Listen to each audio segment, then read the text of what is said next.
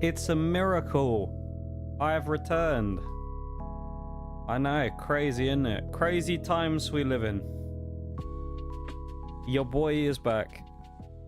After 2 very unhappy weeks. But here I am once again. I see we've got a lot of fanfare for me coming back. Gotta get in there early with the sarcasm, you know how it is. But yeah, I'm back. Actual Nox, I know, right? It's unheard of. I'm actually here. Hi, Bol. Welcome in, first person back in chat since I've been back. Minus Stream Elements, but we won't count that. Stream Elements is cheating, so. Hi, Bol. How are you, man? How have you been? I hope you've been doing well the last little while I've been gone. Good to see you. What a time it's been. I'll get into all that in a minute, because I haven't really posted many updates in Discord or anything, because I haven't really been able to all that much. But I'll give a quick breakdown of everything that's kind of gone on and what's happened in the next little minute or two. But it's been a rough time without Nox streams, to be honest. You think? You reckon? Well, I'm glad someone said it, you know. It's been weird being away for so long. And it doesn't get any better because in like 2.5 weeks I'm on vacation. So I have another week off coming up soon. So unfortunately you guys will have to deal with that again. But these ones were unprompted. What happens when you postpone a wedding? You instantly... I can't believe what I'm seeing! You're constantly asking someone for 1,000 quid. Right?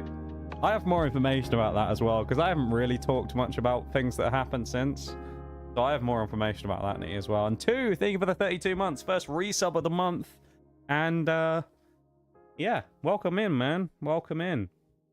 And to Unity as well. First person in the YouTube stream as well. Go over there and drop a like on it. We are thirsting for likes on the YouTube stream. It's been too long since we've done a YouTube stream. We need them likes and watch minutes. Let's see if we can get it going today, everybody, shall we? Hello, though. Welcome back. I put this in the title. This the unofficial birthday stream only because... I can't believe what I'm seeing. Thank you for the resub bowl as well. I appreciate it, man. Thank you, thank you. Thank you so much, guys. I really appreciate it. How you stayed sub to me throughout that time, I do not know. But thank you very much for doing it. I really do appreciate that, because it's been fucking rough, man. It's been rough. Since coming back from that trip, it has been not fun. Which we'll get into in a few minutes. But yeah, thank you so much for being here, you guys. Welcome in. Constantly asking someone for 1,000 quid. So apparently, Nitty, I found out that the cost that it actually took to move the date of the wedding was 2.5 grand. 2.5 grand. That's how much it cost to move the date. So that person was only paying back less than a half anyway. Awful, isn't it? Awful. Ugh. Terrible stuff. Thank you so much for the resubs, guys. The 32 months from 2 and the 22 months from Bowl. I really appreciate it. So I don't really know how you guys stayed resubbed during that, because it was a wild time. Especially with how the last stream went. I was very unhappy after the last stream, I'm not gonna lie. And I was not feeling very good. Both physically and also mentally. I was pretty beaten up after the last stream. Yeah. Some of you probably saw the post I made in Discord. I made a big long post in there talking about stuff. My stance on that hasn't really changed at all. It's just kind of funny that that happened right before this thing happened. So maybe taking a couple of weeks away will be a good thing for me mentally to, you know, get back in the fold. I don't know. We'll see. But I'm going to keep seeing what happens, because we've got a couple of weeks before I go on vacation, which maybe there'll be a surprise stream while I'm on vacation. I don't know. We'll find out when we get there. You never know. And it could be fun. But yeah, we're going to see what happens in the next like week or two, because yeah. Also, a quick thing to note. If anyone notices, if you go looking in the channel point redeems, Wales isn't there.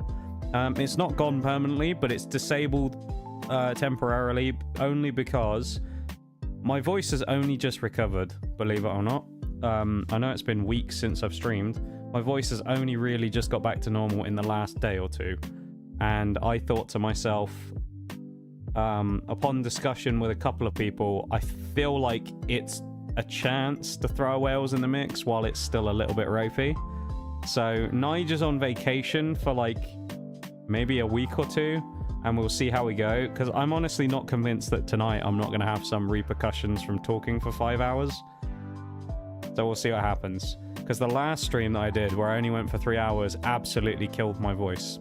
It was very bad. So yeah, where have I been? What's happened? What's the crack, you're probably wondering. Well, if you didn't catch any of the posts in Discord, I got back from my little mini thing away from my brother, his stag. We came back from that, and what I found out afterwards was that one of the members of the group was actually ill on the plane on the way home. This member of the group, I believe, inadvertently infected most other members of the group with some form of virus or bug or something. Some sort of flu-y, cold type symptom, of which most people got, including myself. Now, I know what you're thinking. 2 weeks you've been gone. That's a cold though. What's the big deal? Now, I don't know what happened with everybody else. Whatever this thing was got me significantly worse than everybody else. So my voice completely died twice. Like, I fully lost my voice twice. Once after doing that first stream, which killed my voice off. And that gave me the scratch that kind of started the symptoms off. And then twice the week afterwards, my voice died again when it was coming back. I've had an extremely sore throat for the last 2 weeks while the voice has been dead. I've been coughing constantly. I've had a lot of weird, like, temperature change stuff as well going on, where I'll be absolutely fucking roasting, and then the next minute I'm frozen. I've had a lot of, like, flu-y symptoms as well, and the worst part about it was, I don't know where this part came from, but I've had some very severe conjunctivitis as well. I have no idea where that came from. So both of my eyes have been absolutely fucked as well for the last just over a week and a bit. But they're now back to normal, because I had to go and get some medicine for it. But I don't know where that came from, but that absolutely screwed me up. Because both of my eyes for the last, like, week were just weeping, man. They were weeping, and there was, like, bacterial gunk shit coming out of them, and it was horrible. And they looked awful as well. Both of my eyes were, like, blood red, bloodshot for a week, and like a week straight plus. And they were very sore. They ached like fuck. And it was just quite unpleasant. My sleep schedule was completely destroyed because I barely slept. So I was sleeping, like, randomly throughout the day for, like, 2 hours in, like, naps. It was weird, man. But it's been, like, 2 weeks of that. Where it's been very, like, on off. One thing starts up, the next thing gets better, then something else comes in. And so I've been kind of fighting that off all in all for the last 2 weeks. So I am better now, or at least I'm good enough to attempt to stream. But yeah, it's been kind of rough. Yeah, so here we are.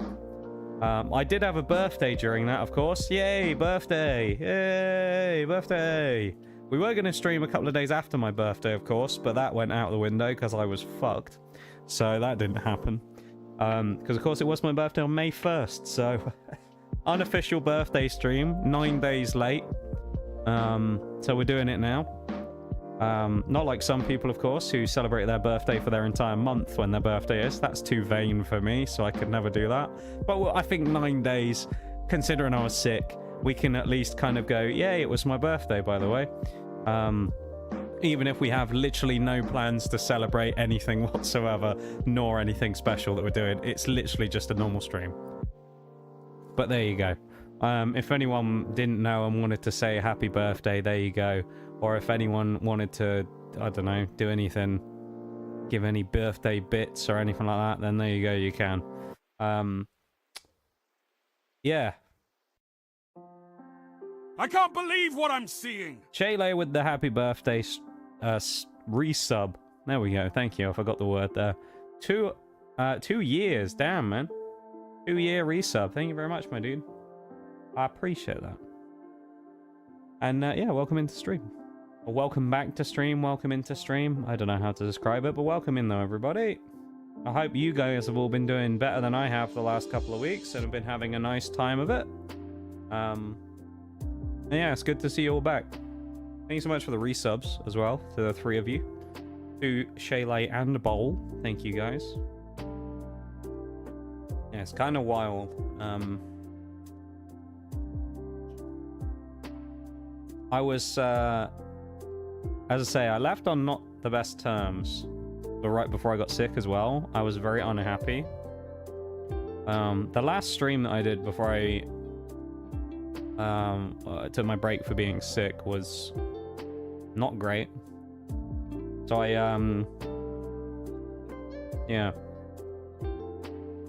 wasn't the happiest coming off the back of that.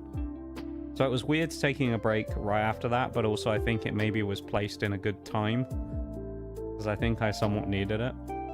Because what you gotta remember is, like, when it comes to this stream and stuff, very, like, full on, you know? It's a lot for me these days, I think. Talking for as long as I have to during these streams these days is a lot for me, socially. And, it was nice to take a step away for a little bit. Probably too long of a step away, but, you know, it is what it is. Oh, I also had PC problems during the time while I was gone as well. I forgot to mention this.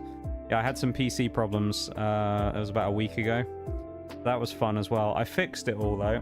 Thankfully, I managed to fix it myself. But I had some issues with my PC where it got stuck in a boot loop.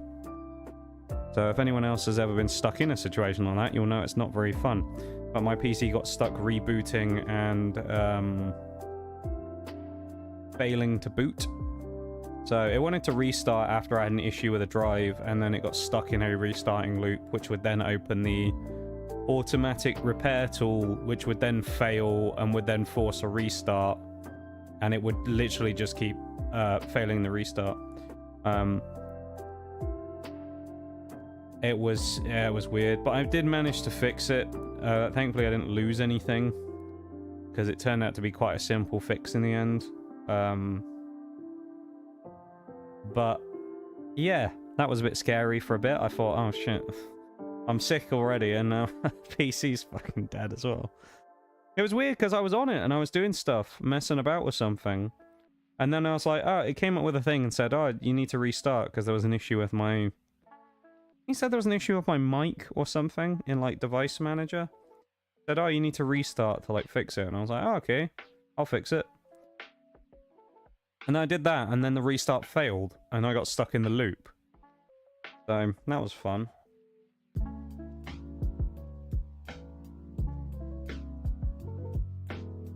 But yeah. After that, other than that, I've just been, you know, on death's door. No, I haven't. I haven't been that bad, but it's been rough though. Not gonna lie. I'm not somebody who gets sick very often, and I can 100% say that's the worst sickness I've had for years. I don't think I've ever been sick enough, like with like a flu-y thing where it's hit me for 2 weeks. I don't think it's ever happened to me before, so pretty glad to be over it, because fuck me, that was horrible. But over it I am. And so here we are. What were we even doing? We were playing Emerald, and then we were like 1 day away from finishing Shadow of War as well, weren't we? That poor game that's been waiting to be 100%ed has been sat for weeks. We're like 8 achievements away from finishing it or something, aren't we? And it's been weeks. Yeah, it's been nearly a month since we last got an achievement in it. Holy crap. Yeah, that's rough. I feel a bit sorry for Shadow of War there. It's just like, it's been sat on the shelf, just like, come on. Finish the achievements. And then my body was just like, nah, mate. Abso-fucking-lutely not. But there you go, we'll finish that soon as well, and that'll be fun. But today is going to be Pokemon Emerald. which is exciting. Yeah, we'll see how that goes. I don't really remember what happened last time we played Pokemon Emerald. I'm just be straight up. I do not remember. So, I don't know where we are. I don't know what we do. I remember being Norman at some point. I don't really know where else we went, so there you go. Again, if you haven't gone over to the YouTube stream already, go over and drop a cheeky like on it. Why the hell not? Because, you know, that would be cool and things. Go do it. And then we'll get on with the game in a minute. Spent the last 2 weeks in Dallas, Texas for a work trip, which was pointless. Spent most of my time playing games in my hotel because there was no work that needed me there. Hey, if you're being paid for it, it sounds like a nice little time, eh? Vibing in a hotel room instead of having to do any work. I'd have taken that over what I was doing. I dropped the most serious of likes. Thank you, Bo. Thank you very much. I appreciate it, man. Yeah, last stream what we did, admittedly, it was a smaller stream that I did last time, and it was very quiet. The likes were disappointing on the last one. I don't think we didn't even get near double digits. The last stream in general was, I don't really remember anything about it because I think I've repressed that memory already. But I remember it wasn't very fun, so I do know. I think part of that was though because I was struggling already with my voice in it before it even happened. And it was difficult because I spent essentially 3 hours talking. And it was quite difficult to do that. What am I doing? Oh, I need to move myself, don't I? I've like forgotten everything I need to do. There we go. Put me over there. I need to open the game. That would be good as well, wouldn't it? Do that. Let's pause the music. Hold up. Get out of the way, Spotify thing. There we go. Is this the one, or is it the other? It's got to be this one, isn't it? It's got to be the top result rather than the other one. Surely this is the game. Here we are, everybody. It's Pokemon Emerald. Yay! How exciting. I do still have a little bit of like the tickly throat that makes me cough every now and again, so you will still hear me cough a little bit here and there. Thank you, Bowl, for the most serious of likes, though. I do appreciate it. Here we are. I don't remember where we were, as I say, so we're going to find out in a minute. Where did we get to? Oh, we beat Winona. I remember that.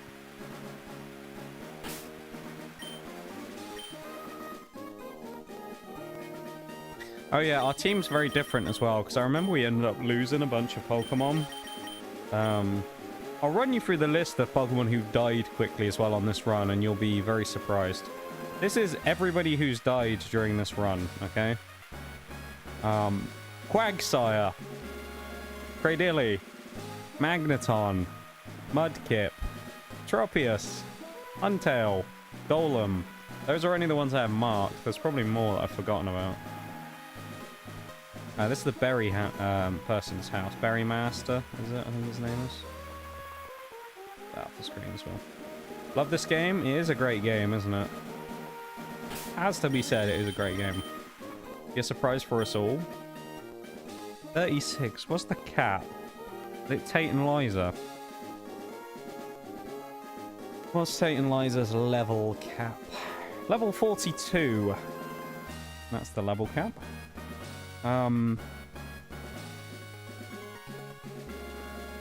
Right. Oh yeah, we did Mount Pyre, which was broken. Yeah, I remember. Yeah, Mount Pyre had that weird fog issue that we had at previous times. It was very annoying. Oh, wait. Wait a minute. The dead end. Where are we on the map? Called the Berry Master because he knows his berries. He is an expert in his field.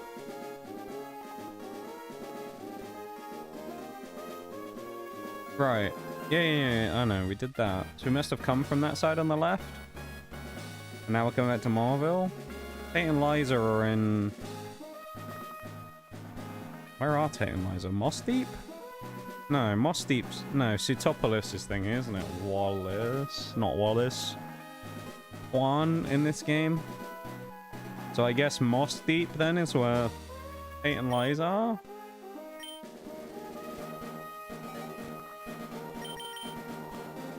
Yeah. Right. Let's just figure it out as we go along. There's going to be a lot of that today, of us trying to kind of like feel out where we were. I gotta remember this is the nuzlocke as well. This is the practice run though, keep in mind. Although in fairness, we did technically get wiped once during this, but that was in fairness because the game, if I remember rightly, failed to save. So we ended up losing like 2 hours of progress on the first day, which was unfortunate. If anyone remembers that, there you go. If not, this is the first run we did. Nothing happened with the save, alright? Don't worry about it. This will be the last time we play on this particular version of the game, though, shall we say, when I finish Emerald. Because I have been advised via Reddit, I think it was, that to fix the fog issue is essentially impossible.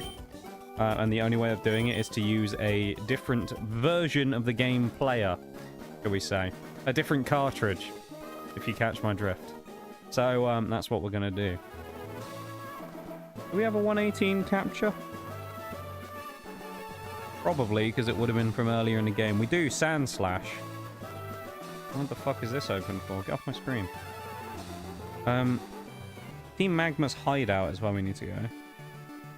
We did Mount Pyre, right?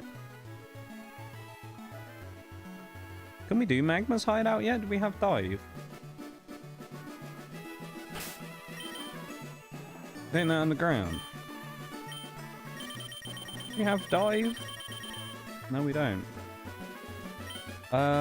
Do we need to get dive?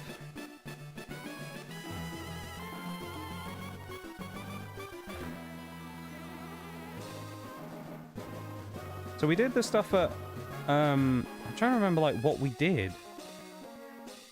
I know we went to Mount Pyre, but did we do anything else after that?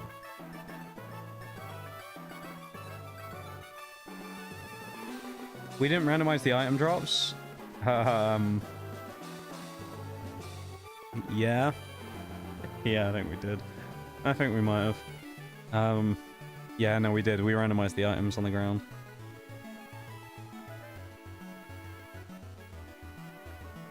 Oh, I know where we need to go. We need to go to the mountain, don't we? Yes, because they tear off to the mountain. That's where we need to go. Yeah. Why is it zoomed in? Oh shit, what's the A button? Oh, there we go. This is where we need to go. We need to go back towards Lava Ridge. So we need to go to Morville, up, and then across through the pass in the mountain. Otherwise known as a mountain pass. The reason we need to go through there is because we need to use our newfound strength HM to...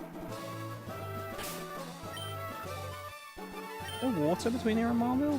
Really? Okay. We need to use our newfound strength HM to allow us to get across the blockage that they have in the mountain, basically. So. Oh, is it? Wait, it's not a random item on the floor, surely. Floor items are randomized, but other stuff isn't. I was just double checking that. Yeah, we had a random extra septile as well, because we got one from, was it a fossil? Or was it a gift? No, it was a gift. That's what it was. We got one as a gift. I think it was the cast form that they give you from the Weather Institute. We got a second one. So, I decided, or we got a Trico, one of the two. So I decided to keep one just in the box as a mascot, but one of them's unable to be used. The last item we find is the fuck-ass dive TM. I'm taking it. Oh, hello, Dodrio. Thank goodness, because I think we can get dive by an NPC. Oh, NPC items are fine. Yeah. It's specifically like floor items that are the ones that get changed. So alright, it's only the Pokeballs that get randomized. This is where I want to go, right?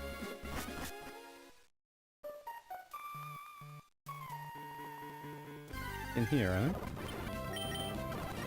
And then there's a point where there's strength, right? Yeah. Ooh, damn, bacon. Little Bagon? That's kind of cool. We've got Salamence. We already have, well, I'm assuming we have a catch from here anyway. Strength. Grimer? Oh. Could Grimer learn this normally? Maybe. Look at his moveset, man. He has 3 HMs. That's what I hate about the old games and the fact that HMs were still like they are now. The modern version of HMs is so much better. Has to be said. That's like one of those quality of life things in Pokemon that no Gen 1 Nostalgia Lord can tell me is better now than it was before. You know what they're like, those Gen 1 Nostalgia Lords, man. Be telling everybody that something's better and it's clearly significantly worse, but just because it's Gen 1. You know how it is. Be a while till we get Dive. Had to check. Okay. TMO7 Hail. Kind of ironic to be getting it in the middle of a volcano, but there you go. At least I think this is where we need to be going anyway, if I remember rightly. This is all just kind of based upon what I seem to remember, which isn't a huge amount.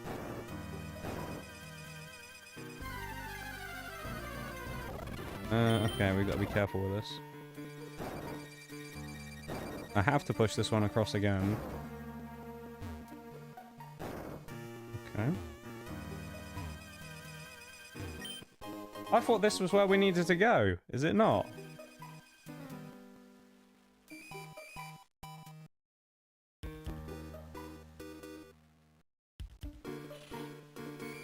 I've entered the wrong cave. That's why. I'm in the wrong cave. I just looked it up. There's another cave. We have to go up to the top and then down the downslope, and that's where the cave is that we need. Fuck. I think we can go up the cable car and then get there. So I guess we'll just do that. Oh my lord. The wild mons in here are obsessed with us.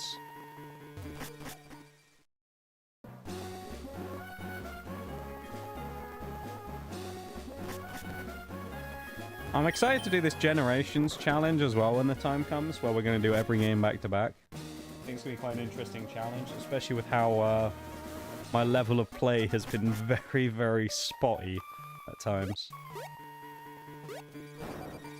There it is. This is the cave we've been looking for. The Team Magma hideout. Banger music. Let's go.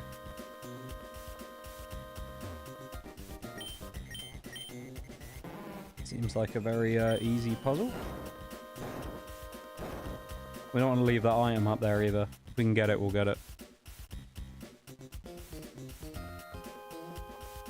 I do like the music. Magma hideout. This has got to be an extra...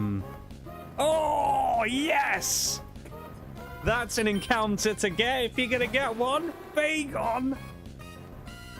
Hells yeah, dude. And this does count as a separate encounter, right? Magma hideout is on the sheet. It counts as a separate encounter. Oh, boy. We're going to get ourselves Salamence again. We had a Salamence in Heart Gold Soul Silver, wasn't it? It was insane. That Salamence was goated. We'll keep him in the... Actually, no, I was going to say we'll keep him in the box. We might not want to, because we do need a flyer. We have that as well, if we need it. Oh, man, what an encounter to get, though, dude. Our luck has flipped. I've been sick for a few days, been terrible, and now, like that. We get a Bagon. Let's fucking go. What a start. That's huge. Female Bagon, level 30. That's very exciting. A Bagon, though? That's such a boon, dude. What can you get there normally? You can get Electro, Geodude, Graveler, and Torkoal. And we got Bagon. In Gen 3 as well. Which means that salamence are going to be even better here, basically, because ice is going to be nowhere near as prevalent as in later gen.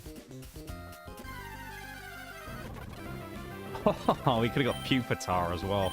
Wow. Okay. 2 pseudos just casually in here. Just 2 pseudos. Nothing major, you know. Nothing crazy. Just 2 pseudos. Is it OP? Sure, yeah. Are we going to use it anyways? Hell yeah, we're using it. We'll bring it in if we need... Well, we can't bring it in yet unless we get a PC. But... The only problem is because it's not randomized to be immense. It's a... Oh, hello. You're scary. We might be able to one-shot you with a bite, though. Okay. Did you imagine that? The flip of the luck. We get the, we get the bacon, and then we immediately get a Wynort to pop up who's just gonna just smack my face off. Thankfully, Wynort died. Alright. Claydol also in here. Gotta be careful of those things. One of them exploded at some point. I remember that. That's obviously a way out. Okay. There was a Claydol or a Baltoy or something that used... No, I think it was Claydol. Claydol killed one of my mons earlier in this run. I remember that one. I think it was a doubles game. And it exploded. I'm so excited though about the salamence. Because remember there was that starter run. No, actually we have restarted twice. Because remember we tried using Beldum originally. Level 29 as well. Do you remember that when we had Beldum at the start? For that first run, and then it went really badly wrong, and Beldum died, and we had to wipe. So we've had both pseudos now. In different runs and at different points. Like that ice move, that's perfect for a ground dragon like Flygon as well. And of course we miss. Vaporeon, come on. Come on. Hit it. Lovely. Beautiful. Just what we needed. Sensational hit from Vaporeon then. The Gooners will be happy that's on our team. We'll win over the Gooners with this one. Remember that was short-lived excitement? Yeah, we were so excited when we realized we had Beldum, and then it all went wrong when we realized he only had Takedown. And Bol was angry because he wanted me to get it with fish instead. Wasn't it Lantern? To be fair, if we'd taken Lantern, we might still have been doing that run at this point rather than this version, so... I'm not going to say you are wrong. Obvious switch into Sceptile here to block basically all the offense of this thing as well, minus the paralysis. Gooners aware, don't make me get the bat. Yeah, I know, right? Well, we know what our Gooner policy here is. In that there isn't one, because they don't come in my stream. That wasn't a pun either, by the way. The Gooners avoid me, because they know that I'll just chew them out on stream. Arsenal fans are the worst. Just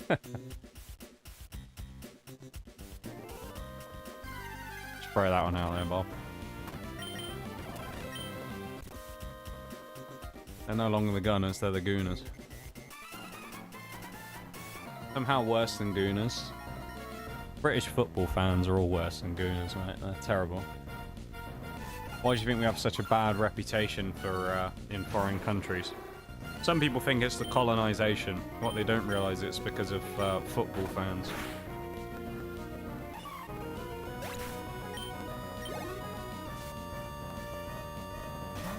Although I do find a lot of the chants funny though. I always laugh when I see those, like, go on YouTube and do yourself a favor and like watch a video and it'll be like shitty American soccer chants versus like British football chants. Oh, it's just gold. Absolute gold. It'll just be like some cringe American just going, fight and win! And then it'll be like the British one just going, you're a fucking wanker! Or so they'll just be shouting like wanker or something at the goalkeeper. It's great. When it comes to like US sports, they're great at their own sports, but I feel like when they do other sports that other people around the world do rather than their own specific ones, they never quite get it right, you know? Like they haven't mastered football chants yet. They just sort of, they do these cringe ones, and it's just like, no. You listen to it and you just think, I'd rather you just didn't say anything, really, than having some cringe guy shouting, fight and win. I mean, come on now. What is that shit about?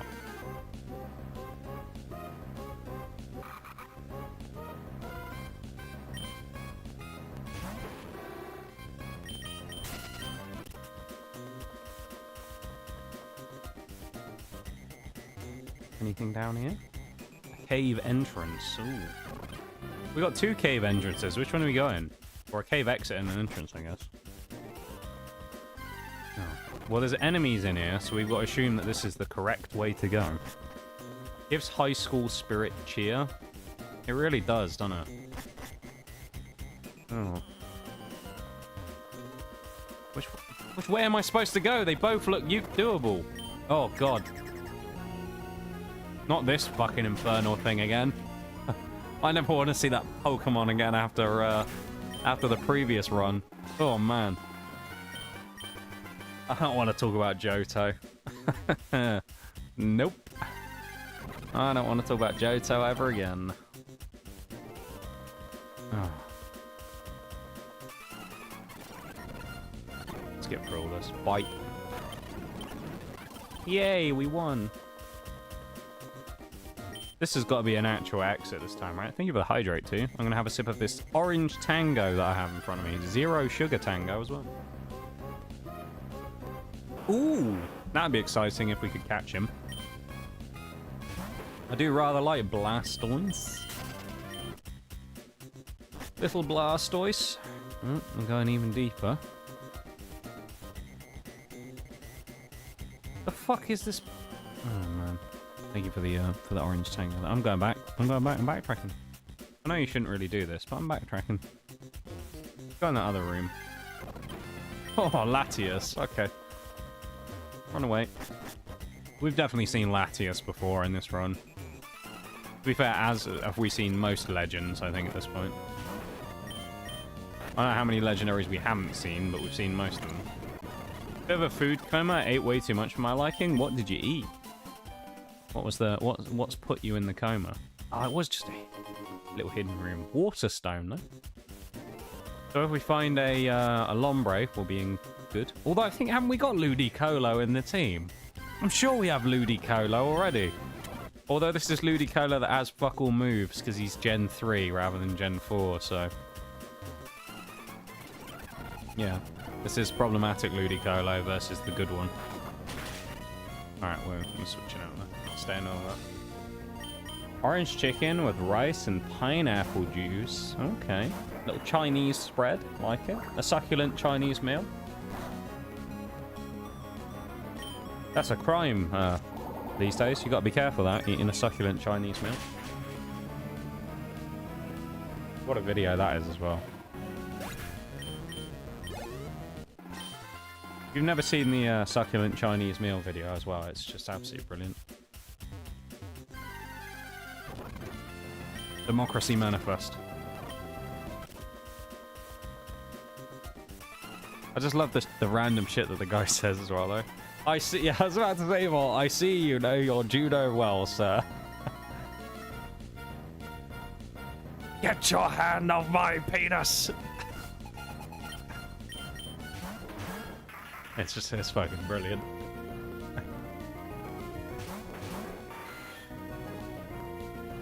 Yeah, no, I'm gonna stay in. Meganium and Ludicolo. Speak of the devil, of course, we just mentioned him. We're gonna go for a brick break into Ludicolo. See how that goes.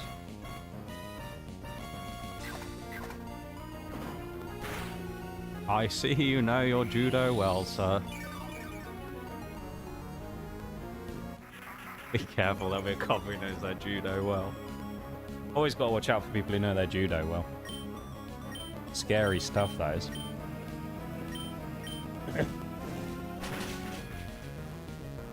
And you, sir, are you here to see my limp penis? Yeah. The video sounds so much worse than it does if you just talk about it like this out of context if you haven't seen it. It's not some kind of pornographic film, don't worry. It's a video of a man getting arrested. The actual backstory of it is it's a guy that was the police say that they were trying to arrest somebody else and they thought he was a wanted criminal. It turned out the guy had done a bunch of like tax dodging or credit card fraud or something, but they thought he was some like higher up, like mafia boss type guy or something, and so they took him out and arrested him in the street, and he was in the middle of eating a Chinese meal. And apparently the Chinese restaurant that he went to just happened to be a hotspot for where criminals tend to go. So he just happened to be, according to him, caught in the middle of it. And, yeah. He was eating a succulent Chinese meal and he got arrested. And then they take him outside and put him in the car and they're all filming because obviously, you know, the news people are like, oh, they've got this wanted criminal. And it's just this Australian guy who's just going on about, is it a crime to eat a Chinese meal? A succulent Chinese meal? And then someone grabs him around the crotch and he shouts get your hand off my penis. And it's just great. If you've never seen it before, go watch it. Great video. Safe to say in that situation The law has been broken. that the law had been broken, basically. Or at least that's what they were suggesting, was that the law had been broken. That's a scary Pokemon. I'm switching out on you because you have a nasty punch. No one really blocks Breloom, though, do they? You know what? Stay in. Why not?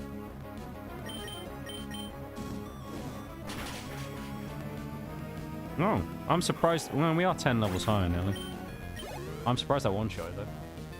Funny thing is, well, that's scary. We need to one shot. Oh, don't have sturdy. If you have sturdy and explosion, we're fucked. Okay, good. Funny thing was, no one grabbed it as nads. He just said it to make the whole. Yeah, don't think the people arresting him more uncomfortable. Yeah.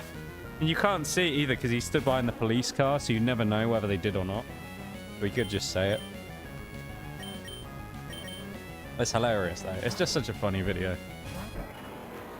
Gentlemen, this is Democracy Manifest. Maybe we need that as a sound alert. I need to add that to the stream deck. Get some of Mr. Succulent Chinese Meal's best lines. Come on, then. That'd be good, wouldn't it?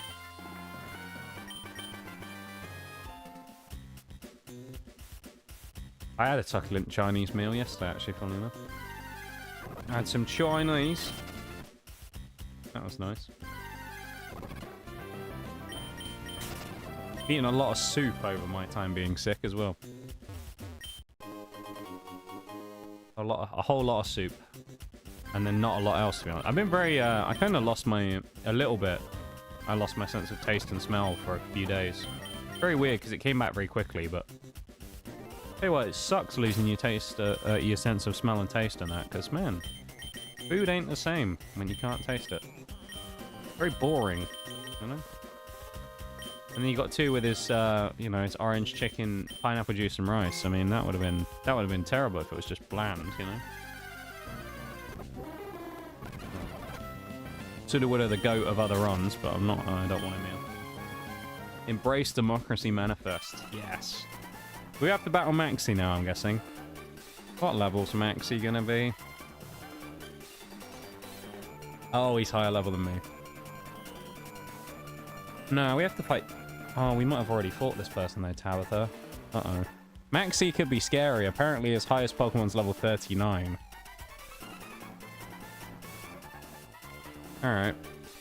Well, we should be concerned.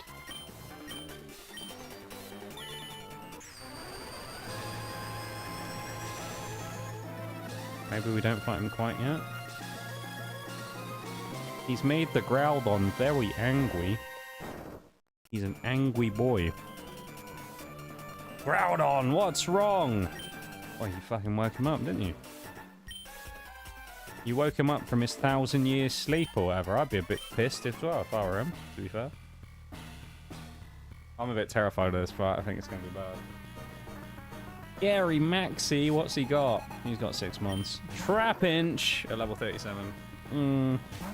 We have a good counter for this though. Oh, maybe not though. He might have Arena Trap. He doesn't. Okay. We can bring in Skeptile. The most skeptical Pokemon there is. There you go. I can speak. May have been away for a few weeks, but my ability to comprehend and read English has not gotten any better. Oh, you little bugger. Why are you the fucking sand attack spam is just so obnoxious. I swear, in these nuzlocks, man, they troll me. They're just like, what can we do that can be the most annoying thing possible? Spam yawn and use sand attack. And they're like, yeah, let's do that every turn. Every goddamn turn. Trap Inch is a good start, though, so that's 1 of 6 now. What we got next? Tentacool. Not the worst Pokemon in the world. We need something to deal with it, though. How do we deal with Tentacool best on this team? We don't really have a counter. I mean, we could hit neutrally with Leaf Blade. I mean, he's not very physically powerful, so maybe we can knock him out in 2. Okay. We're going to take a lot for it, though. I think we're going to have to bank on the fact that ground, rock, or water type's going to come out later on, and we're going to have a chance to heal Sceptile up with a Mega Drain. That's what I'm banking on, anyway. We'll see if my my play actually works out that way. Jigglypuff. Okay, actually, we can probably heal up on Jigglypuff. That's fine. Welcome in, Treepon. Hello, hello. Welcome in on YouTube. How you doing?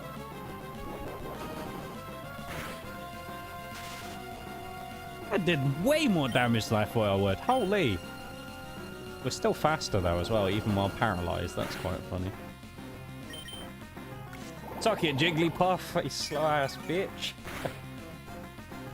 Yes. Please. Oh, you... Really? Need some rest? Alright, what we'll try and do is we'll try and get one more Mega Drain off, get back up to about full HP, and then we'll switch out into Pinsir, probably. That's good enough. Switch out. What are you doing? We are completing a randomizer hardcore nuzlocke of Pokemon Emerald right now. That's what we're doing. What are you doing? Huh? What is this? FBI asking me questions? I suspect your answer will be watching a stream on YouTube. Yeah, we're doing a randomized run of that. We're actually doing like every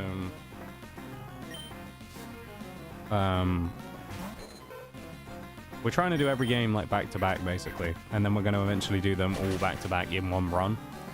So we're just kind of playing through them all originally now to go through. You open common right here. I have no idea what you're talking about, I'll be honest. You open common right here. What do you mean?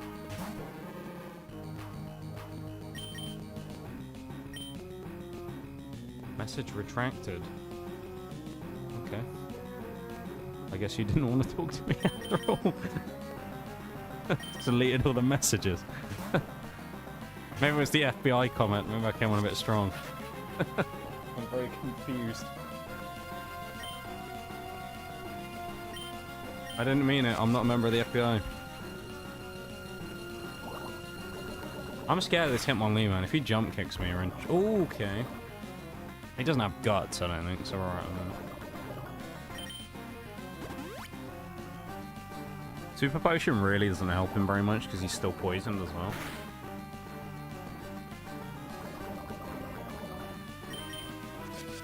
Why is he spamming Mind Reader? I don't get... Surely he's got other moves. Why is he spamming Mind Reader? What a weird strategy. I don't understand that at all. Surely he has a attacking move he can hit us with. Oh, okay. I was half expecting this to be some fuck-off legendary as well, you know?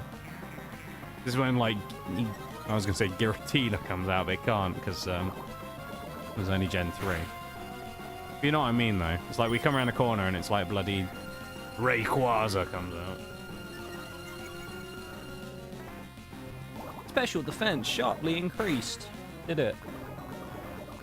Special defend poison, bitch. How about that? And now, strength. Oh, yeah, psychic. No, Grimer, you little legend! Yes! He lived! My boy is alive, and you know what's going to happen now? Gorbis is going to go, oh, a kill with Psychic. No, you don't. No, you fucking don't. No. No, you don't. Yes, get out of here. Get out of it, AI. I know your games. Good night, Maxi.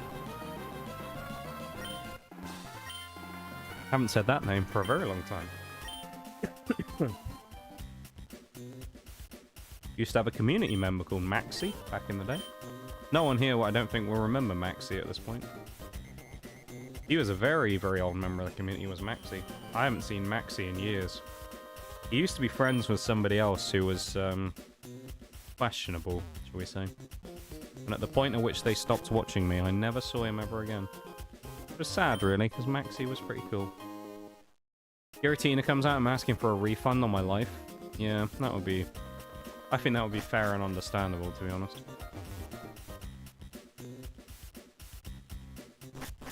Can I get that item now? It was, like, in here earlier.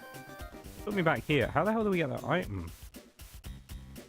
Oh, wait, there's, like, another cave up there? I can't believe How the hell what did we I'm get up seeing. there?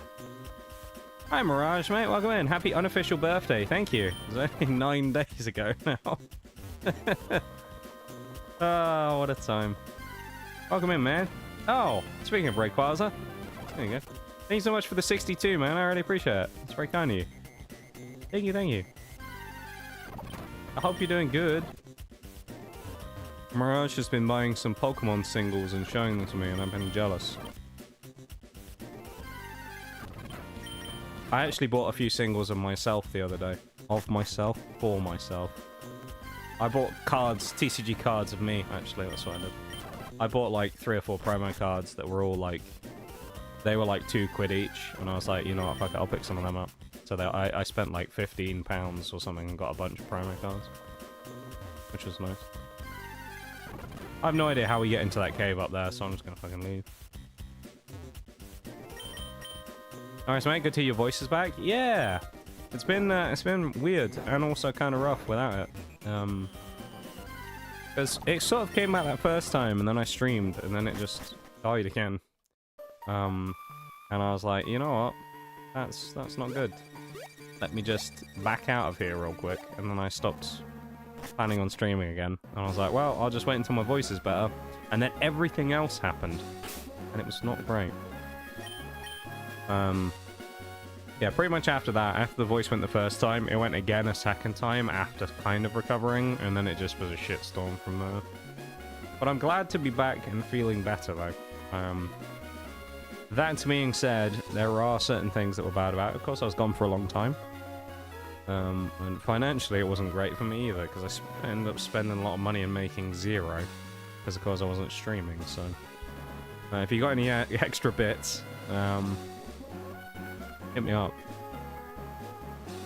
Anyone got any spare bits? Thank you so much for the 62 months, man. I really appreciate that.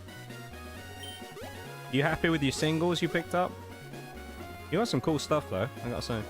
I like that you've gone for like the Terra subset as well, or the full art Terra subset as well. Particularly the Stellar ones. Because there's the normal ones as well, but they're not quite as cool. But there's those in all of the sets going back to Scarlet and Violet base, which I don't even have all of those. That freaking Arcanine, man, I still don't have that card. In all the Scarlet and Violet base I've opened, I still don't have that Arcanine. Actually, no, I don't have the Gyarados full art either. I don't have any of them. A crime, that is. Oh, hang on, because we can't fly. Am I going to have to run all the way back to... Oh, no. Man, won't I? I'm gonna have to go all the way back here to Fortree. Ah, bloody hell! All right.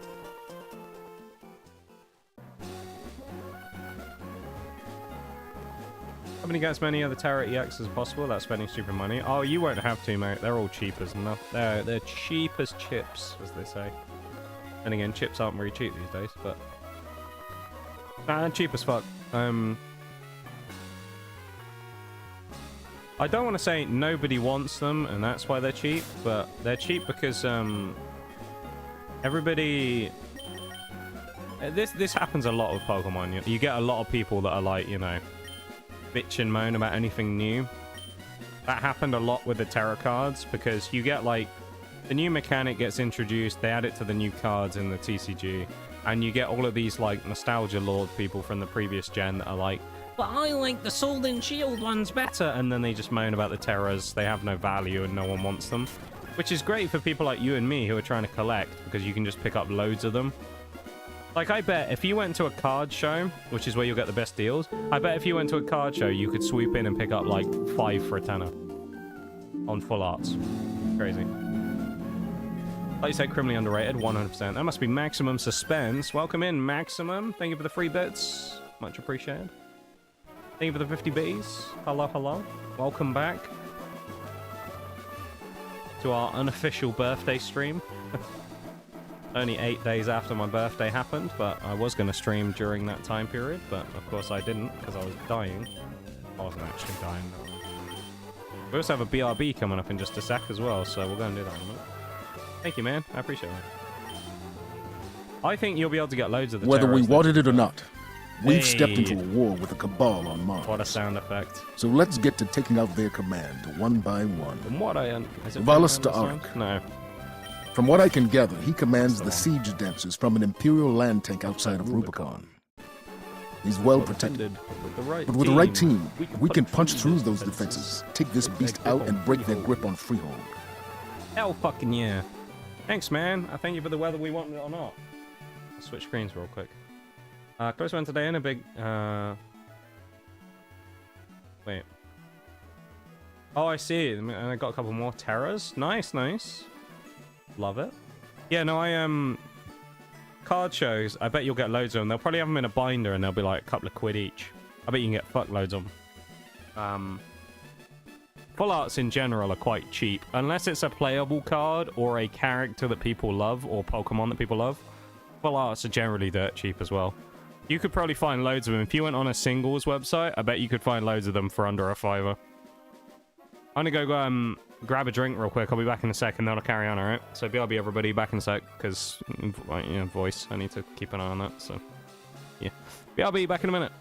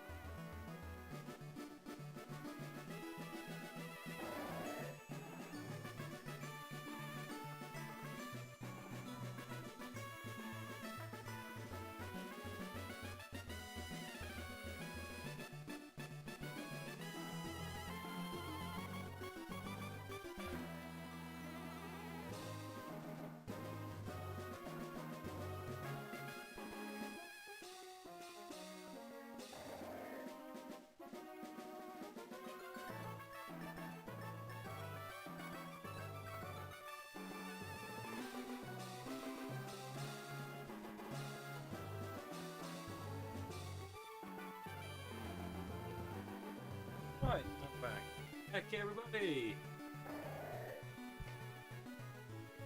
Glad you're doing better though. I'll be lurking, but that's because I really need to take a nap. Have a good nap, man. Hopefully I'll be back. I'll be up to catch you before you end today. Never know. You know the times I'm always here. Everybody always knows. Same time, same place, every time. Yeah. Have a good nap, man. Appreciate you coming in and saying hi, and thank you for the bits. I'm not going to play it down. You know, I'm normally one of those people who doesn't talk about this shit, though. We need some fucking help this month when it comes to the bits and shit, man. We need some fucking help with that shit.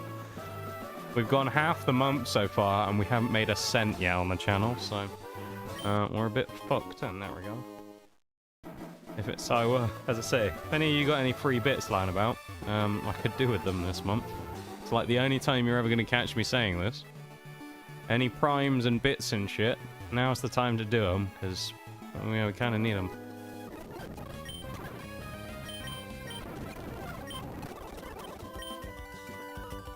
Bulbasaur's almost triple for when I first got it.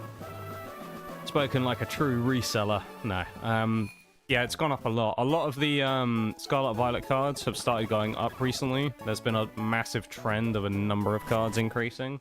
Some of them are really weird ones as well that shouldn't be increasing. Like there was a full art Dedenne EX randomly that started increasing, which is such a weird card to increase in value. I'll have a look now actually on TCG Player and see what's gone up to. But there's a few random cards that have just increased for no reason.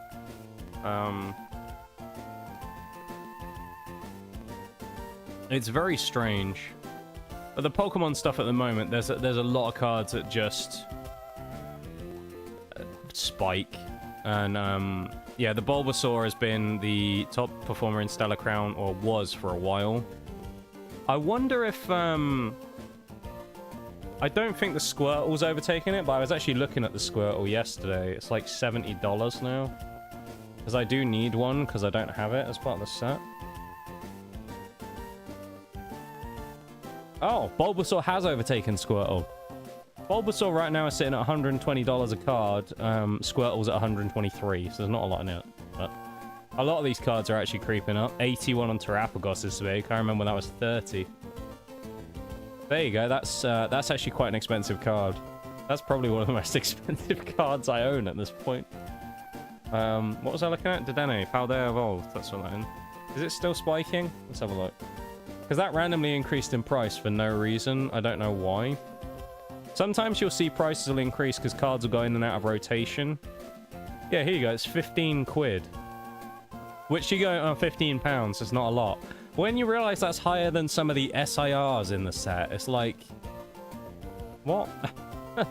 It's higher than some of the SIRs. It's higher than the Quackavile SIR. It's higher than the Paldean Wooper, which is a crime. But it's higher than the Squawkabilly SIR. It's higher than Dendra. King Lou. And Dendra's pretty popular as well.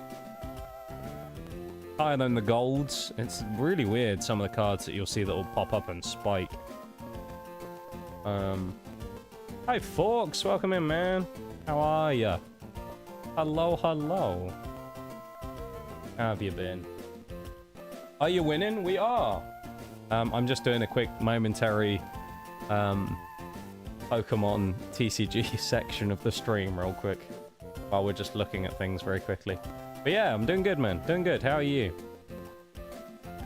In SV base, there's so many IRs I needed. They're all expensive. Why is Drowsy £62? I already have Drowsy, but why? Why is Slowpoke 50? Procrastinators, it got expensive, man. Riolu's 42. What's that about? Why? It's higher than the SIRs. Miriam is only 28 quid. Miraidon's 25. How are they higher than the SIRs? What the fuck is this? The IRs are easier to find. I don't even want to look at Obsidian Flames. Let's have a look. Where's Gold Zard? 43 quid. We're going places, baby. We got 5 Zards. We're going places. Building a monopoly on the Zards. I'm going to manipulate the market on TCG Player. To be fair, all the Obsidian Flames cards are kind of going up, though. How goes Emerald? It's actually going pretty well. At least today it's going well. I think it got fucked last time we played and we had a terrible set of fights, but it's going well at the moment. I can say that. We've just finished the Team Magma HQ, and we're now on our way back to Lily Cove to go and do the next part of the story. So we're kind of getting through, you know? Isn't TCG player super fucked right now?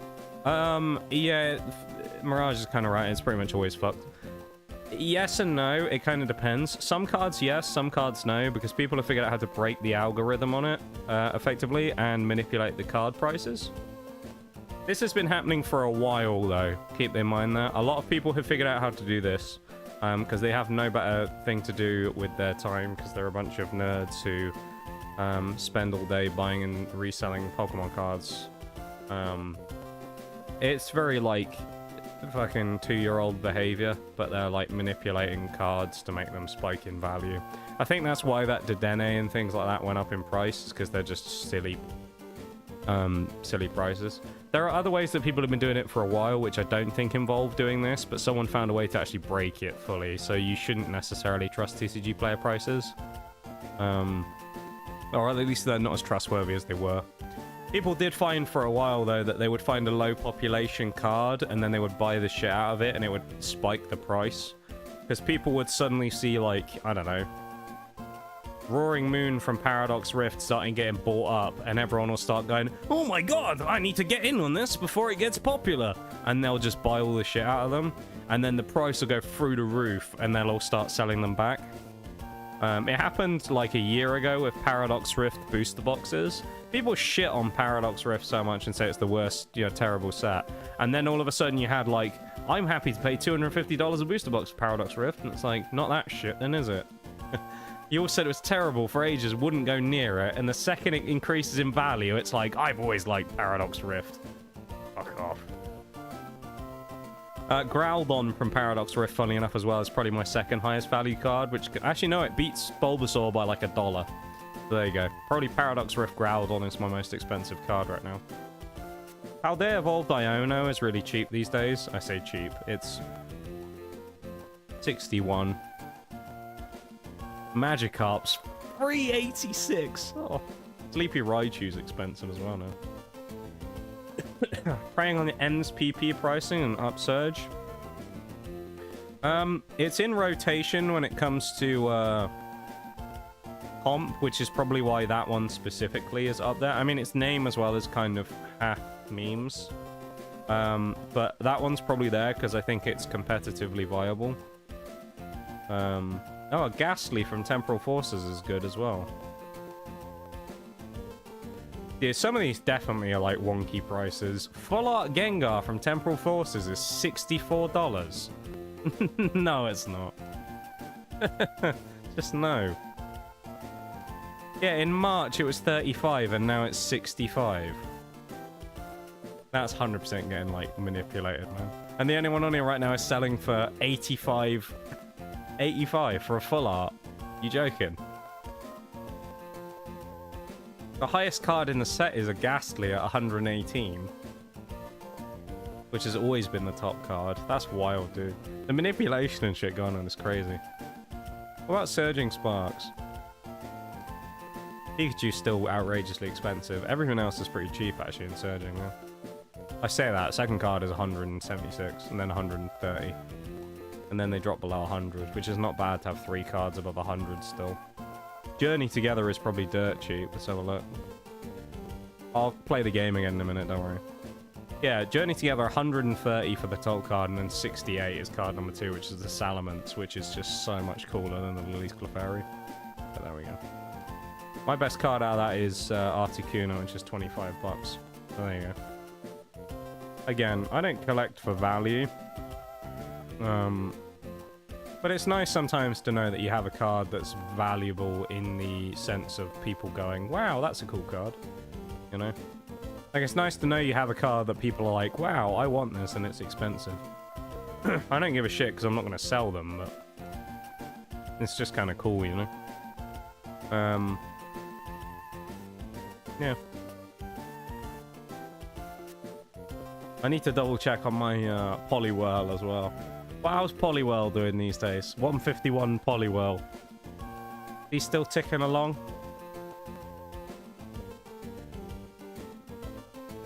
I've got 2 of them. I need to... Actually, I need to get rid of one. 52? Oh, that's actually decent, man. Psyduck's up to 70 now. What? That went up in February. He went up from $40 to $75 in February. I bought one last year for $20 in America. I bought it in a card shop. They had one in a binder for 20 bucks. And now it's 75. That's fucked. Yeah, but no, you are right though, folks. TCG player prices. There's something that, someone's done something recently where people have figured out how to actively break the system for pricing. And they can just manipulate it to artificially increase the price. And then people just go with it and they're like, oh, okay, well, the price has gone up by 500%. And then they just, you know, people then panic buy and sell, and you get loads of people who will make money off of it, and then you get loads of people who lose a shitload from it. One thing you gotta remember about Pokemon these days, and it genuinely is an important thing, many people, when it comes to buying and selling Pokemon these days, are noobs. Right? Because a lot of them that are involved in buying and selling Pokemon have only been involved since it's been popular. So they actually don't really know what they're doing. And you'll get a lot of people that will basically give away like ridiculous deals and things like that because they genuinely don't know they're giving away something very good. Etc. You get that a lot.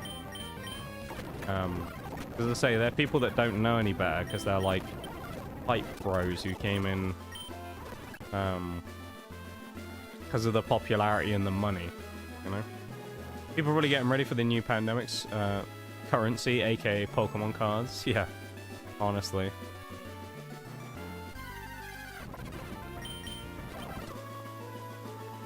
It's going to be wild, though.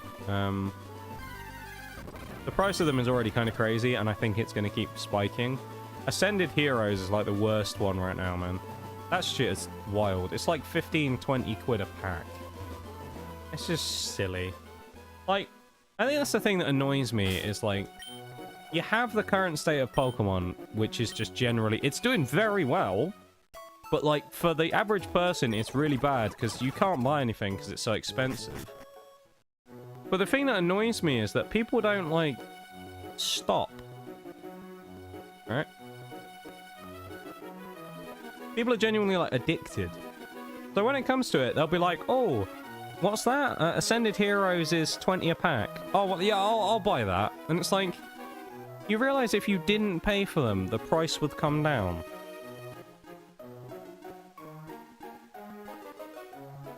You know, it's like, don't buy it. And the price will drop. Why are we paying for this? Like, just stop. And people are just mindlessly be like, yes, I need to buy them. Like, I mean, I'll tell you right now. Yeah, here you go. The top card in the set, right? Top 3 cards in the set.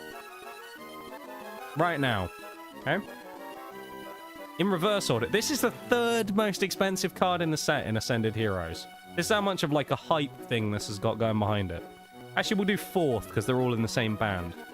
The 4th most expensive card in the set is a Gold Mega Charizard Y at $645. That is the 4th most expensive card in the set. $650. Number 3, SIR Mega Dragonite, $856. Card number 2, Pikachu SIR, $1,099. And the top card in the set, Mega Gengar SIR, $1,420 raw. That's not graded, that is the raw card for $1,400. That is part of the reason why the prices are so fucked as well. But like, here you go. Ascended Heroes is a regular ETB on here. There you go. Regular. This is a TCG player right now. A regular ETB, right? Non-Pokemon Center, a regular one. $198. That is 4 times MSRP. 4x.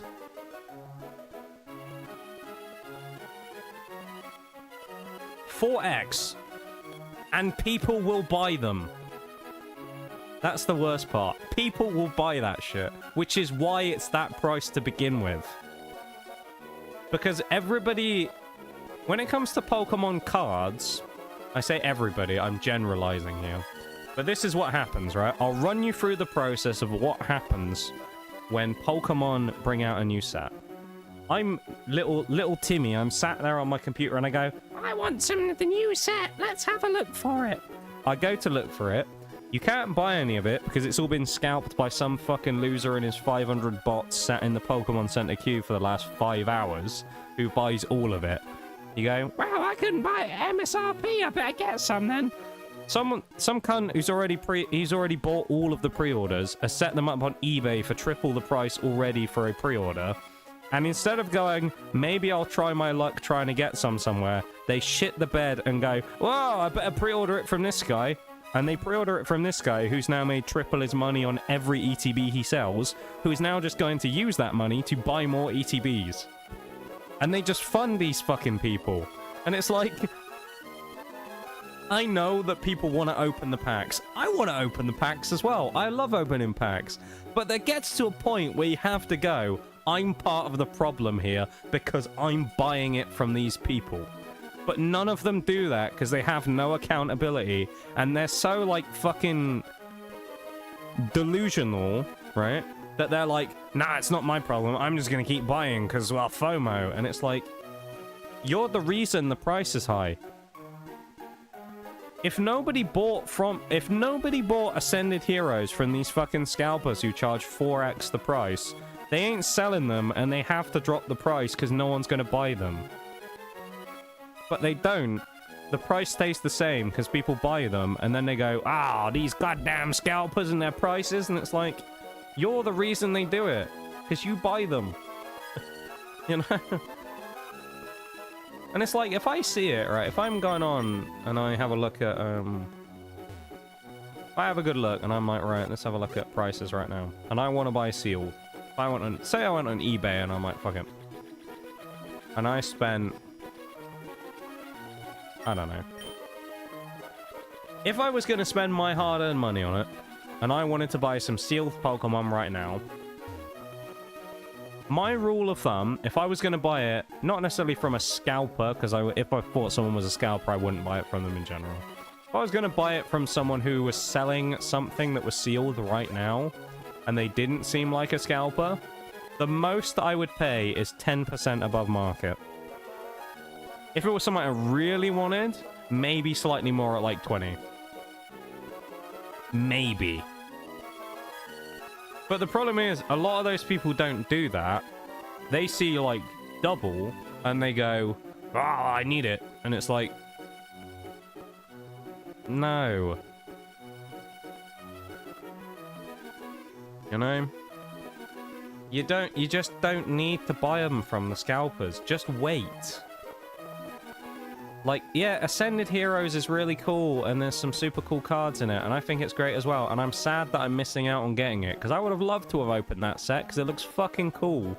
But at the same time, am I going to spend 4x the price on packs for it? No. Why would anyone do that? You know? Hello. But why would and why should anyone spend that money on it? People are the problem. Nothing better than a scalper getting burned hard on something like TCG fans. 100%. Watching the scalpers crash out because they lose money is hilarious. And the thing is, a lot of it, as I said, I've said this many a time before. Slate port. Okay.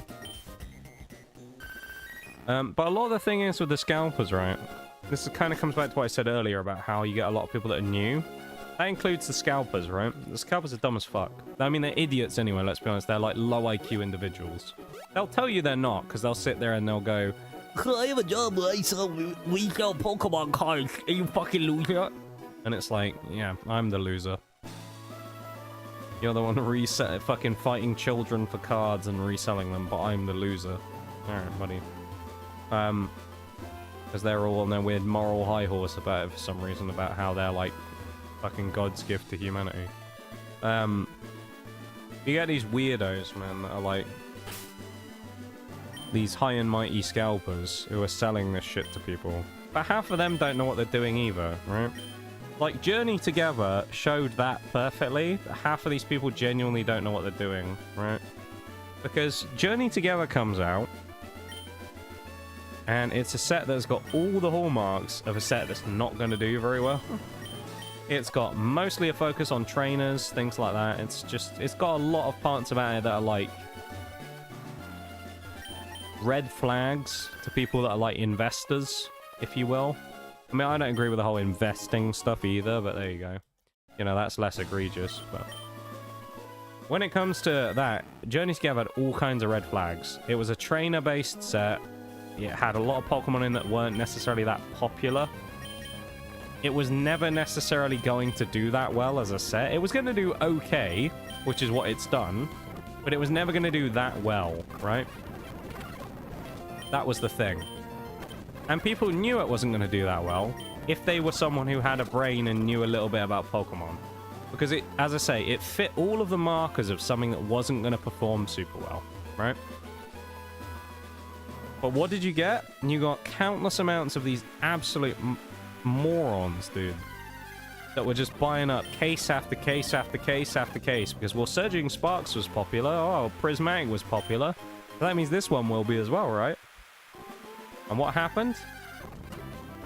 Journey Together didn't do very well. And half those people who went out and scalped it... I'm actually going to go back to the Pokemon Center real quick and see if we have Pokemon Fly as well. But, all those people who scalped it felt very stupid because they just spent a load of money on Journey Together and they couldn't ship it.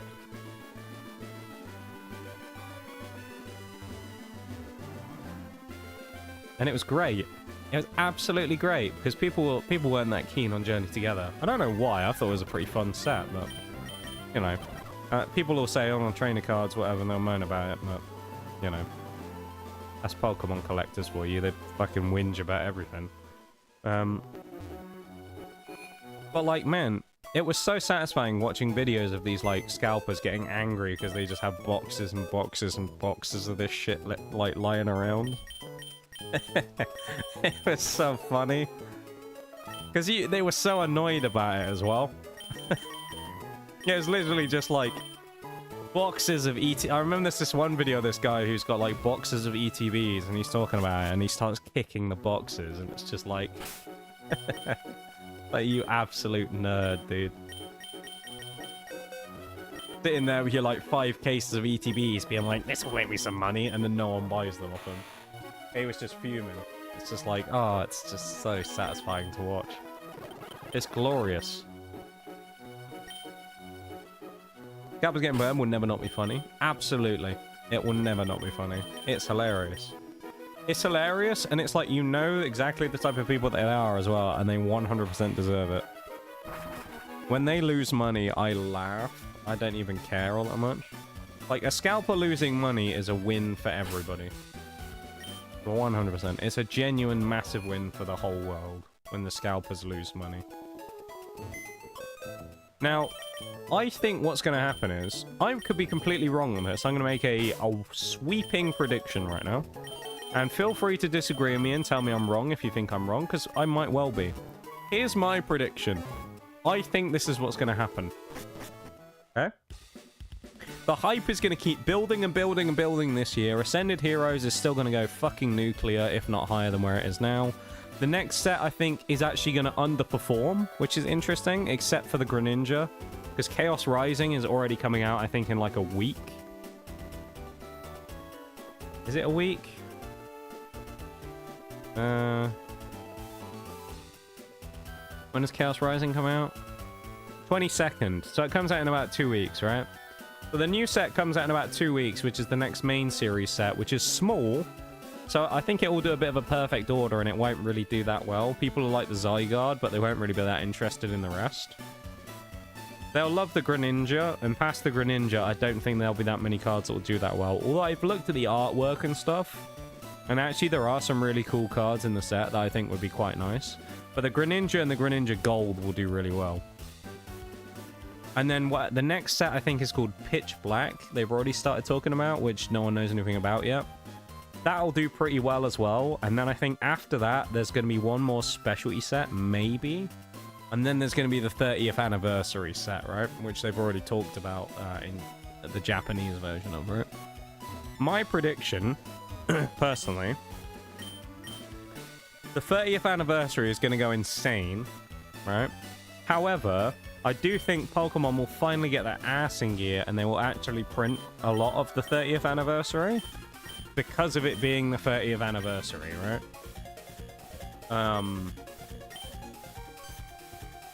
Because they don't really have the opportunity to not. They need to print shitloads of it. So, right now we need to go back to the stupid Hideout in Lilycove. But yeah, I think they'll print a shitload of it. And I think the 30th anniversary set is going to be bad. And I think it's going to be scalped a lot. I think it's going to go incredibly nuclear in price. And I think it's going to be one of those real big FOMOs, a lot like Ascended Heroes. And then, I think, maybe wrong, I think the 30th anniversary is going to be the point where a lot of people give up. And I think that might be the time when things finally start calming down. Because 30th anniversary happens, then it's probably going to be at least a few months, if not closer to a year, until Generation 10 comes out. Now, one thing I know from being in the Pokemon TCG and just knowing about it for a while is whenever a new gen comes out, it's always unpopular in the TCG, and it never sells very well when it first comes out. This could be the first exception to that, where this new gen could actually go kind of crazy. Maybe. We'll see if the hype holds up. However, it usually happens, dude. Scarlet and Violet base set, when it came out after the end of Sword and Shield, when Silver Tempest and Lost Origin were kind of doing a lot of heavy lifting, it came out and people weren't really that sold on it. Scarlet and Violet, people were like, eh, don't really like the new Pokemon that much. It's not that cool. It took all the way until 151, which isn't even a Scarlet and Violet set, it's a Nostalgia Lords Kanto set again, for it to actually do well. And the reason why is because Pokemon people don't like change and they don't like new things. And it is a problem and it's annoying, if you ask me. Because you end up just having this situation where a lot of stuff never really does very well, just because people moan about it again. And I saw a YouTube comment about this the other day, and it kind of annoyed me.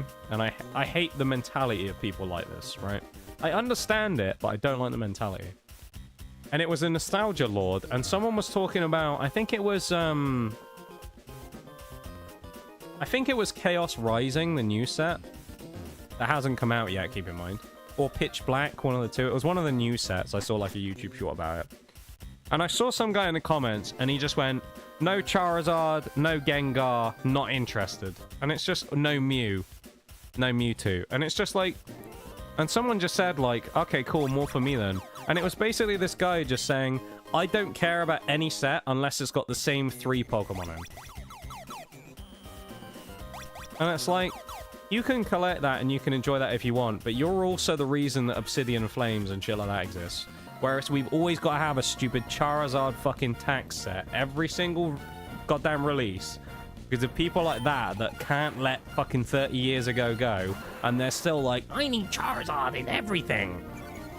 And it's like, nobody, like, we don't want Charizard in every goddamn set. We don't want Pikachu in every goddamn set. We don't want fucking, we don't want them every time.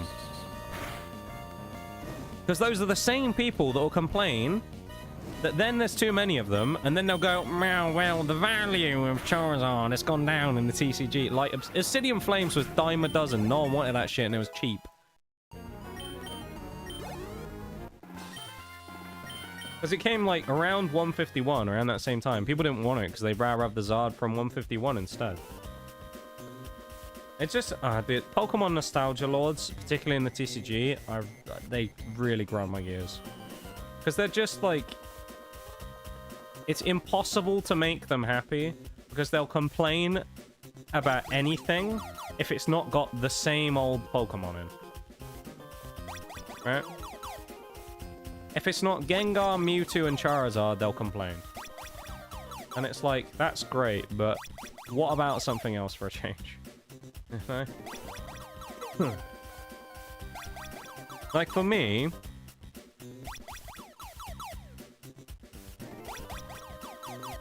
Oh, shit. Fuck. For me, it's like, it's nice when the TCG does expand into other mons, because you get to see some stuff you don't always see. You know?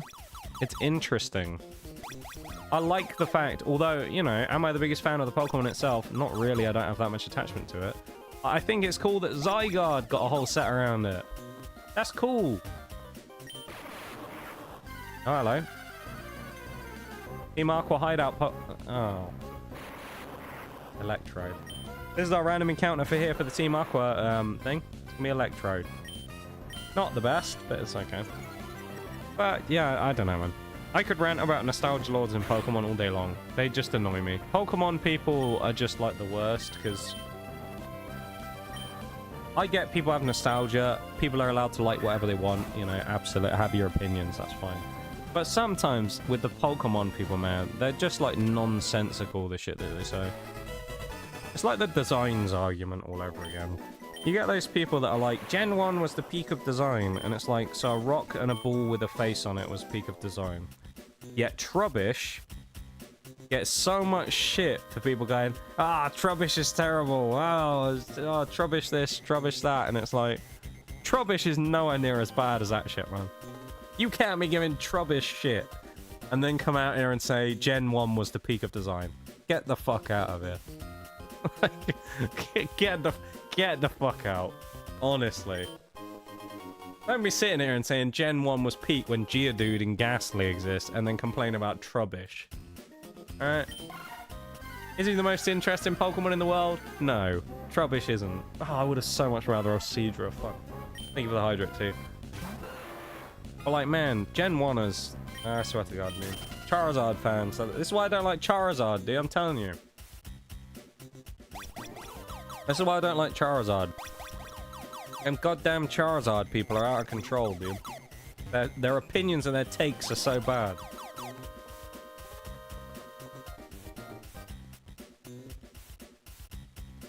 They're closely followed by Gengar people, because they're pretty bad as well.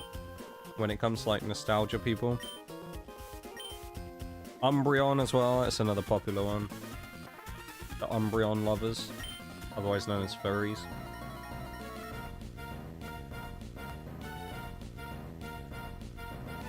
I've never understood why Umbreon is so popular, honestly. I genuinely don't get it. Actually, I say that, I don't get why the Eevees in general are as popular as they are. I just don't think they're that cool. Someone will kill me for saying that, I'm sure, but I just don't think they're that cool. Lopunny? Alright, Guna. Alright, 2. You've added yourself as a Guna. Welcome in, Kirsch. Happy birthday, new subscriber. I left a like. Have a nice rest of your day. Thanks, man. I appreciate it.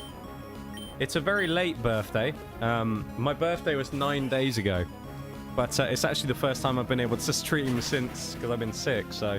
We're doing a sort of fake birthday celebration a week later. So thank you for the birthday wishes, I appreciate it. And thank you for the like and the sub. I appreciate that very much. And yeah, hopefully we'll see you around again soon. I stream 4 times a week, so I'm hoping to get back to that schedule again pretty soon. So yeah, thank you, man. I appreciate you popping in. And you have a wonderful rest of your night. Or enjoy the stream if you're hanging out and lurking away and watching. Double up on the Altaria. I'm not scared of Zigzagoon. Resisted Fire Punch.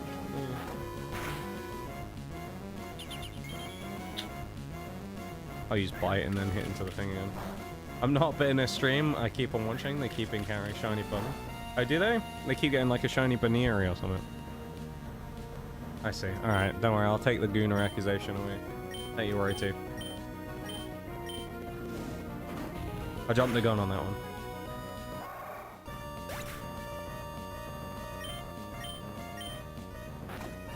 Yeah, it's like Lopunny, Vaporeon. I swear, like, people are being feral for them. Gardevoir, that's another one.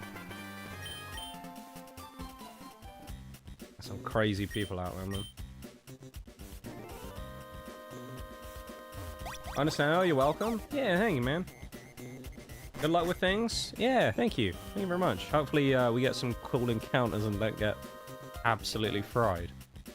That's what I'm hoping for. We'll see whether that actually happens, though, aren't we?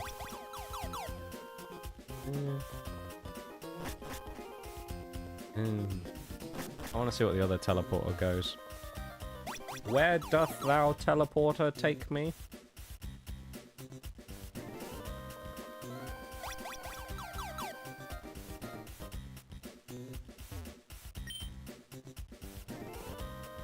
Maybe my bag's full. No. Ain't no way. My medicine pouch full. Let's use some carbos. These are legally gotten carbos as well. I don't want anyone complaining. Also, I love Amanda joking about Goonas and that I have fucking Vaporeon in my team. I will say, in fairness, from what I remember at the time, Vaporeon was the best water type that we had available. Don't question it, alright? This one we have Gardevoir as well. Gardevoir and Vaporeon. We can't have Lopunny because it hasn't been introduced yet. We say it's a canon event. What, finding the Guna bunny, the furry. Fair enough. Hey, we might find it in the next game. We're playing Gen 4 soon. Taking this out of context. Keep going. Oh, speak the devil. Getting the TV character called Scalpy that everyone fucking hates. Oh, and the scalpers getting burned. Yeah, fuck the scalpers, man. I just want to open the TCG at a reasonable price again. That would be lovely. Rather than just going, oh, how much is the new box that's just come out? And then crying when I realize it costs more than my house. I did see, though, there was one update. Oh, really? You lived that? There was one update about TCG, though. Apparently, they're removing the, a lot of the vending machines. Because there's been so many incidents, including a shooting recently, that, over Pokemon cards. Apparently, Pokemon have had enough, and they're actually getting rid of a lot of the vending machines. I don't know if it's all of them, but I know that there's a lot that apparently have been disabled, and they aren't using anymore. It's kind of crazy.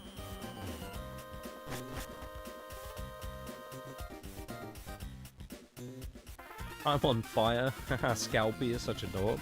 To be fair, setting them on fire is what a lot of people would love to do to the scalpers, to be fair.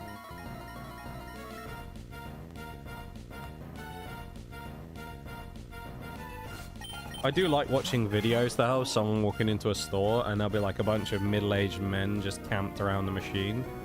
And someone will walk up and tap it and there'll be product there and they'll start buying it. And then you just hear them, they just start whinging. They'll just be like, hey man, I was here first! And it's just like, brother, you were asleep against the wall waiting for the fucking restock. Because someone beat you to it, you don't have ownership of the machine. So let someone buy a goddamn product, please.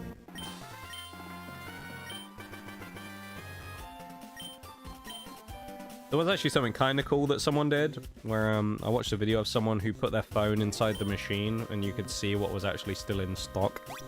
Because it doesn't... The way the Pokemon machines work is they lie. So the vending machines basically will tell you that everything's out of stock because they're designed to drip feed it throughout the day. Or throughout the week, actually, I think it is, because they get restocked like once a week. And it will tell you like certain things are out of stock and then certain things will get drip fed in and out, right? So it'll be like, oh, today there's a prismatic ETB that you can buy. And there's actually like 5 boxes of Surging Sparks in the machine. And there was a video I saw that was really cool. I didn't know you could do this. And someone went and bought something, put their phone in the machine, and there was 2 items in there. And they bought 2 because the door only opens if you buy something, so they had to buy a second item to get the phone back. But they put their phone in there with the camera on, let it move up in like the, you know, the machine as it goes back to its like neutral position with the bucket at the bottom. And you could see inside that there was loads of like phantasmal flames and booster boxes and shit in there. And it's like, damn, that's actually kind of cool. You can see inside the machine. But of course, they deliberately black out the window normally and have just a giant screen on the front so you can't see, because otherwise you know that some degenerate is just going to sit there and be like, whoa, there's a prismatic ETB in there, so I can't leave now. And they're just going to be sat there staring at it all day. Imagine a grown adult fighting children for cards. Like, you should just look at yourself and think, what are you doing at that point? But that's the problem. They have no shame.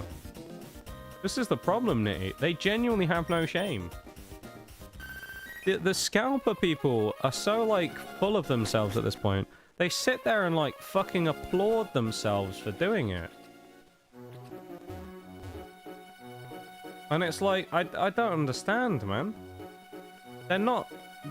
They have no shame of the fact that they're fighting children for packs of cards. And, like, I love opening a pack of cards. But, like, I know it's easy to say this, right? You know? And I'm sure loads of people say this, and people will go, oh, yeah, of course.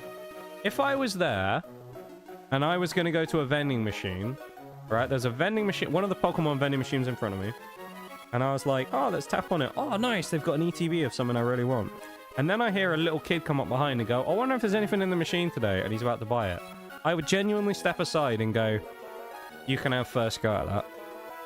And if they went, well, I don't really like prismatic evolutions, the resale value isn't high enough for me, I'd go in and buy it, you know? But like, if I'd give it if I was there and there was a kid behind me, or I went and I went to go buy product and it was like the last one on the shelf and there was a kid who really wanted it, I'd let the child have it. Because I'd like to think that as a Pokemon collector, I do it in a responsible way that doesn't harm other people that are also trying to get product. The problem is the scalpers don't give a fuck. They'll just go in there and be like... Some like small child will just be like, oh, can I have one of those boxes? And they'll just be like, fuck you! They'll just fucking knock the kid out, you know?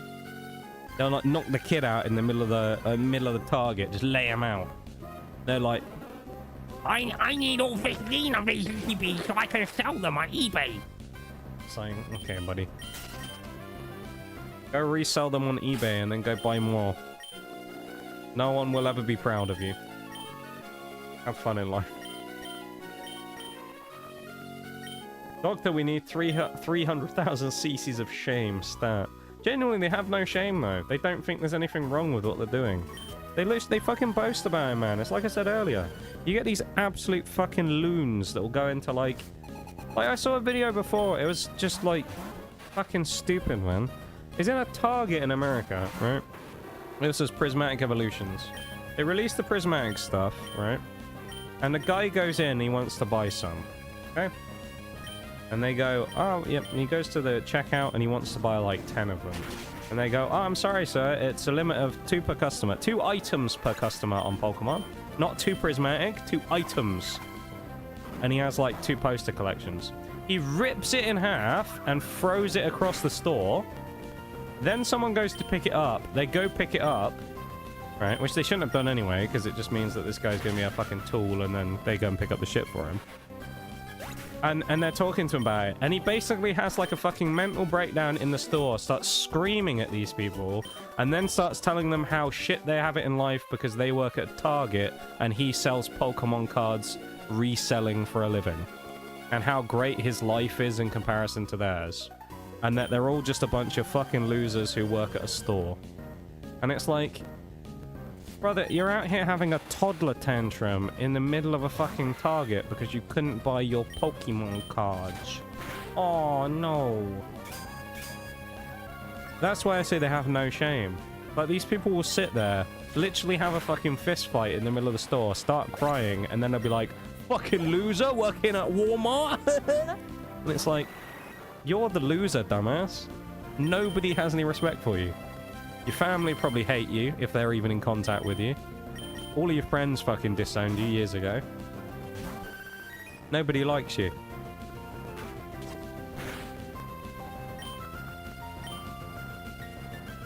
But they'll sit there and they're like proud of it. And they'll be like, yeah, I resell. I'm so cool. And it's like, yeah, are you? If someone came into this chat and they genuinely said to me, I'm a reseller, I would instantly ban them from chat. I would want nothing to do with them. Nor would most people in their life, hence the lack of friends again, but there you go.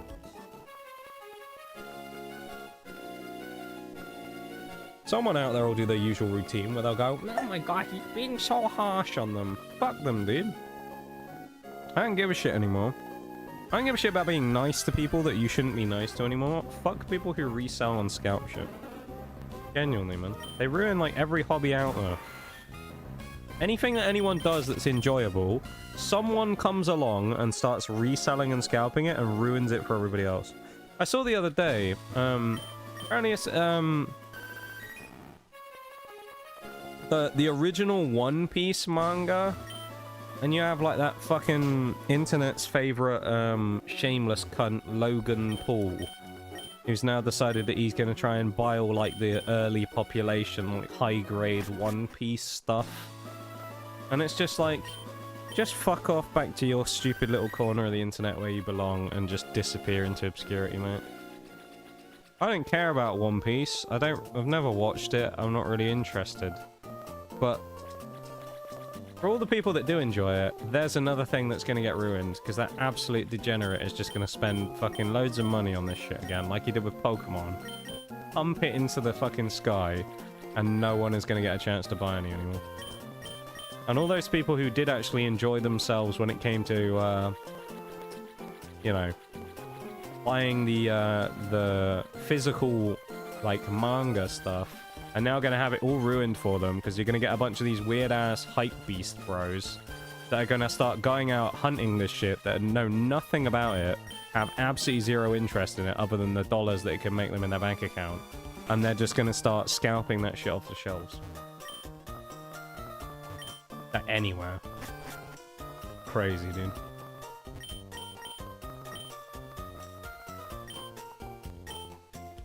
Oh, King's Rock. That's useful. Wait, why is it saying I can't take... Oh, because it's... Oh, no. Ignore me.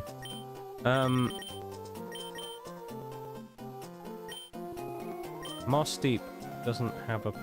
Oh, it does have a Pokemon. Nice, I'm going to sell some crap. Yeah, no, honestly, I think when it comes to Pokemon TCG, which I've been talking about for like an hour now, shaming people who scalp is like the most fun thing ever. And they have no... They genuinely... None of them have any shame, so it's like even funnier. Because they all just sit there and like think they're fucking cool, and it's like... I don't know. It just makes me laugh. They think they're like the coolest people on Earth, and it's like... Hate to break it to you, buddy. You're really not. You're really not. Buy some Pokeballs, shall we? Ultra Ball. Let's buy some of them. Only buy 99. We want to save some for stuff in the Elite Four, though, where we get the sickest Elite Four music in the entire franchise, and I don't want anyone to tell me I'm wrong, because you're simply wrong. You can disagree with my opinion, but you'll be wrong if you do. It's the best Elite Four music in the entire franchise. What is this? Pokemon Jump.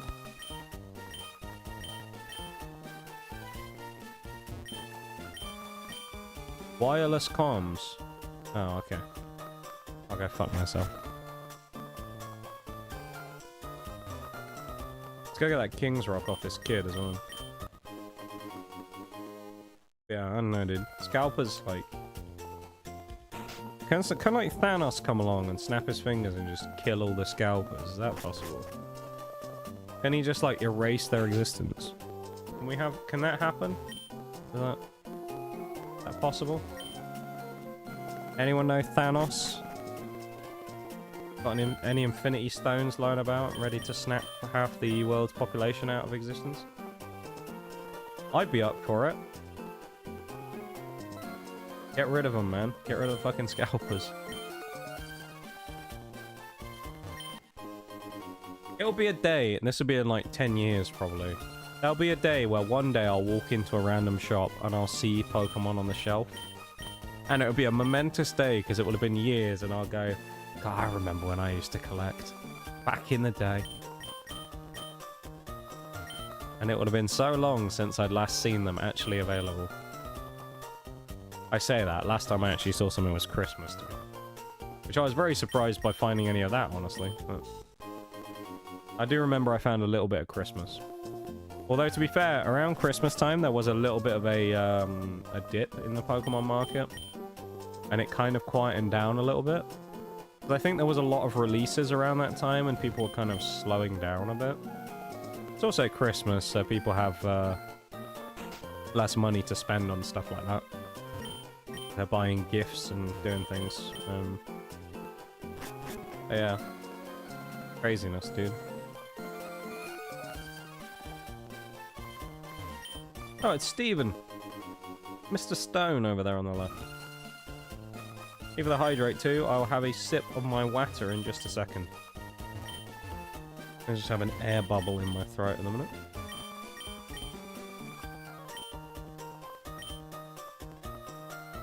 Why don't you go check out the town? What? What do you mean Team Magma coming after rocket fuel on this island? You're not worried, Steven? What's wrong with you? Grandpa, we finally finished that set of black bolt and white flare. Thank you. I've seen jokes about that though already, of people talking about how long it would take to get the master set of that. Do you know how big the master set is of black bolt and white flare though, Nitty, if you try and get every reverse and every Pokeball and Master Ball? The official master set. So to explain the terminology for people if you're unfamiliar, a master set in Pokemon terms, okay, a master set is the absolutely every card associated with a set that is possible to get, right? So each set is designated as part of, or each card is designated as part of sets. You have some that are like, you know, certain sets, some are part of a promo set, some are split into other specialty sets, but they'll be like, it'll say like ME1, Mega Evolution 1, right? And the idea is to get every common, every uncommon, all those regular cards, all of the EXs, full arts, special illustration rares, golds, whatever. And then you also have to get one of every reverse holo, which is basically just another version of the commons, uncommons, and all that stuff. So the master set is every common, like regular card, every reverse, and then all the rares, right? Black Bolt and White Flare, if you do that for the whole set, is something like 1,000 cards. It's ridiculous, man. The binder, you can buy a binder from Voltex. Let me have a look real quick. You could buy they call it the X, I think it's an XXL binder, they call it. For, specifically they made one for Black Bolt and White Flare. And it is ridiculous. Yeah, it's £46. SE 10.5. It's a 16 pocket binder. Does it say how many? Oh yeah, it has 800 like slots. It's something like that. That's how many cards are in Black Bolt. Oh no, the capacity is 1,088. There you go. That's how big it is, and you can fit Black Bolt and White Flare's master sets, both of them in the same binder, which is cool. It's like, it's fucking huge, dude.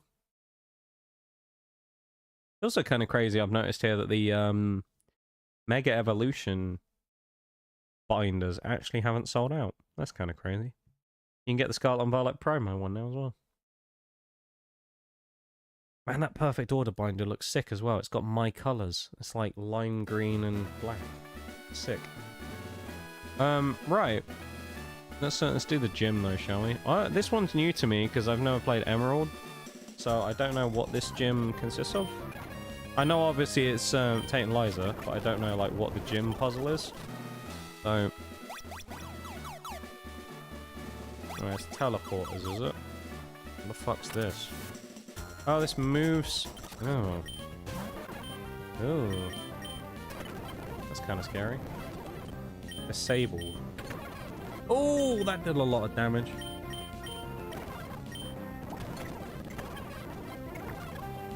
We're hurting Confusion.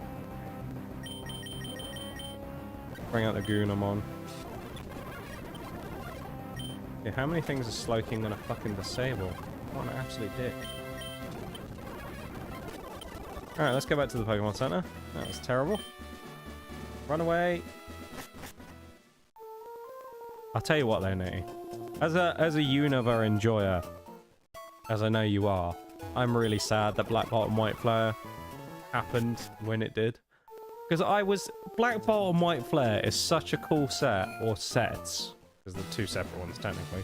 It's such a cool group of sets, and it's such a shame that they got caught in the middle of, like, the scalping rush. Because, man, they're so cool. It's such a shame. I would love to be able to get more Black Bolt and White Flare. Because opening Black Bolt and White Flare was so nice, because the pull rates was so good. It actually felt worth opening. Like, half the stuff in Pokemon these days doesn't feel worth opening, because it's like, you know, pull rates are shit. But the pull rates in Black Bolt and White Flare are goated. And it's just like... It's so nice to open a set where you go, oh my god, I'm actually getting pulls. Okay, we'll switch Pinsir out, actually. We'll switch out Pinsir for Magmar, and then we'll go with Pursuit into you. There's also a BRB going to start in just a second, so be aware of that. But we'll finish this fight anyway. If I want one card, I just want either the Scolipede, Haxorus, or the Hydreigon. I don't know about the Scolipede and the Haxorus. I know the Hydreigon you're talking about, though, and I love that card. The Hydreigon SIR, man. Oh, it's just beautiful. Where he's flying in the storm. That's the one you're talking about, isn't it? Where he's in, like, Thunderstorm. It's such a good card. I bet it's cheap, though, as well, because I bet loads of people opened it that, you know, again, probably weren't that interested in Gen 5. And I bet there's shitloads of it everywhere. I bet there's loads of open Black Bolt, White Flare cards all over the place, and the singles are worthless. Which is just a crime. Some of the artwork on those cards is so good, it deserves to be worth something. As much as it sucks that some of it is, because, you know, it drives the price up and makes it hard to get stuff. Some of those cards deserve better, dude. They really do. Alright. I'm going to switch to the BRB screen, and we're going to quickly go and do the BRB.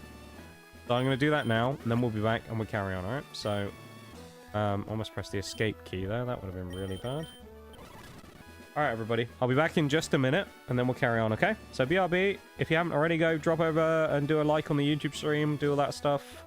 Follow the channel, you know the drill. You're new here anyway. If you're not, then you're not. And thanks for being here. I appreciate you guys being here to help welcome me back on my first stream back. I was kind of scared that no one was going to show up. Not gonna lie. So thank you for being here and hanging out with me, everybody. I really appreciate it. And I hope that you're enjoying yourselves so far, and I hope you will continue to enjoy yourselves when I get back. BRB!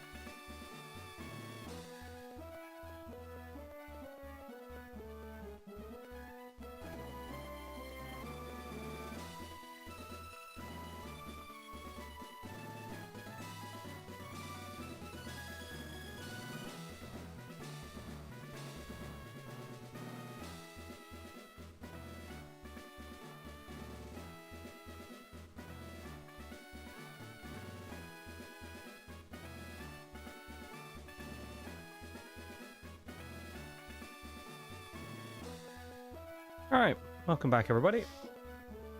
I'm back once more. Scolopede and Haxorus. I need to have a look at those as well. Oh, you sent me the pictures. Thank you, Nee. Oh, that Haxorus is cool. Okay. I'm not quite as sold on the Scolopede, but I like it. I know you like Scolopede as well. I like the art style of it. I prefer the Haxorus out of the two, though, but... they're both cool, though. The Hydreigon, though, man. Oh, that card is... oh. That Hydreigon. Oh, man. I think it's in Black Bolt, isn't it? Hydreigon EX, Black Bolt. SIO.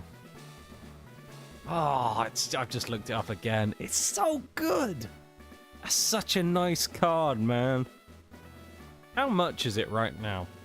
This would be one of those singles that I'd be like willing to buy just because of how, depending on what the price is. 60. Oh, that's graded. Hang on. Oh, it's White Flare. White Flare Hydreigon. It's probably 169. Hydreigon 169 out of 86. Graded, graded, graded. 50 quid. It's not bad, actually. 50 quid. Damn. It's a beautiful card, man. That Hydreigon is sick. All my chases are in Black Bolt. And you won't be able to get any of it. So I think the problem as well with Black Bolt and White Flare, one of the problems is, anyway, I think they did a short print run. People were talking about this for a while, about print runs. I think they did a fairly short print run of Black Bolt and White Flare. If you don't know what I'm talking about, just to explain. When they do... switch screens again here as well. When they bring out the cards, they do a print run for the set, right? And the print run basically refers to how long they print it for and how many products they print and the length of, like, the length of the waves that they're gonna bring out, right?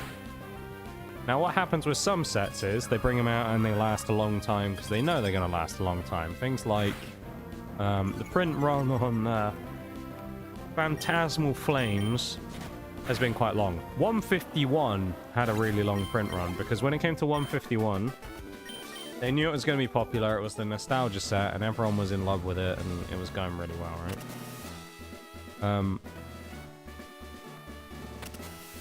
Oh, I see. You have to move that side.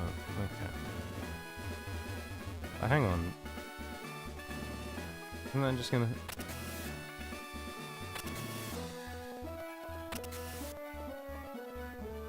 I guess the statues don't move. You must become... okay. But when it came to Black Bolt and White Flare, Black Bolt and White Flare had a really short print run. So, the sets themselves didn't get printed for very long. And there wasn't a huge amount of product that got printed. Which basically meant that now you have a situation where, obviously, Mega started pretty quickly. Black Bolt and White Flare got done dirty, actually, I'll say that. Black Bolt and White Flare got done dirty. It came out of nowhere. It was over before you knew it. And 2 seconds after Black Bolt and White Flare came out, which was a really cool set. It's also the first split set we've ever had in English, because it happens in Japan all the time. Japan has a lot of split sets. They did Scarlet EX and Violet EX as separate sets, things like that. It's kind of cool. Over here in English, they basically just do them all the same every time. They'll just do Scarlet and Violet together, right? Versus in Japan, they'll do Scarlet as one, Violet as another. And Japan generally has 2 small sets for every 1 big English set that we get, right? That's how it works. And they did that with Black Bolt White Flare, and it was kind of cool. Where they did the first ever split set. And then it got like no time. There was hardly any product. It got hardly any time. It was scalped into oblivion. And that was kind of it. It's like, oh, that's it. No more Black Bolt White Flare. And then it was just gone. And before you knew it, it was like, Mega Evolution's here now. And it's like, what? Black Bolt White Flare's only just existed and we're already going into bloody Mega. And then poor Black Bolt White Flare, man. It got done so dirty because it had hardly any time to exist and it was a cool set. And I think it deserved better. 100%. I think it deserved better. Black Bolt White Flare should be the kind of set that you still find on the shelves now. But I don't think you do. Or at least if you do, I suspect it's still, like, scalped. And the prices are probably a bit crazy. But it's such a shame, dude, because it's such a cool set and it's a cool concept as well. I do remember, though, before Black Bolt White Flare came out, I remember we sat here on one of the streams and we were talking about it, and we were like, they might pull a genius move here by having all IRs. It's going to crash the price of the cards. Which it did. It did bring the price of the cards down a lot, but it didn't really do enough because people still scalp the shit out of it. It's like, man, I just want to open some packs. That's all I want.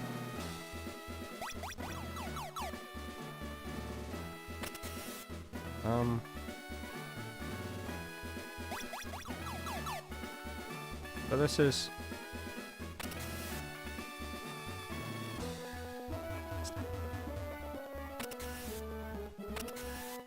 I don't get this, Jim. What am I supposed to be doing? How am I supposed to get down there? Am I being dumb and I've missed something?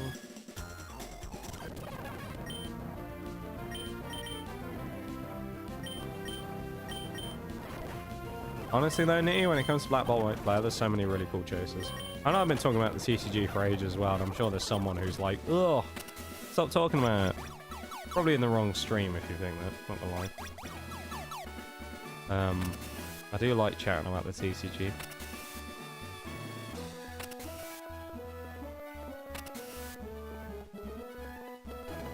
Fuck. Try the other side, I guess.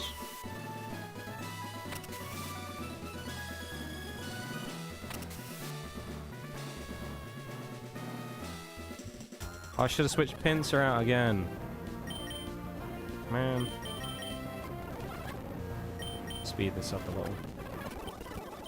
Yeah, I don't know. Black Bolt White Flare got done dirty in my opinion. I think that Black Bolt White Flare, it would have been really cool if it got way higher print. But they did a short print on it, meaning that it got printed for less time and generally had a smaller window when it was released, basically. So therefore it was a set that was never kind of given as much time as some. That being said, in fairness, they've done that a lot with many of the sets as of late, where there's a hell of a lot that get not a lot of time.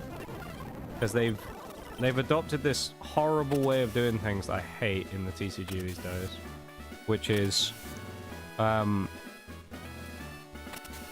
basically, it's just that... Oh, shit. All of the new sets are constantly just getting pumped out very quickly. And there's no real time to enjoy the sets that they've actually made because the new ones are immediately coming out. It's too fast, I think, if you look at it honestly. The sets are just coming out way too quickly. So you have like, I was talking about this, where you had like Ascended Heroes and that came out, right, which was cool. And then Perfect Order came out in April, late April. Or early April, whenever it was. When did Ascended Heroes Perfect Order came out? Maybe it was late March. It came out in the end of March, right? So we'll call it end of March, start of April. So it's been like a month. And then a month later, we're already preparing for the next set to come out less than 2 months after the previous one. It's just like, it's just too much. It's too much too quickly. Especially with the current state of how the TCG is. It's just kind of ridiculous. We're also going to level up here as well using candies, because we can get up to 42 for this next section. So we're going to boost ourselves up to level 42 for the gym fight with Tate and Liza. But yeah, in my opinion... oh. That's silly, wasn't it? In my opinion, I think they go way too far on the old release times. And it kills a lot of sets off. A lot of sets, I think, would do better if they were given more time. Hey, Muck! Nice. We're not going to talk about his name backwards, don't worry. But one of them, Journey Together is a good one. Journey Together, I think, was fun. It's a cool set, but didn't get enough time. Because immediately after Journey Together came out, everyone said it was shit, and then Destined Rivals was coming, so they were more excited for that. Although I will say, admittedly, Destin Rivals people said was going to be terrible before it came out, but there you go. Look at it now. That's the Pokemon community for you, everybody. At least in the TCG. Everything's going to be mid until it isn't. They all said Destin Rivals was going to be shit, and then it came out, and they all wanted a piece of it, because suddenly it was expensive. And it's now going for $400 a booster box, so... Actually, no, that's not dollars. £400 a fucking booster box, man. Which is just insane. That's the best steal I've gotten. That's 100% the best like deal I've done on any one thing. Was winning that the lottery to get the Destin Rivals booster box on Magic Madhouse. That was the best like daylight robbery I've pulled off on anything like that. Getting that. Because after that, Destin Rivals was just not... You just couldn't get it. It was non-existent. So me getting that was such a win. It was huge. And I'm very happy about it. So there you go. That's probably my biggest win in the TCG. Like, non-pulls wise, anyway. Is actually just getting that. Getting that Destin Rivals booster box was huge. And I am very lucky, and I acknowledge how lucky I was to get it. I never got the ETB, which is always a shame, because I quite like collecting the ETBs. Because they give... the ET... I have like a whole wall... I'm going to say a wall. I have like a shelf on my...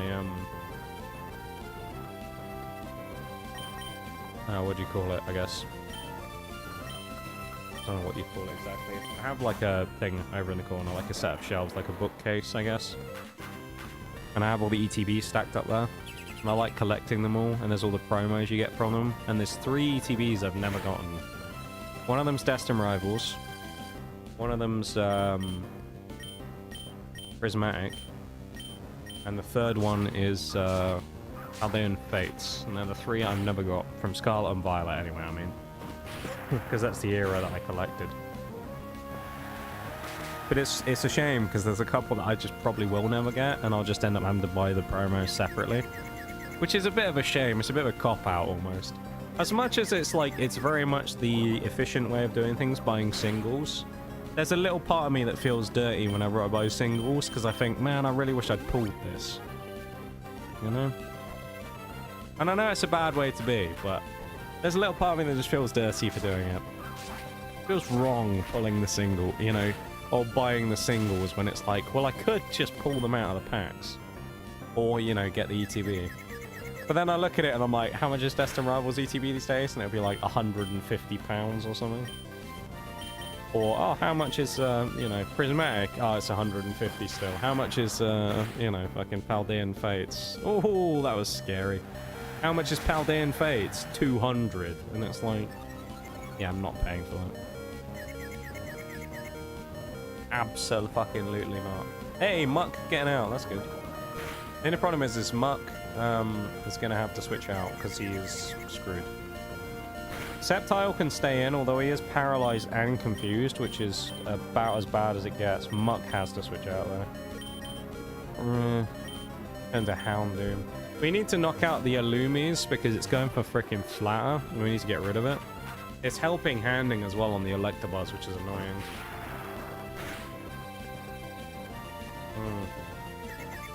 Okay. Okay, this will get rid of Electabuzz, which is fine. We got a little bit about that. We have to lock out Illumis and then hope that nothing that comes in is going to be really aggressive against Houndoom. Like a water type. Or do we take the risk? Oh, we could take the risk. I'm going to risk it. I'm going to risk it. No, I'm not. No. This is a nuzlocke. What am I doing? Let's switch into Vaporeon. Switch into Vaporeon. Play it smart. Azumarill will attack Sceptile now, of course. Fucking helping hand again. Oh.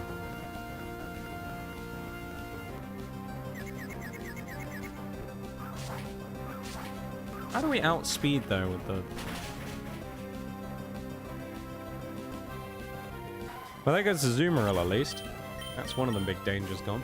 And this stupid Illumis is still alive. Marwild. Kind of annoying as well. Just go Aurora Beam, I guess, into the Illumis and try and get rid of it so it can stop confusing things. Splatter, admittedly, is kind of nice for the special attack bonus on Vaporeon, but still.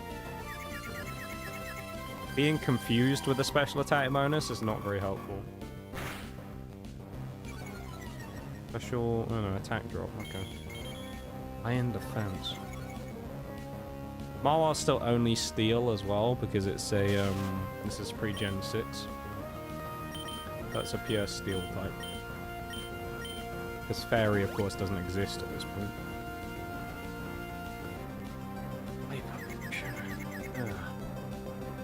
Kate and Liza is actually a really fun battle normally, but this version of it is annoying. Please get rid of Illuminous next turn. Please, Vaporeon. Alright, that's enough damage to get... well, actually, we could switch Sceptile out and bring in... Magmar. Let's do that. Although it is removing a safe Pokemon and then... I don't know. We can bring Sceptile back, I guess, if we need. Please. No! Oh, it survives again! Okay, the burn on Marwar is pretty useful. That just cripples its attack. Go Flamethrower as well from Magmar. Magmar is probably fast enough to kill the Marwar. Yeah, there you go. Magmar is actually surprisingly fast, if you didn't know. He's kind of one of those Pokemon who's a bit slept on when it comes to certain stats, and his speed is one of them. Same with Electabuzz, actually. They're surprisingly quick. I think people look at them sometimes and go, oh, shit. They're actually quite good.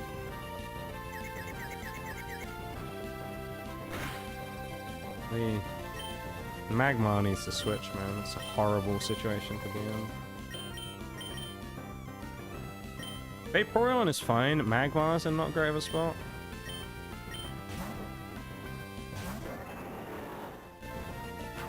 It's helping hand bullshit! Yes! Finally, we've gotten rid of him. Fucking Illumis, man. Finally. Oh, that took way too long. Medicham. Oh, dude. That's huge power. We actually might be in trouble. I did so much damage as well.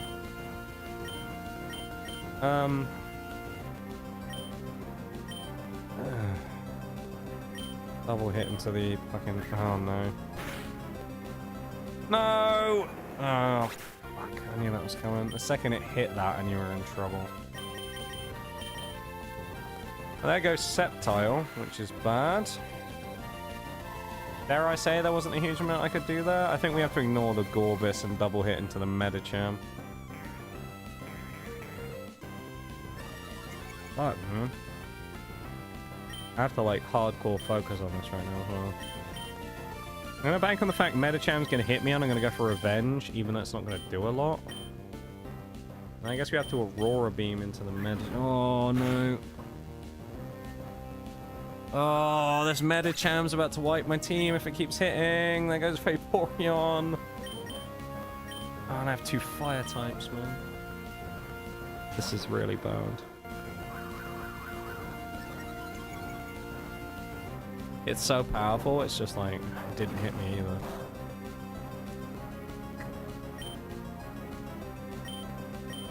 either. Seismic Toss actually might be the best choice here.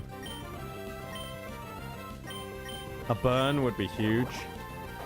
Yeah, of course you outspeed. How do you outspeed Houndoom with a Gorbis? Oh, dude. We might be about to get wiped. Genuinely. We're about to lose like a whole team here. I have to bring Muck in as well, because I need Magmar to maybe take a hit at the end. Ah, 3 high jump kicks in a row, dude. Are you joking me? Okay. Great. You know, also at Magmar's speed, we're really gonna fucking need it now. Oh, Citrus Berry as well, is it? Just what I needed. Maybe the only thing that saves me is if, like, Magmar does outspeed, if I can hit... oh, fucking Gorbis is gonna hit him though. Magmar's gonna need to hit a massive... yep, there you go, he gets outsped again. How is Gorbis so fast? Yeah, we actually lose here. I think we've just lost. Oh, 4 high jump kicks in a row. Yeah, okay. Naturally. That's the wrong Pokemon as well. Gamer Stars, I'm dropping by to say hi and I wish you a kick-ass stream. Hope you're doing okay. Hello to people from Twitch. Remember to go like the YouTube stream. It's super effective. Hi, Bob. How you doing, man? I thought you'd forgotten I existed. Welcome in.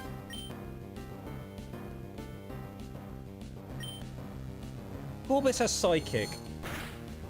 Oh, man. Appreciate you coming in, that Bob. Nice to see you, man. And it lived. Yeah, we die here. We die here. This is it. GG, it's been nice knowing you.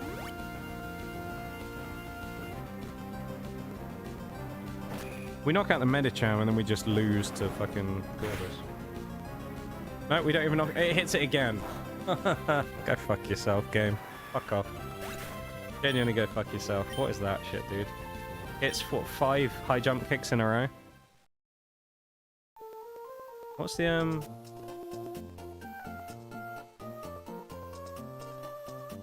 What's the high jump kick, accuracy 90%. Okay. Funny, because whenever I use it, it misses. Yep. This is the trial run. Considering it's the trial run, we're not going to restart the entire game, because I'm not going to do that. But what I will do is switch out some of the team. Because they're dead. So, because of that, what I'll do is we will act as if the whole team has just died and they'll all be switched out. Although, what's terrible about this is we just lost all of our fucking enchantments, so... I'll put them down here. The Great Massacre has happened. We'll just chuck Tyrogue in as the start here at the next team. Obviously, in a normal Nuzlocke, this would be the end of the run and we would restart the entire thing, but considering this is the trial one, we're not going to do that right now, okay? We'll continue on for the sake of the rest of the playthrough, and then when we do the official restart, we'll do normal rules. Some bullshit. Yeah, I'm not happy about that. That's actually a really annoying way of dying. I mean, part of it comes down to the fact that our lack of type variety to some degree, but also... Fucking Medicham, dude, just destroyed my whole team. Couldn't miss. That and then Gorbis. I don't know how Gorbis was that fast, but there you go.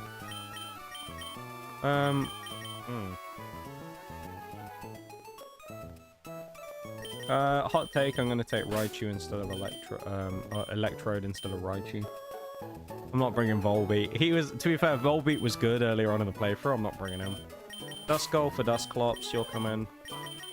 Breloom, yes.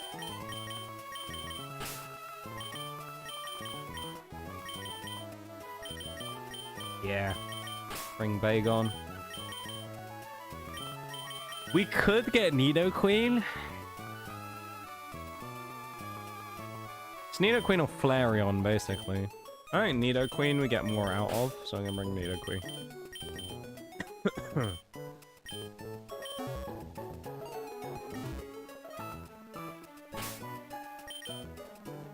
Man, I'm sad.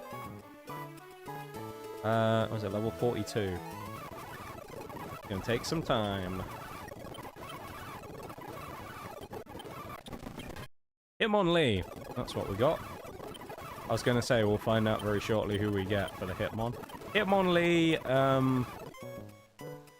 that mean he's got more attack than defense?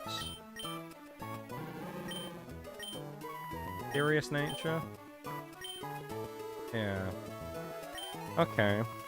Hitmonlee's not bad, per se. He's fine. No, he's fine.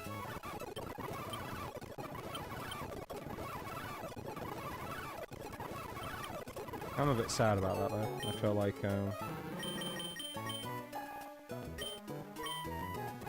like we could have done better there. The answer may well have been no, we couldn't do any better there, but I feel like we could have and should have. I feel like I've let down the run with that last playthrough.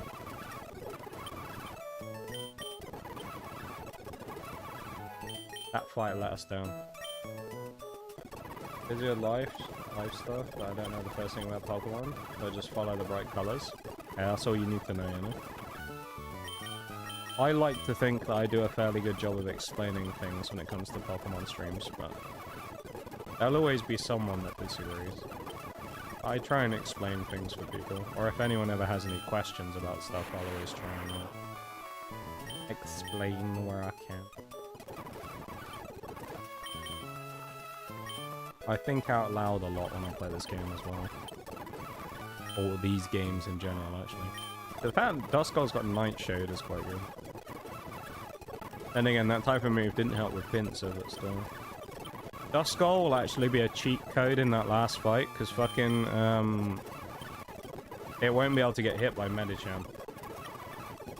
So, Duskull will be broken. I can't believe what I'm basically. seeing! Shags, welcome in, man. And welcome in on the Twitch stream as well, Bob. It's my buddy Noxious. No, it's not it. Liar. I've never heard of him. Who is this guy you're talking about, Shags? Never heard of him. I have returned after my long break. I'm back. I know you all missed me so much.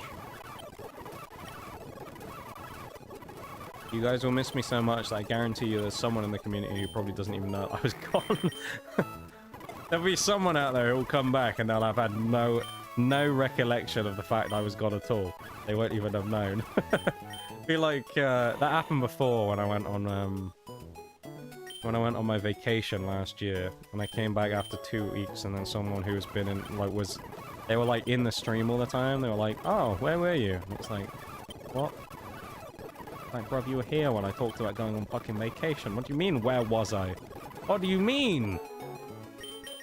Give it a headbutt for Skype. Welcome back, mate. I missed this. Did you? Did you, Shanks? You didn't have anything to do on your weekends? On those long, long evenings? Sat there on your own? Nothing to do? Well, I'm back for now. I say for now because in like 2 and a bit weeks time, of course, is when I was actually originally planning on going on and having my little holiday break because my brother's getting married then. Salamence. How exciting. But yeah, so we're doing that as per schedule. So I'll be gone again in a few weeks for a week. So you'll have to bear with that, everybody. But, I mean, there's no room left in the fucking...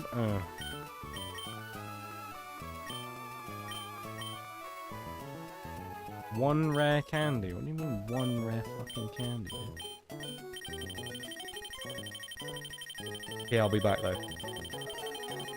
It was hidden in the TGS pocket dimension. I was, mate, I was. I was in a different dimension, dying. I was close to death at one point. No, I wasn't, of course. You didn't hear, though, if you didn't somehow catch any of the messages in Discord and heard nothing, I've been very sick for the last couple of weeks, thus I have not been on the internet. So I haven't streamed in like 2 and a bit weeks, or 2 weeks or whatever it is. I've been gone for a bit, so... this is my first day back. But I haven't streamed for like weeks. I was very sick when I came home. Well, it wasn't actually in relation to specifically, but I was quite sick when I got back from a couple of days after I got back from my brother's stag. Where apparently one of the people was sick on the plane. Like one of our group, apparently. No one else knew about this, but apparently they were sick on the plane. And I guess they infected everybody else, because a bunch of other people ended up getting it as well. But I also seem to have gotten it the worst by miles. Most other people seem to just get kind of a cold, and then that was it, and it was gone in a few days, versus I've had like 2 weeks of flu, basically. I just accidentally got rid of Poison Sting for Fury Swipes, yay! That's a mistake. If you're wondering as well, Shags, we got wiped a minute ago, but because it's the thingy run, we're not counting it as a full-on wipe, we're just continuing on. But we'll remove everybody from the team who we were using. They're now dead, but we are continuing on. But for the purposes of the run, that's it. We got wiped by a Medicham in the gym. It was tragic. Genuinely was terrible though. It was actually going quite well, and this fucking Medicham just wiped my whole team. Not on Breloom. Have a good one, Nee. Thanks for hanging out, man. Appreciate it as always. Thank you for coming back and hanging out and vibing. I hope you had a nice night, and we'll see you soon, alright? Take it easy, man. Thanks for being here. Okay, what do we actually have any good moves on this thing? Where's the move tutor?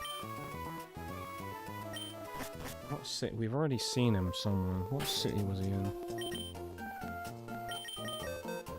We have a water type as well.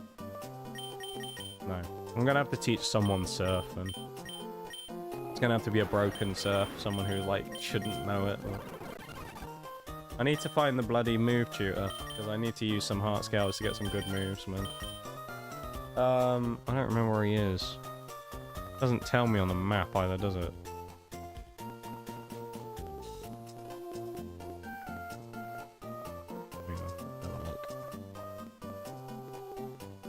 There is the move tutor. Where is he? I know I've seen him. Sure I have, anyway. And no one had anything good, so we didn't get anything off him.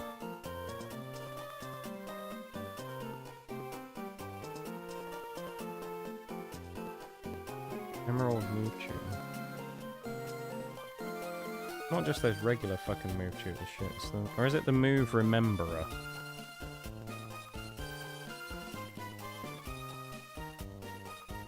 There's various move tutors. This isn't what I want. I don't want the one that's free. No, is he not called the move tutor? Fuck's sake, man. Move deleter. Move reminder. That's what we want. Falabar town. Right, okay. Which is all the way up here, isn't it? Let me catch up on chat as well.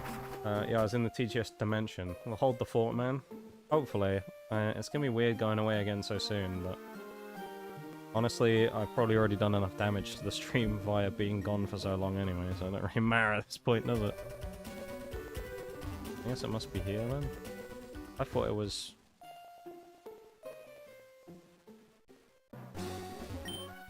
oh, this is the one. Glad you're doing better. Me too, man, because it was not good for a while. I was very much not doing well. But I feel good that I'm not doing terribly anymore. Did fuck up your foot though? Yeah, I did. My foot actually has only just gotten back to normal, to be honest. While I was away, if you didn't know about that anyway, while I was away, I spent, like, we were there for 4 days. I spent 3 days walking on a foot that was so badly blistered that, like, I had, I don't know, 2 inches of, like, raw cut on the bottom of my foot where it was just wide open. And we walked on it for, like, 3 days. So, it was disgusting by the time I actually got home and took my shoes off and that. It was not nice. It was very bloody, and it was very sore. And it took quite a long time to be able to walk properly on it again. But it was fine anyway. Or at least now it's fine. Wiped, yeah. For some reason the song, the OST, makes me kind of emotional. You know what, Shags? I really want to use the thing on bite. Ouch. Terrible moveset, man. A waste of time. Moveset, so bad. Ah. Which song were you talking about, Shags? The one in Mosty? Or this one, the Falabar one? Oh crap, that sounds bad. Yeah, so what had happened essentially, Bob, was I have quite flat feet. I don't have a huge amount of arch in my feet. So whenever I wear shoes for prolonged periods of time, they rub. I saw a video about this the other day. They explained it perfectly, actually, where if you have very flat feet, what tends to happen is that when you put your weight down on it, it tends to ever so slightly tilt the inside of your feet up towards the ground. So your big toe generally goes slightly on its side, and it rubs a lot against the ground. So I get a lot of rubbing on the inside of my feet. I have quite wide feet as well, so I have to wear big shoes. I've said this before anyway, I'm 6'2", so I have to wear like, this is UK size 12 is what I wear in shoes. You know what I say about people with big shoes? Big socks. So I got big socks as well.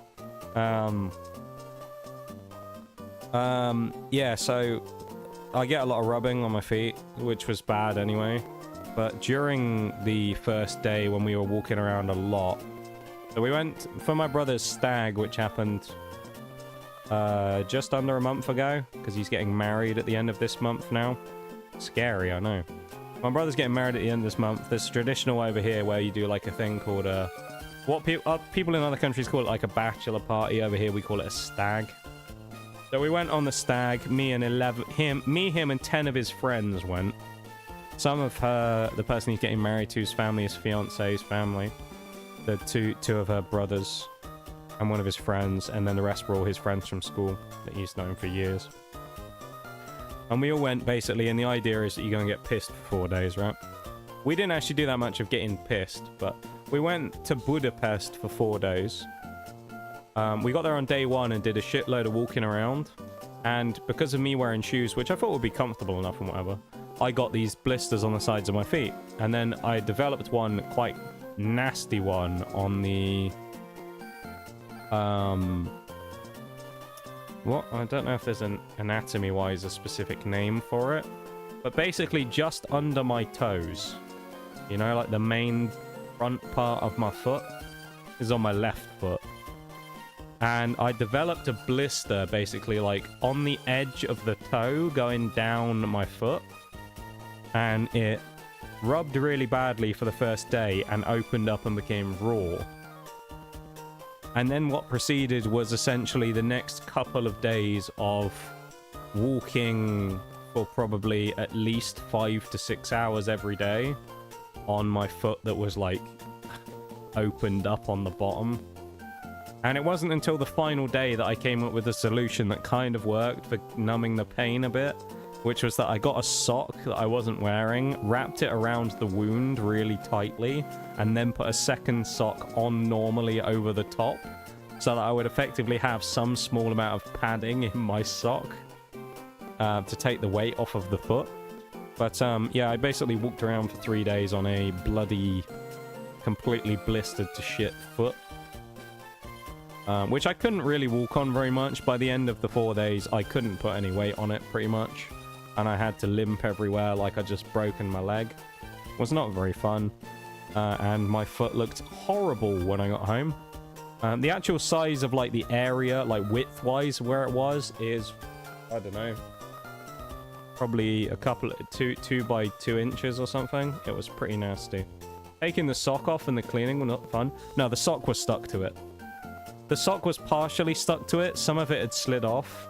When I took it off, I was talking to my family about it, and I described it like this. It looked like a fucking solar eclipse, where you had like the area where it had been touched onto the actual wound itself, where it somehow had stayed clean, and the area around it, I guess, is where like the blood had flowed out. So you basically had like this giant ring of blood, dried blood on this. It was a white sock I used as well, which was a bad choice. But I had this giant ring of dried blood on this sock, and then the other one was like perfectly clean in the middle. Weird. So it acted as a very useful absorbent like towel to stop it from bleeding everywhere in my shoes. But yeah, it wasn't nice. The worst part was when we went. It actually was a blessing and a curse. So we had no hot water at that place as well, so I couldn't really wash it out either. But we, when we were there, we, did have a bit of a problem because on top of the no hot water, we went on the final night, on the Saturday night, to this place called Sparty, which is like a nightclub. Oh, shit. It's like a nightclub place in a thermal bath. Problem is, right, it was fun. I enjoyed my time going there. The problem is okay, that's part normal, I guess. To get into this place, you had to wear flip-flops and stuff, right? And walk around on flip-flops, which I had. But outside of wearing the flip-flops, the area by the pool was like grippy, so people didn't slip. And it was like tiles that had like rough, jagged, like stone type texture to them.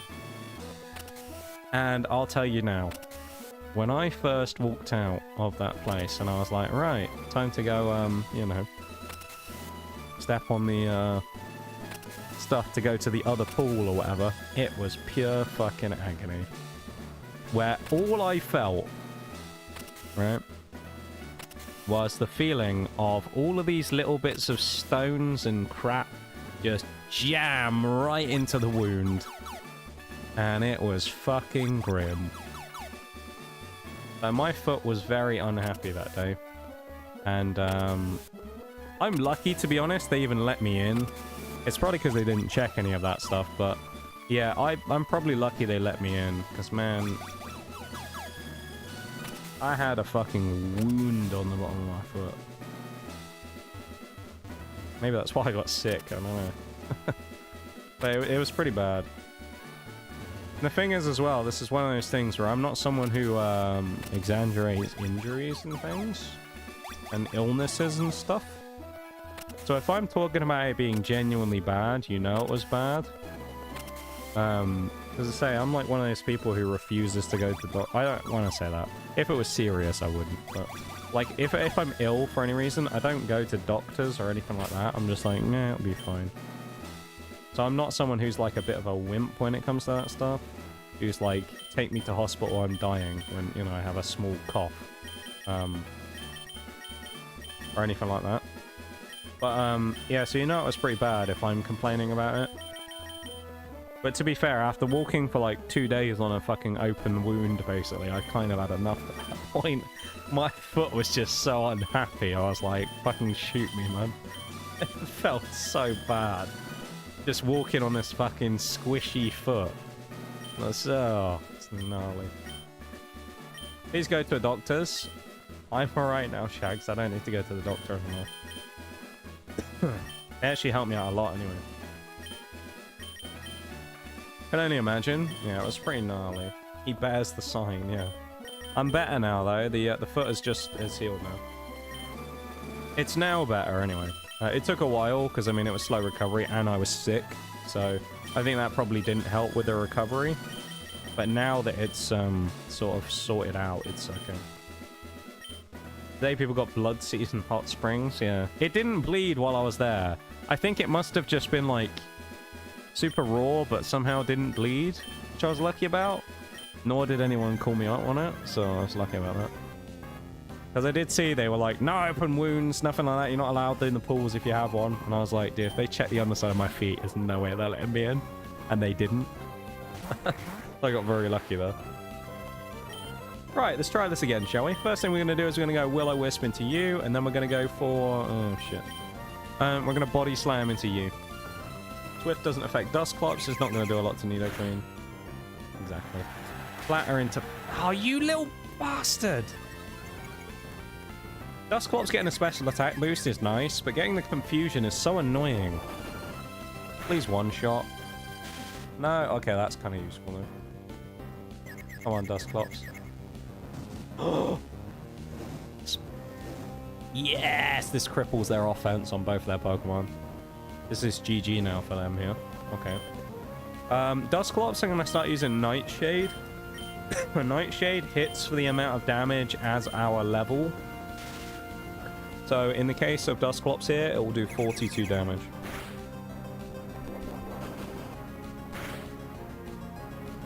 I did go to the doctor though at one point for my sickness over the last 2 weeks because as part of the sickness, if you didn't hear, I was talking about this earlier, I actually contracted, I don't know where it came from. I genuinely have no idea where this part of it came from, and I'm confused as to how I got this. But I had a rather serious and nasty case of conjunctivitis. So both of my eyes were completely fucked. They were both incredibly, like, blood red bloodshot for the best part of a week. And it was very unpleasant.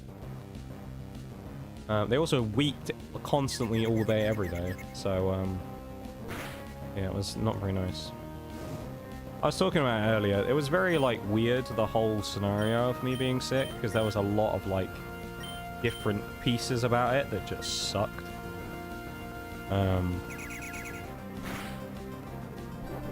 Not very fun. But I'm better now.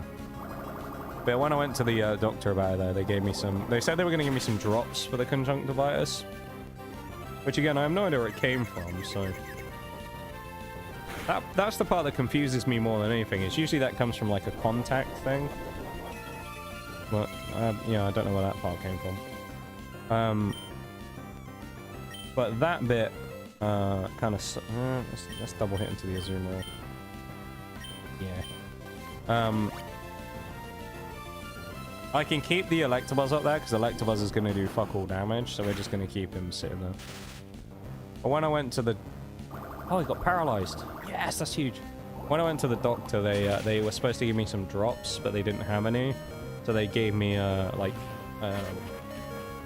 gel instead. Although, putting this stuff in, man, let me tell you, was difficult. Because essentially what I had to do was... yeah, I got hit with the Hungarian curse, exactly. I had to squirt some of this, like, gel onto my finger. Pull down my eyelid. If you don't like eye stuff, you're going to love this. So you might want to turn my voice off for a minute. But I had to basically pull down my eyelid and then rub, like, gel between my eyelid and the underside of my eyeball. Well, that's not very fun. So I had to just stick my finger in my eye and apply the stuff on there. It was quite unpleasant. But it did get the job done. I almost clicked self-destruct. That is not what I wanted to go for. Let's go for rollout. We missed. Great. Phenomenal. Nope, nope, nope, nope, nope. You don't like the eye thing, Shags. It was quite unpleasant, and it took quite a long time for me to actually do. Or you mean, or are you talking about self-destruct? Either way, both of them were unpleasant. Oh, that's not good. Okay, Electrode's gonna get switched out now. Had a similar thing once as a child. I had to be held down for it to apply it. I found it really difficult to apply, because the thing is, it's like a weird psychological thing, where your body doesn't want you to stick your finger in your eye. Because it's like, you know, obviously it makes it where you want to close your eye constantly when you do it. So it was quite an experience forcing my eye open and then... Fuck's sake. Forcing my eye open and then attempting to smear gel on the underside of my eyes. But it worked a treat, I'll say that much. Worked an absolute treat. Because my eyes work again now. And they're nowhere near as red as they were. I can see properly. It's great. Yeah, I spent like... Basically... Oh, hang on. Does Leechy work on both people? I think it does, doesn't it? I spent the best part of it... That was more of a week and a bit where the conjunctivitis was, where my eyes were fucked. It was weird. Oh, the nosebleeds was something else I didn't mention either, yeah. That was weird. So I went to... I got the suit for the wedding. I haven't mentioned that. I went to... On Monday last week... No, was it the week before? Might have been the week before. It was the week before. The Monday the week before, I went and got the suit for the wedding, right? Which I needed to get. I went and got the suit for the wedding. Looks bloody brilliant, let me tell you. I picked out a great suit. I'll put a picture of it up at some point. I just won't do it yet. But I picked a great suit. Oh no, that's bad. Okay, Dusclops tanked it. We need Dusclops alive as well because of Medicham at the end, so I'm gonna need to switch him out. But I went and got the suit, which all went really well, except for so I went and got the suit, and then I was sat and I was like, you know what, let's go get a coffee. My mum needed to go and get some stuff as well, so she came with me because she just thought she would. And I was like, you know, we don't do that much stuff together, so fuck it. So she came with, and we went and did some stuff for a bit. And she came with me, and we were like, oh, let's go get a coffee, right? Went to go get a coffee. I'm sat there. I drink my coffee. Oh, my nose is a bit running a little bit. Let me just, you know. I didn't have a tissue to hand, so I did the thing where I sort of like tapped the end of my finger just on the edge of my nose, where I was like, oh, I'll just sort of sniff it back up. Went to go do that. Oh, that's weird. There appears to be a dot of blood on the end of my finger. Oh, crazy. Now, I'm someone who, in my lifetime, I have been pretty cursed as a child anyway when it came to getting nosebleeds. So I always used to get a lot of nosebleeds. Hey, we land it. That didn't do a lot of damage though. So I was like, oh shit, my nose is bleeding. That's not great. Let's get a napkin and go check that, right? What then proceeded was 15 minutes. Oh my god. 15 minutes of my nose gushing fucking blood. Gushing blood out. In a public place, in a fucking coffee shop, in the middle of like a shopping mall, basically. And it was right next to an escalator, and every cunt who came down was just staring at me, just like, what's that? I've never seen anyone bleed before. As members of the public tend to do, because they are, of course, brain dead. And so it was awful. And I spent 15 minutes bleeding and bleeding and bleeding. And then eventually it stopped. I went to the bathroom, and it looked like I'd been in a fucking fight. Because there was blood all over my mouth and nose. Yeah, it was a bit of a pain. But I wasn't that happy about that. And then I got home and it was okay. But I don't know if the nosebleeds were caused... I think the nosebleeds were somewhat caused by me being sick, because I think it dried out all of my nose and that. And there was obviously an issue with a blood vessel. And because of how dry it was, I think it was like triggering it to bleed. So anytime my nose got irritated because I'd like blow my nose or something because I was sick, it would, you know, trigger it to bleed. So it was just fucking annoying, man. Just in the middle of this fucking shopping center, just bleeding out my nose. Bled from his foot and went, yeah, I know, right? Oh, sake! Are you serious? This Medicham, dude. Can you fuck off, Medicham? That'd be lovely. Dickhead, man. I'm fuming about this Medicham. Salament's better one-shot, I swear to God. Oh, thank God for that.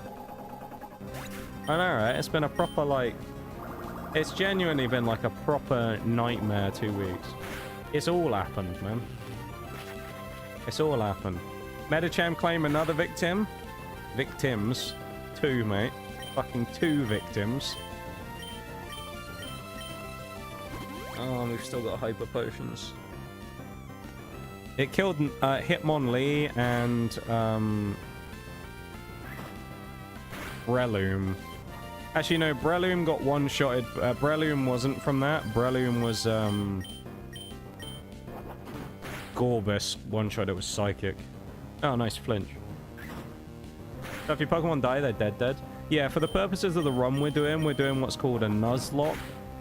In this case, it's a hardcore version where there's even more rules, but a nuzlocke, the rules are that if your Pokemon is defeated in battle, they're considered dead and therefore unusable for the rest of the playthrough. So if our Pokemon get knocked out, that's it. They're not allowed to be used anymore. Now, this is the training run, basically, for the actual one we're going to do. So this one we're being a little more lax on, because traditionally, if you do what happened to us earlier, where we actually lost and all 6 of our Pokemon were defeated, you would have to restart the entire game. But because this is the trial one, to make sure the game's working properly, in that case, we allowed ourselves to continue, but we would have normally had to have restarted the entire game from the beginning. because of losing all 6. So when these 6 died, that would have been restart the entire playthrough. Which seems kind of wild, but also that's just a nuzlocke for you. With the idea being that you play it, you know, to obviously not lose anybody. So yeah. What? Can I not just put that in my fucking bag? What? Oh, I have to click the back. Bag. Alright, I'm gonna go for BRB and then I'll be back in a minute. There's other rules we have in play though as well, like the fact that we're not allowed to heal during the fight or anything other than using moves to heal, things like that. There's a lot of bits and pieces to it as well. I'll explain sort of some more of the rules in a minute when I get back if you want, just to give you an idea of what we're specifically doing. But that's the main rule, basically. That's the main nuzlocke rule, which is if a Pokemon's defeated, that's it. The other thing is as well, you're not allowed to cherry pick what you get. So when you run into a route at the start of the game, you'll catch whatever the first random Pokemon is you find. So you don't get to like cherry pick the good stuff. You might end up just getting like absolute trash the entire game.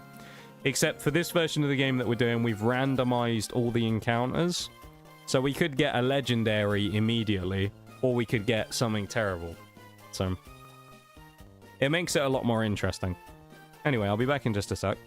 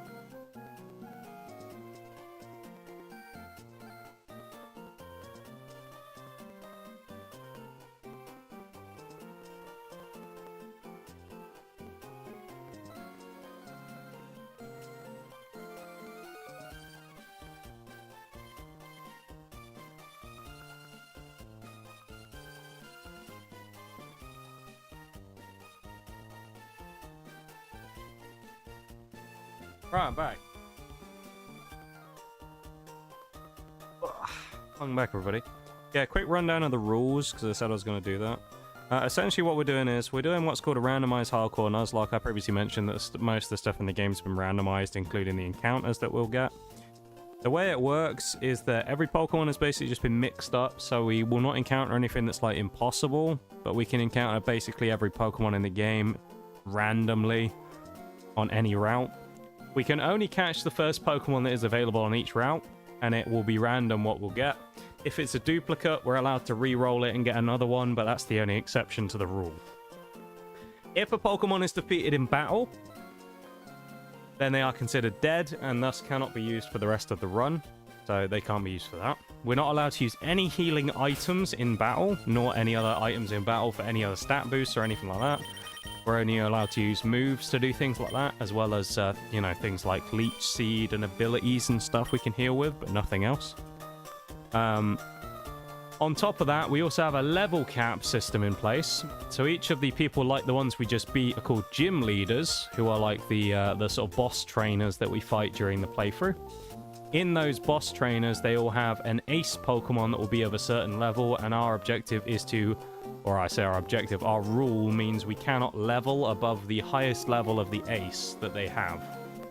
But in the case of the one we just fought against, which was actually a double battle against Tate and Liza, their highest Pokemon, their ace, is level 42.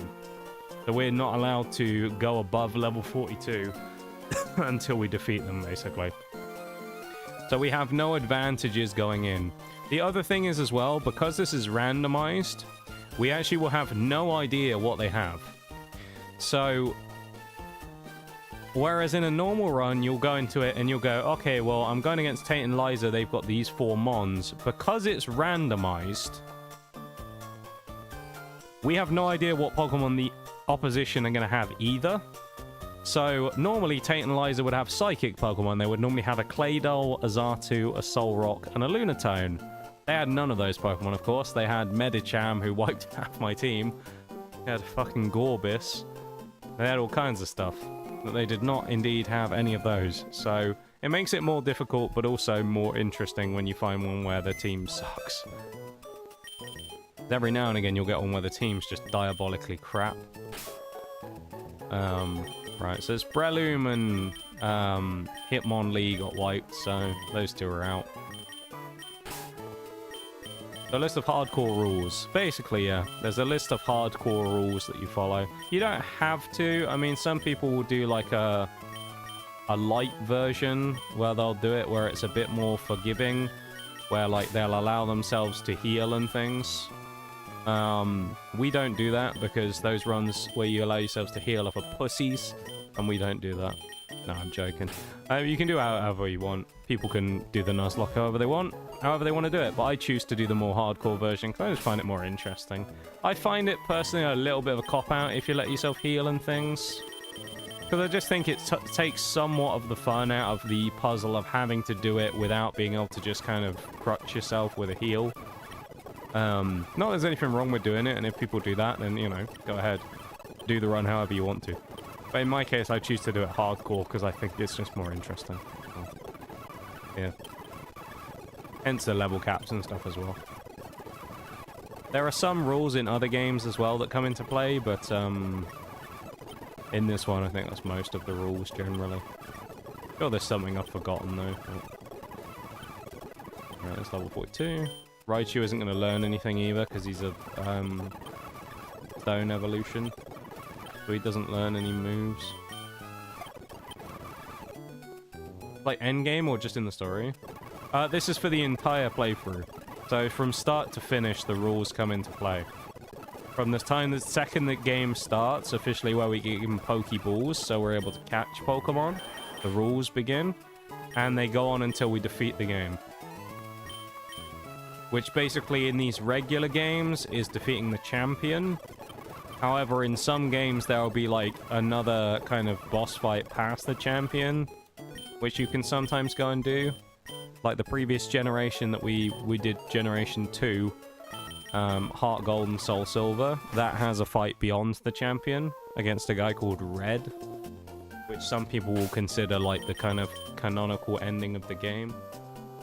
So some people will say that you have to beat red before the challenge ends, and then some people will say you just beat the champion. So sounds pretty challenging. Good luck with it. So I'm doing it for every generation between 1 and 7. So that's the original games, red, blue, yellow, but in remakes of fire red, leaf green, heart gold, soul silver, emerald, which is the one we're doing now. I don't know if we're going to do platinum or if we're going to do diamond and pearl, but we'll figure that out for Gen 4. Gen 5, black and white, and probably black and white too, so we'll do 3 runs, or 4 runs of Gen 4, Gen 5. Gen 6 is X and Y, and then Gen 7 is Sun and Moon, and then there's Ultra Sun and Moon, so we'll figure that out as well. But once we've done all of those and we played through them for fun, what I'm going to do is I'm going to do an official challenge run for all of them, where if we fail going through all of them in order, so we'll start with Generation 1, and we'll go all the way through from 1 to 7. If we fail at any point during the run, we restart at Generation 1 again. With the idea of being that we beat all 7 gens back to back to back to back. This is the most likely Pokemon that could learn Surf, or I'd say Nidoqueen. So I'm going to try and do that at some point. Or I will quit and retire from streaming, one of the two. Those are the 2 options. Finish the challenge, or quit and never stream again. Those are the options here, basically. Decide it's too much and then give up. So there you go.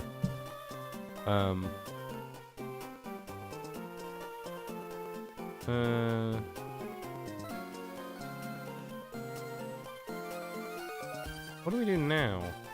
I wonder if I can speak to Steven now, because we've beaten... Maybe he'll say something different, because I've beaten the gym. How long does a run normally take? Oh, not very long. On one game. It depends. Honestly. Oh, hello. I would say... a good run with good RNG, you know, if we get good mons and things like that, can be finished in 4 streams, maybe 5 streams. That's probably as fast as it can be, 4 or 5. I would say a slow one would be between 5 and 10. It really depends, though. Because, you know, again, it comes down to, like, what we get, right? Because you may have, like, a run where you get perfect RNG and you get a really good team. And then you might have a run where you just get a terrible team and it's just really difficult to go through, you know? Because it comes down to the RNG, but it's not just the RNG of the run, it's the RNG of everything. What the opposition Pokemon are going to be. Because you may get... So the starter that we use, right, obviously the way it works is in Pokemon, you get a starter Pokemon. They're all randomized as well. So our starter will be randomly picked at the start of the game, and then we'll get given them, right?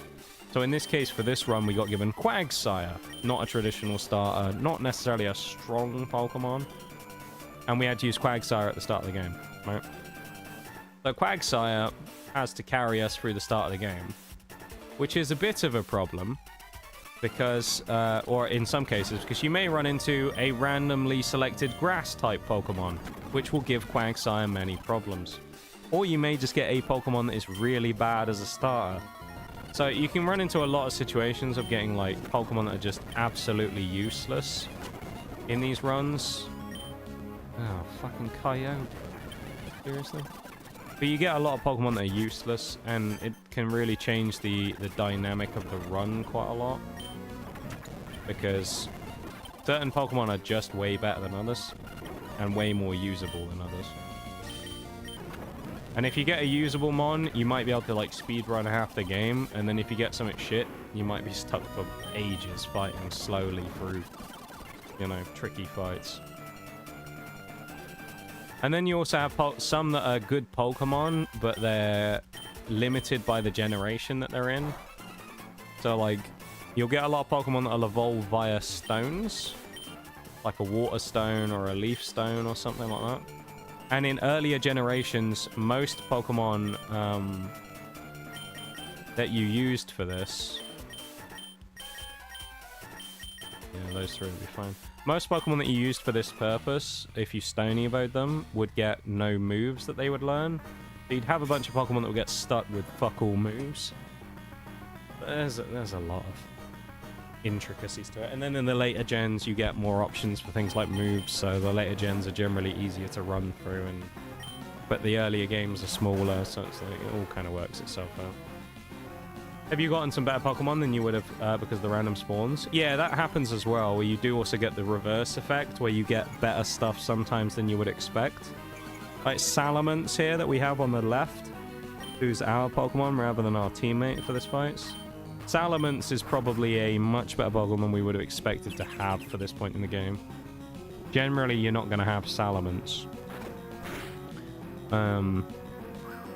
Salamence is considered a pseudo-legendary, so it gets the title of being a pseudo because it basically means it has some of the highest base stat total of a Pokemon that you can get in the regular game, right? So it's considered like a really strong mon. There's two in this game. One of them is called Metagross, and the other one is called Salamence, which Salamence we have. The starter that we got in a previous run when we were pissing about, which we actually lost the save for anyway, but the starter we got in the previous run was actually the Beldum, which evolves into the Metagross. So you could get a pseudo-legendary right at the start of the game and be, you know, off to the races. Or, as you say, you get something terrible, you get Caterpie, and then you're screwed. It's just how it goes. We did have it in one of the runs. Was it, when we did generate the original generation, we actually lost one of the first fights to the rival because our starter had no moves, basically. So we... Oh, that was the...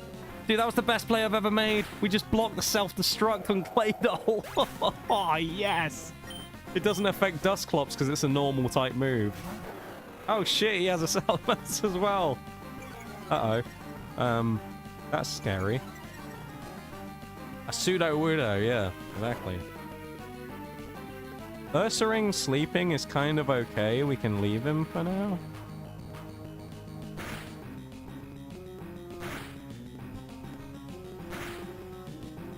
Ursaring dies to the sand next turn, so I think what we'll do is we'll go Will-O-Wisp into the Salamence and cripple his... or not. I'm gonna say cripple his offense.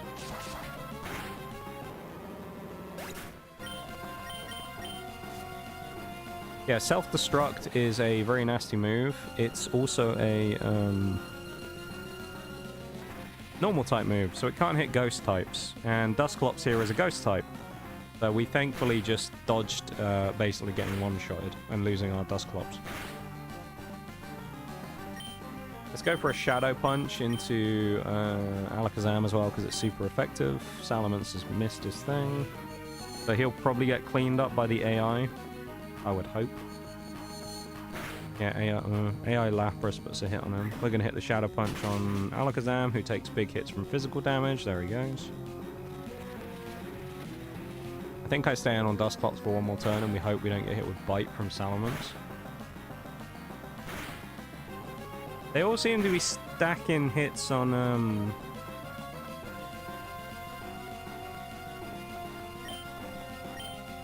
Lapras. Okay, Salamence using Protect is fine, because it just wastes his turn all the time.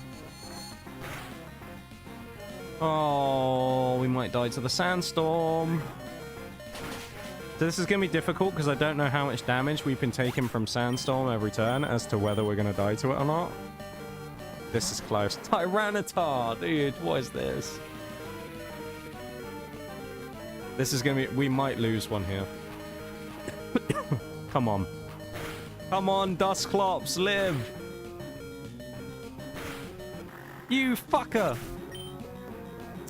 I knew we were going to get caught by the bloody sand at some point. Fuck.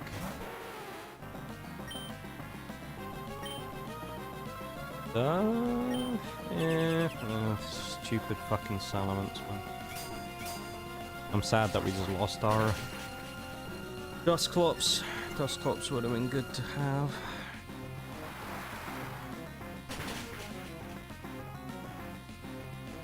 I know he's in sand, but fuck me, that T-Tar just ate that like it was nothing.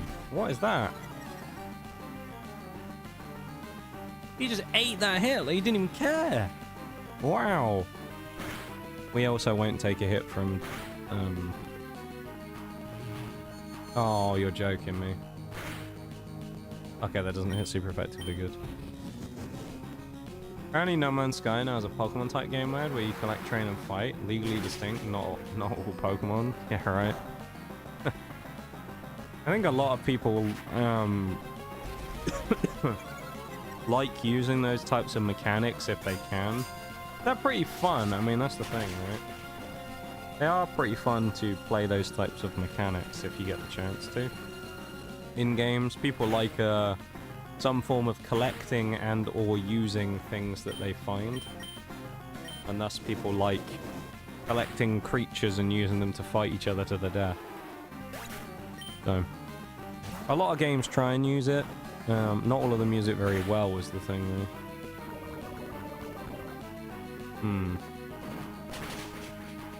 Ooh. Okay. Okay. I like how it showed Kingler getting XP there as well. He's not even our Pokemon, he's the AIs. I don't know why it showed that. Do I... No, I'm not going to risk Nidoqueen. We've already lost one Pokemon. Let's bring in my own Salamence. Get the Intimidate off. He's probably going to go... Oh my god.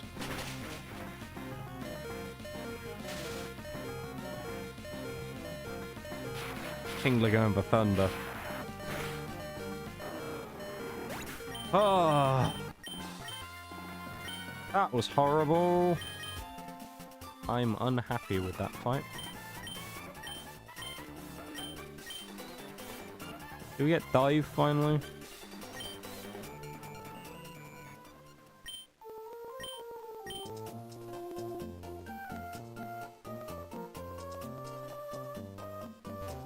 Fuck. We won, but at what cost? We lost our Dusclops, which is bad. We only just got him as well. Man. Isn't this... Not Steven's house, never mind. We did win though, which is good. Some of those fights like that, where it's doubles, can be way more difficult to win in. Because you got to deal with two lots of unpredictable AI at the same time, instead of just one.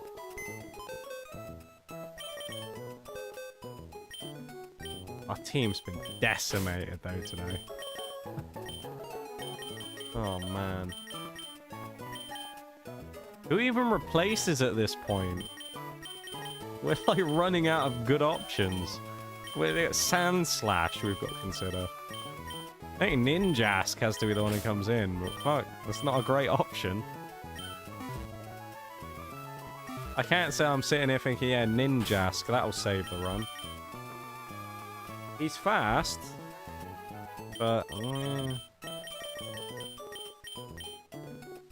You can refine ones to replace ones? Yeah, so the way it works is that you can catch one Pokemon per route in the game. So when you get to a new route or a new destination, you can catch one Pokemon there. You know, of course, adhering to the rules of they have to be the first one you find unless there's a dupe, etc. So... You can replace, generally by this point in the game where we are now, where we're kind of towards the later stages, you would have caught most of the stuff you were going to use by now. And the idea being that you try not to have anything die throughout, so that you have quite a large pool at the end of the game to choose from. Because eventually you'll do the big boss fights and you need a large pool of Pokemon to pick from, just as a cover all bases. But our problem now, is he going to give us something? Oh, he's going to give us dive. Okay. We still don't have... Oh. Losing a lot early can kill the run. Yeah. You can have situations where your team gets decimated early on that leaves you really vulnerable. We had a situation in our previous one that we did, one of our previous ones. We had one Pokemon left after like the first two fights. We did a fight at the start that was against our rival, it was Rival Bevan. And Rival Bevan basically had the perfect counter for about half of our team, because they were mostly the same type. and he absolutely decimated us in the first, like, 2 fights of the game. So we went from having, like, a strong roster of 6 for the early game, which was really good, to our team was immediately down to, like, I think 2. And then we had to go in and do a boss fight with 2 Pokemon against 6, which we scraped through, like, barely scraped through. And it was just bad. But it adds so much more, like, pressure to all of the fights, because you generally don't want to let anything die. In this case, because this is kind of the default, like, starter run, where I'm just making sure mostly that the game is working, which there are problems with it because of the fogging issue again. But, because we're just trying to make sure that most of the game is working, this one's not as serious, so I'm not, like, playing as hardcore as I might normally. But eventually I will, when we do the official run, we'll be a bit more serious about it, and we'll, like, lock in, you know. What route is this considered? We might actually have a catch here. Actually, considering this is moss deep, we can get a fishing encounter here. Here you go, let's get a free Pokemon, shall we? Super Rod, where you at?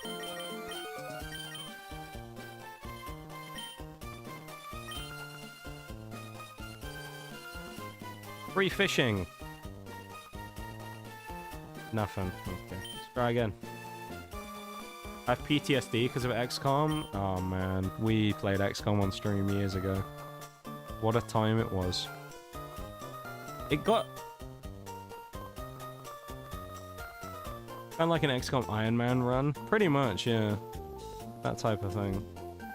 We have to do this multiple times? What? That's new. What have we found? Ah, great. The decimator of our team from earlier. Nice. Except in smaller form with his stupid little garlic head. God damn, Meditite. Might this kill him? Maybe. Okay, hidden power. Watch him have hidden power ice. Alright, we're gonna get garlic head at least though. I mean, there's worse Pokemon to catch than this guy, but... There you go, we got Meditite. Oh, one of the things you would normally do in a Nuzlocke as well that we aren't doing here, admittedly, is you would nickname everything you catch. With the idea being that as part of a, you know, sort of sick part of the game, it's designed in a way that you're supposed to become more attached to the Pokemon that you have. So by naming them, you become more attached to them. Does this still count as moss deep? Route 124. Okay. We can get a catch here. Oh, that's not really what we're looking for there. Kingler. Ugh.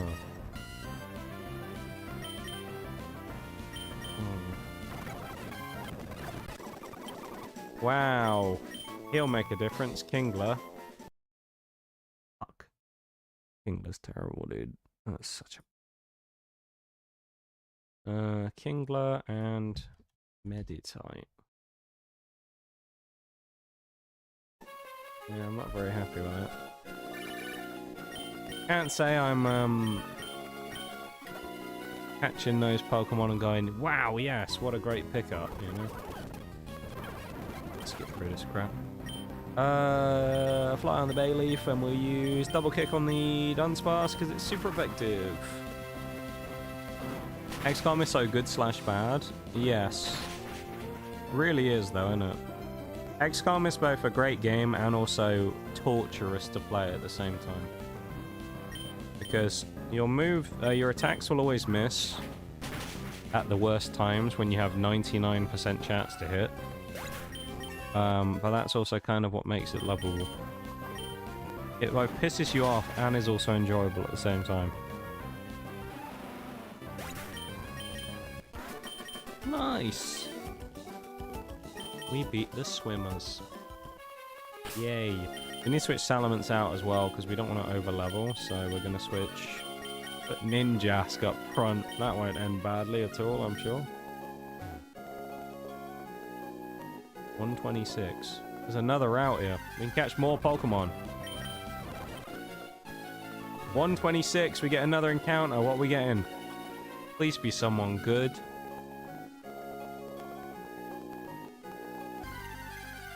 Better than Kingler, please. Nidoran male. That's kind of unhelpful because we don't have a Moonstone anymore. Good Pokemon. Kind of wish I'd used it on him now instead of on my Nidoqueen. Guess I need to dive. Oh, Scyther was another option, dude. We need to go underwater.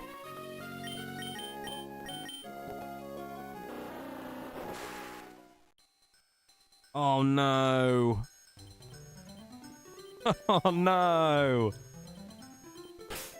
No! Not the fog, dude. How the hell are we gonna find the entrance?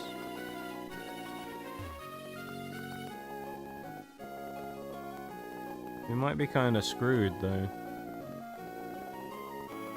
Because don't we need to find the fucking the submarine?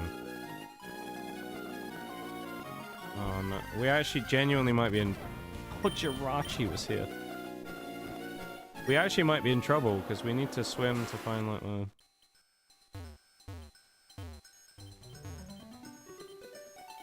Oh, dude, this is really bad. Because I don't know how we're gonna fucking find the area we need to find.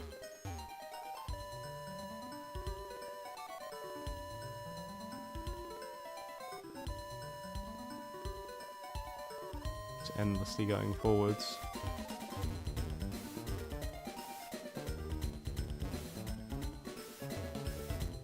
There's no way of fixing this either. Oh man.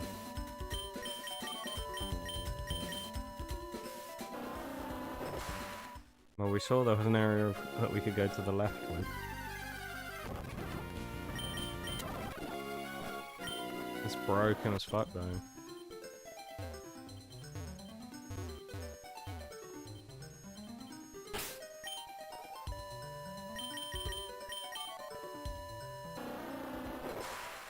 This is genuinely a problem though, because we're not going to be able to see the entrances. I don't really know how we're going to get around this. Fog's a glitch. Yeah, it's a bug because of the version of the game we're playing. If you know what I mean. The game cartridge, wink, that we're using to play the game is having problems. It's a visual bug. But the problem is, it's a visual bug, but it means that it's impossible for us to know where we're going because the screen just gets fogged. It does it in caves as well sometimes. But in some situations like here, we need to see where we're going in the caves because we can't just grab a map. Oh man, we're actually stuck in it now. Normally you could just get a map, but...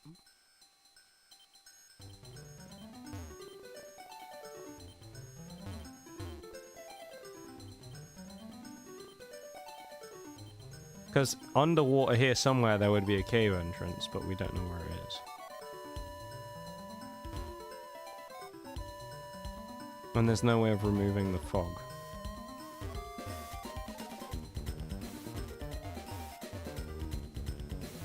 Usually we could use a map.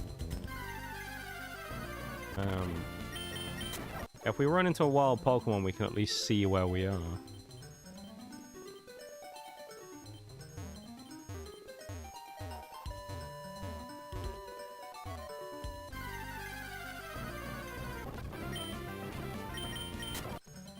Yeah, we're pretty screwed. We've had this already, but it's been in situations where it was avoidable because we had a map.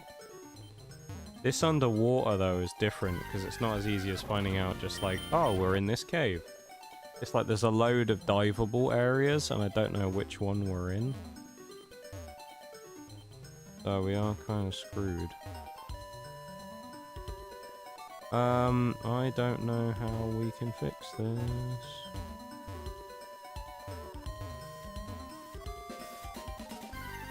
The only way I saw before that someone was suggesting as to how you can fix the fogging problem is to literally use a different way of playing the game. You know what I mean? And that the version that we are using to play the game on computer is notorious for having the fogging problem, and it just breaks the game. So we're in a bit of trouble, isn't it?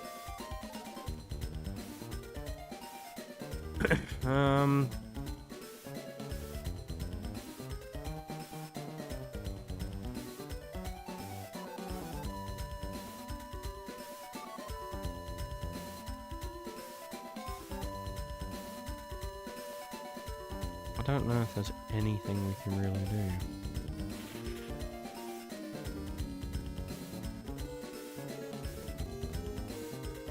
How much progress is lost? What if we restart? If we have to switch to a different way of playing the game? A good few hours?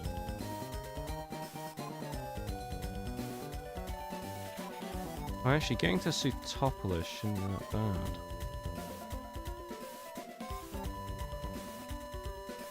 Oh, it's getting to the fucking Team Aqua stuff that's gonna be a problem.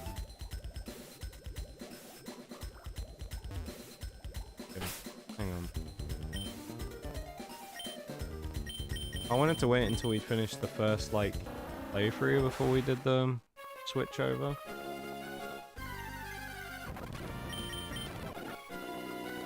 Right, we want to be about here, I think.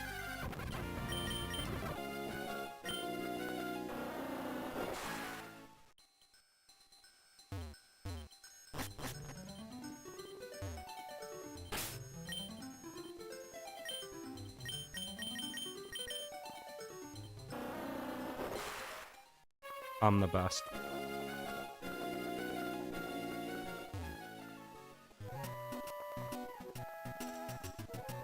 We're still gonna have a problem with trying to find the submarine later on. But we just managed to get to Sutopolis blind anyway.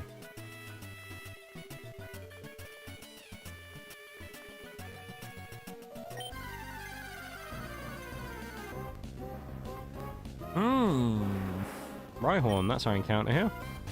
Not bad. We'll switch that as well, we don't want to stay in on you. Switch in Salamence so that we can get the, oh my god, he tried using Horn Drill. He tried to hit us with a one-shot kill move! Oh, bugger, dude.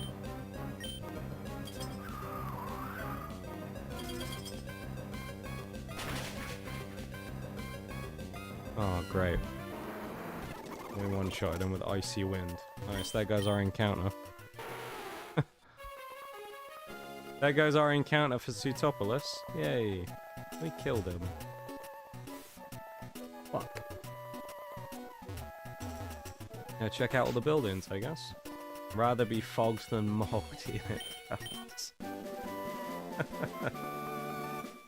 That's one way of putting it, Shags.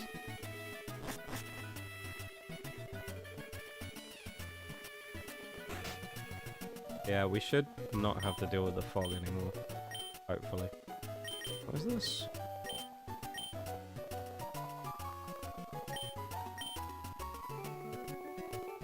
Oh. I thought she was asking us for some sort of donation.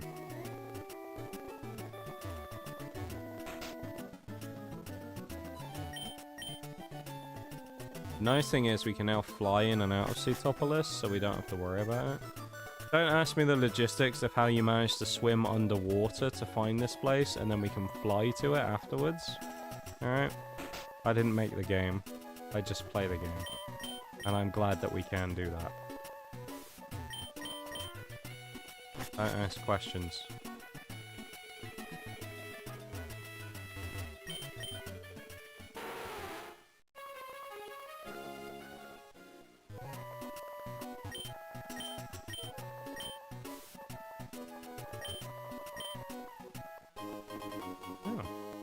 Thanks for the free berries. Free shit. Ah, more berries. Trying to win us over with some free berries. What a nice person.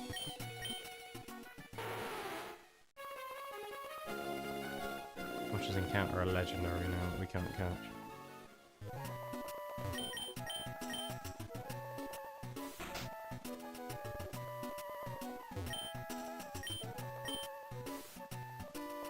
And it's just covered his door with trees. That's an odd. Back door to where? No, it doesn't go anywhere. Fuck. Like we don't question how magnets work. Who knows? That's a good point, actually. We don't. Each Pokemon double edge. No. We had sheer force, maybe, but we do not.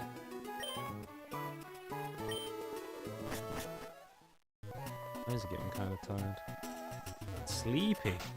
Well, to be fair, we've only got just over an hour left, so I'll take a free whale, my doll. Why not? Free stuff, innit? Resell it. Buddy. Shortcut to mushrooms. We'll have second breakfast after that. Do you have a Lotad? Please show me. Not showing you my Lotad. Get away from me, creep. Oh, he wants to see a C-dot. No. Find your own C-dot.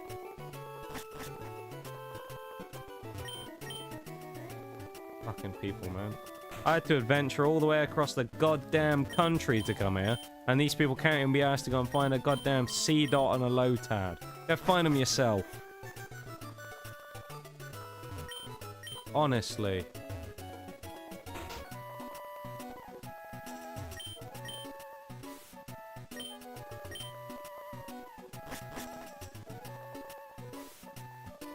Outrageous, these NPCs, man. I guess we go beat Juan now. And then... yeah. Or do we go in the... can we go in the cave yet? Oh, there was a cave. Am I crazy? There was a cave behind here, no? How do we get to the cave?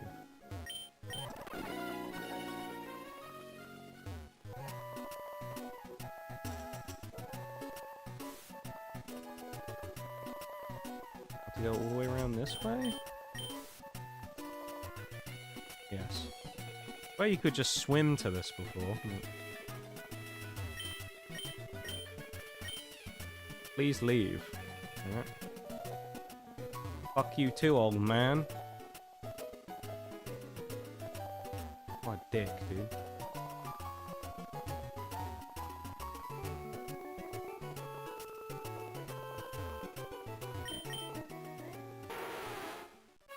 Jump out, thanks for the educational evening. We'll see you guys in the next stream, should be. Hopefully I'll be around for next stream and my voice won't be completely oh no. Hopefully my voice won't be shot and we actually will stream. Thanks for being here though, Bob. I appreciate you hanging out. Thanks for vibing. You take it easy, man. Have a good rest of your evening.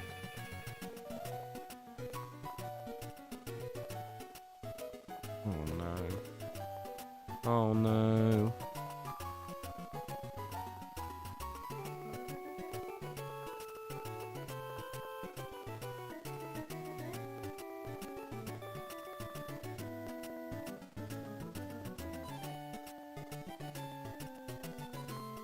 We have to do seafloor cavern first.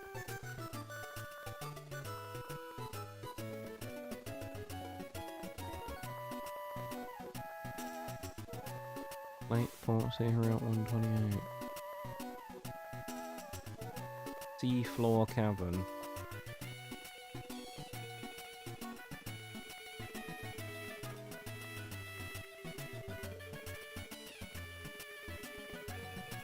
Right. Finding this is gonna be a fuck. Route 127 we need to go to.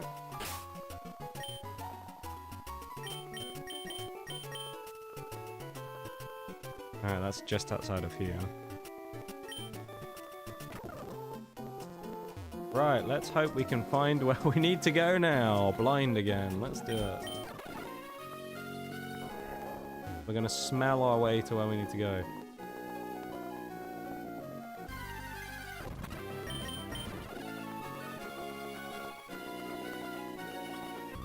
Oh shit, I forgot we haven't fought these people. Go for a swords dance, why not? And then body slam you. Might be bad if the Ampharos targets Ninjask. Paralyte, rather. A cotton spore.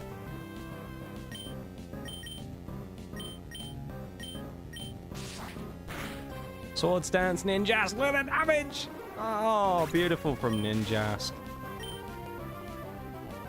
Double para though. Dude, Ninjask is good. Everyone's paralyzed. What a horrible fight. Being paralyzed in the middle of the sea as well. I can't think of much worse. I'm just gonna drown. Yeah, Ninja's kind of held up way better than I thought he would in that fight. I thought he was gonna die. Right, so we should hit 127 soon. We keep going.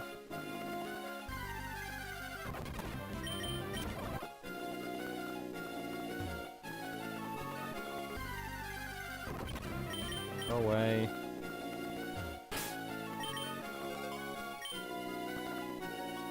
Oh, it's further to the right.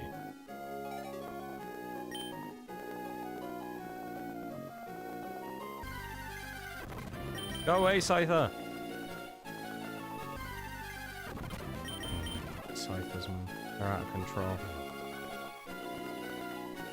Okay, this is 127. We haven't got a capture here yet either. Electrike, that's what we're catching here apparently. It could be worse, but we already have a few electric types, so I wasn't necessarily looking for an electrike, but you know. We're at 127 electrike.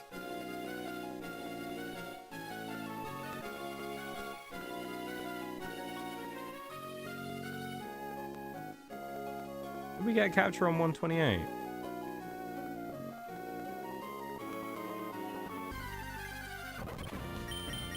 What are we here as well as? On Route 127.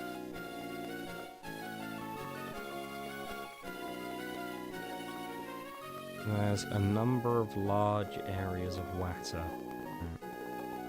We need to find the specific one that will allow us to get to the cave that we need to go to. Which is hard to know where that is for sure.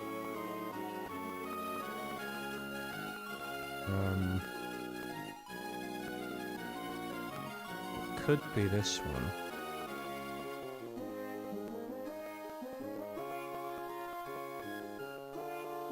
Oh, there's a cave. Okay.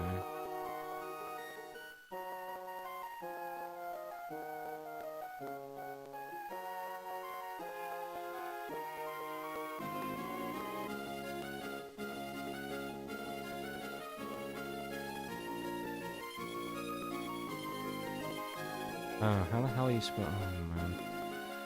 This is going to be way harder to find than the other one.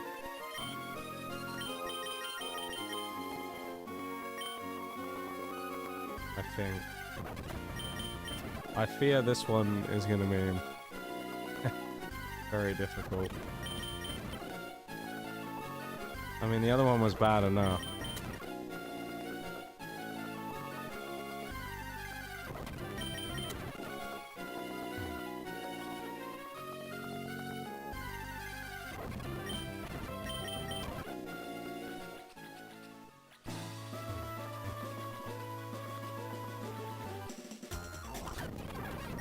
Last thing I wanted was to fight some random guy right now.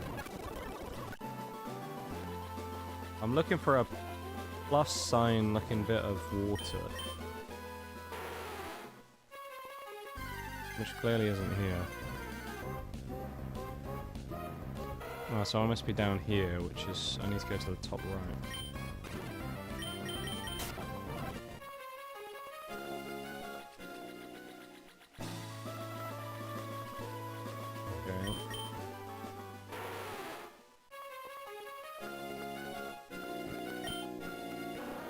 don't know where this dives me.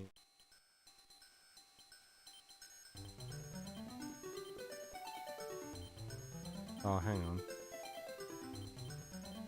Oh, this is gonna be almost impossible to know. We need to dive up on the other side of a wall, but I don't know if we'll be there or not. Because it's like certain pixels you can do it on.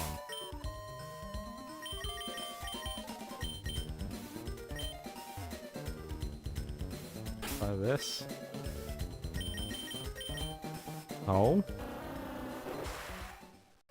Okay, we're over where we needed to be, I think.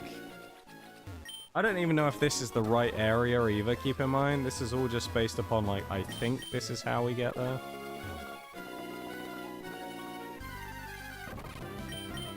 I guess there, maybe. Oh, maybe not, because now there's a...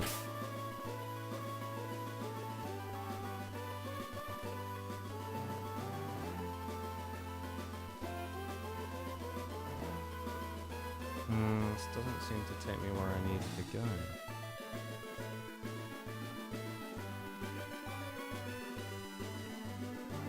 How the fuck do I get there?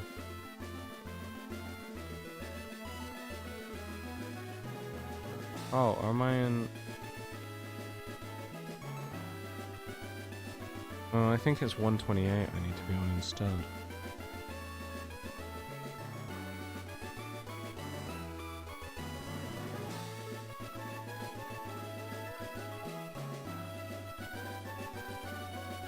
Right, I think it's 128. I'm wasting my time here.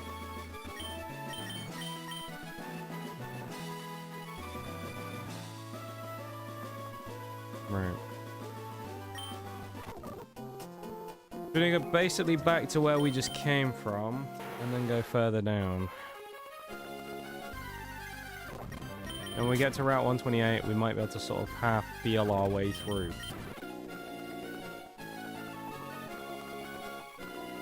Either way, this is gonna be scuffed.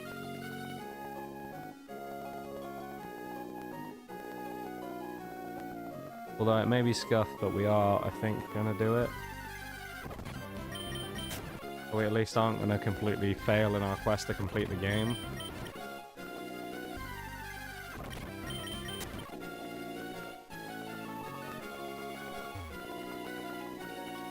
Okay, 128. Right.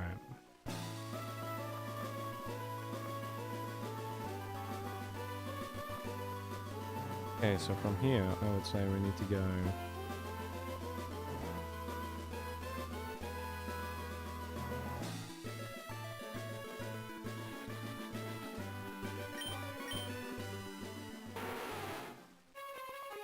So I think the area we need to go to is like back behind us here on a wall.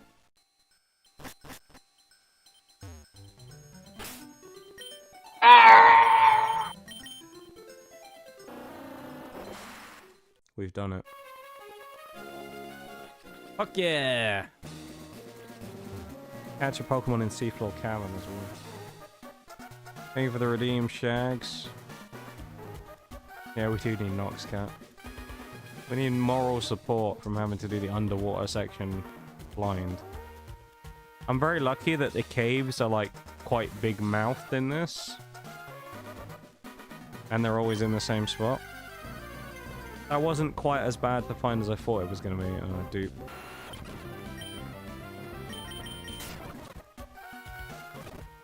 Oh shit. I can't afford to do that. I want to speed it up. I can't. Man. Take a hydrate in a minute as well so I can do that. Thank you for the hydrate too.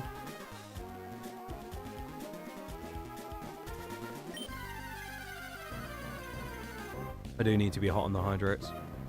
Ooh, Venomoth. Kinda like that. That's a good pickup. Don't mind Venomoth. Good one. We're also seconds away. When I say seconds away, a few minutes away from our next PRB. Okay.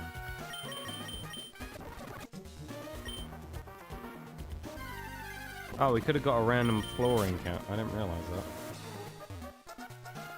Well, Gorbis. What else are we going to miss out on from having done the fishing? Breloom we already have. This is the same area though, right? Just deep floor Avenue. Surskit! Wow!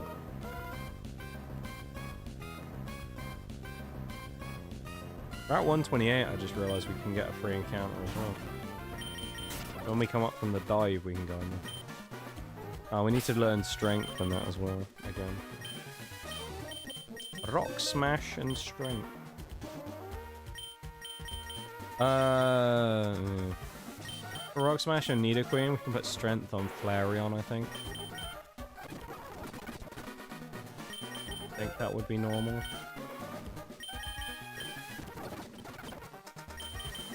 Temptation to HM slave the fucking Dugong, but I know we can't. We're not allowed to do that. That was a an old term used to describe Pokemon that were used purely for HMs. Back in the day, it used to be called HM slaves. Because that was their entire job, was just to carry HMs around. They served no other purpose other than to just be HM carriers. That critical hit screwed us as well, we need to switch now.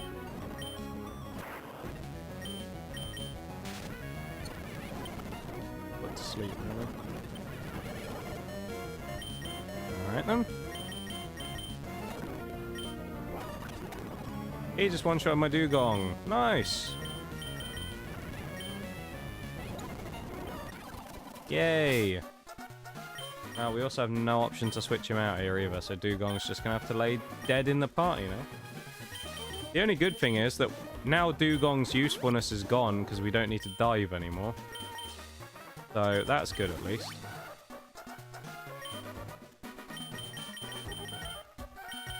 That's very annoying though. Fucking Poliwrath, man.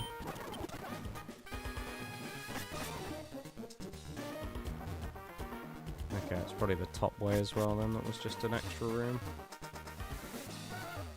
Yeah, 28 seconds till the break, alright everybody? Oh. Definitely a puzzle room. What have we got in here? That looks like a way out though. If I push this down, it's gonna get stuck.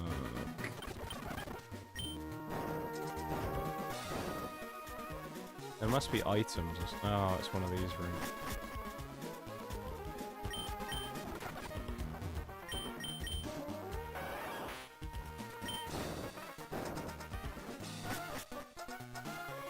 Oh no.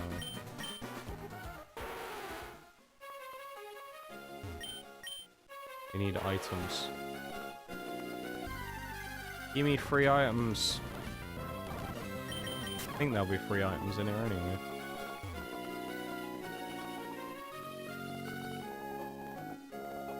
Right, don't go on that bit.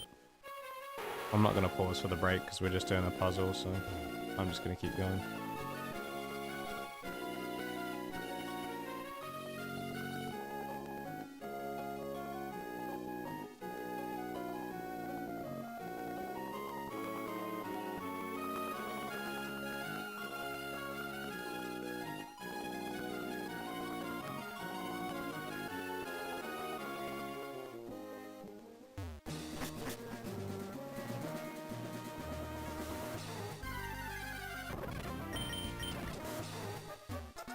Usually you follow the enemies.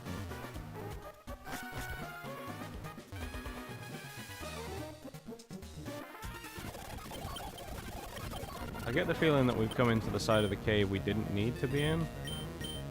But kind of a bit late for that. Go for a swords dance and then a body slam as well. Hopefully for alligators, boosts from the rain dance aren't going to come out to bite us because I'm a little scared of that.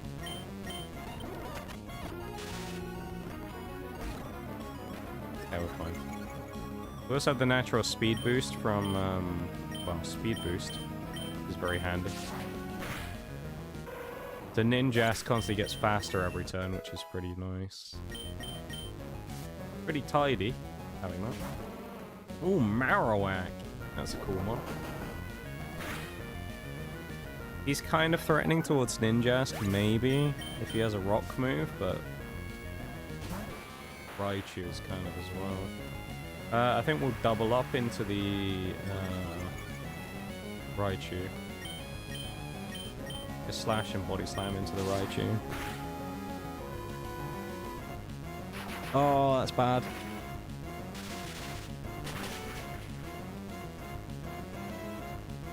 Fucking critical hit.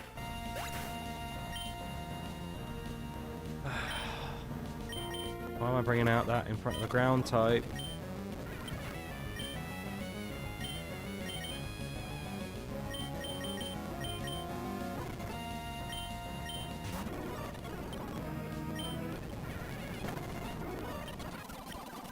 This is really bad though.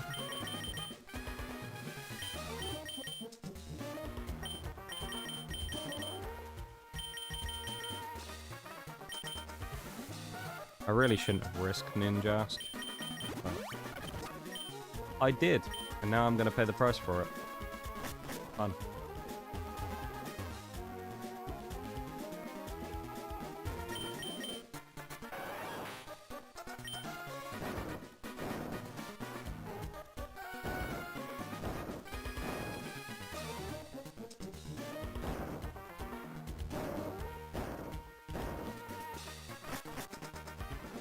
Oh no.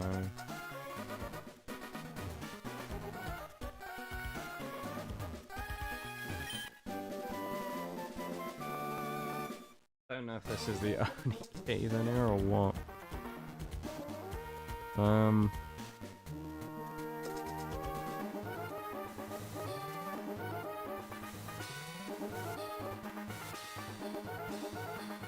Welcome back, everybody.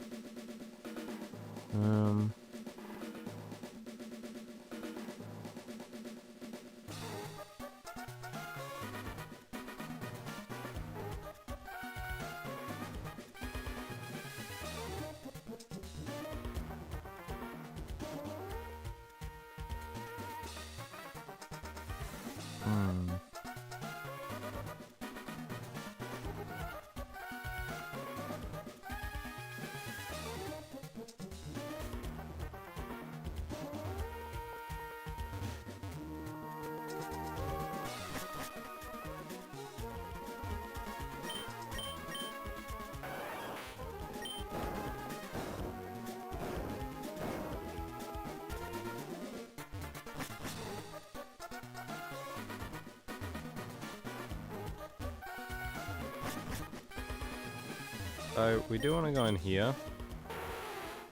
There is a cave in the middle of this that we want to get to.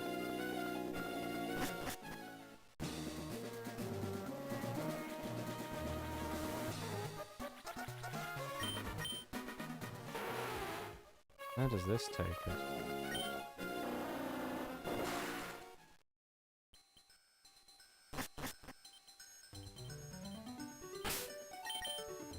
Is this gonna be like a shortcut out or something? Yes. For fuck's sake. The last thing I want right now is to fight some random trainer.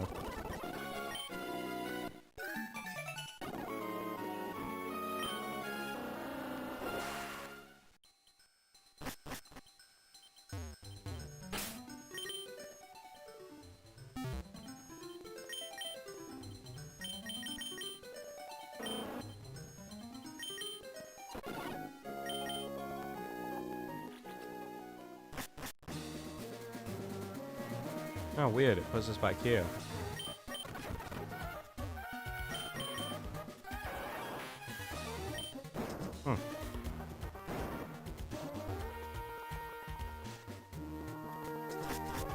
Try going this way this time instead. I think what it wanted us to do before.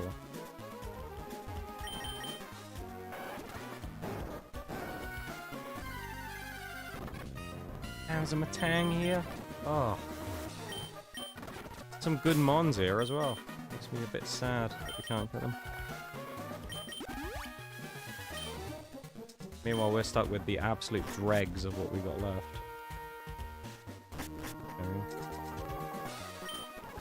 more trainers that way as well, which is useful. Vaguely useful to know, anyway. Not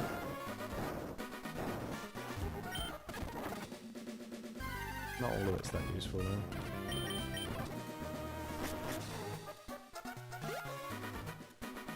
I doubt we should have committed to jumping off of that, but...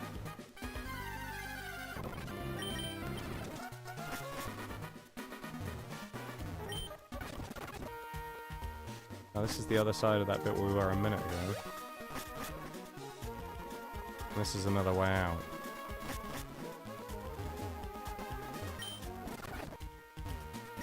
Now I'm confused about what we're supposed to do.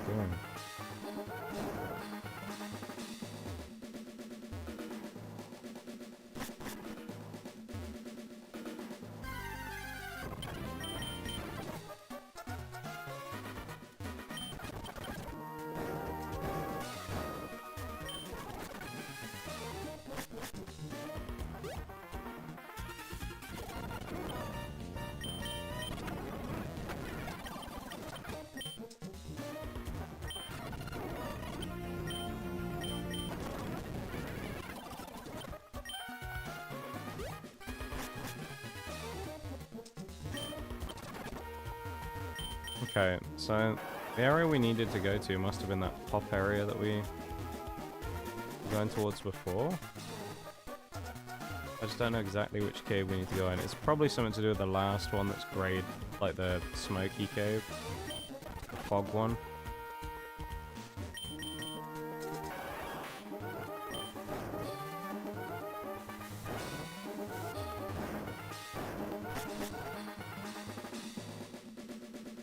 Right, this somehow takes us back here again.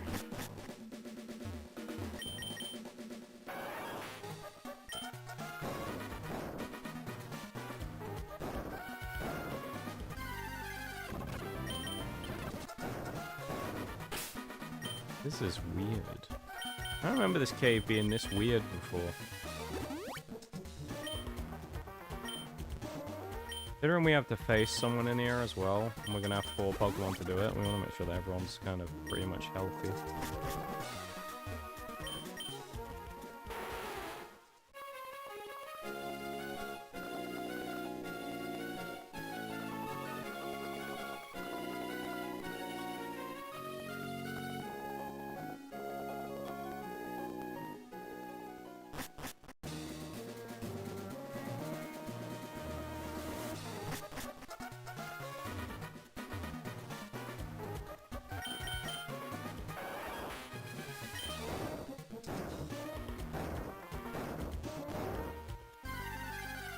Give me another situation where I'm gonna have to find a map, probably.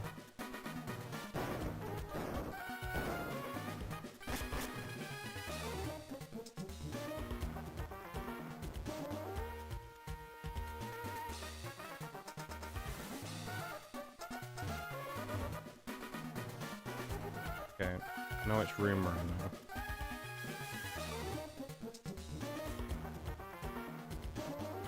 I'm hoping if we keep walking down, we're gonna end up...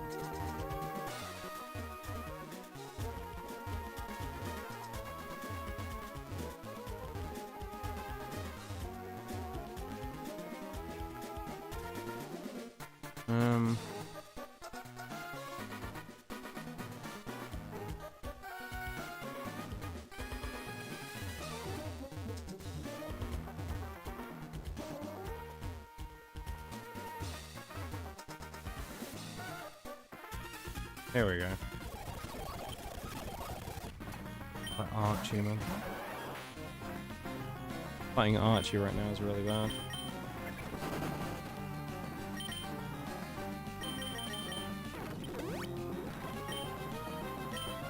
There's also times like this that I really wish that we had a ground type move on Nidoqueen.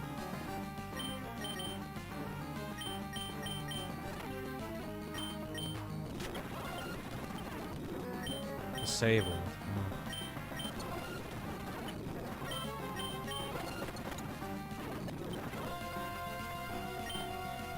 Can't really afford to just drop fucking Electrode, but I may have to take a hit on the Blastoise now.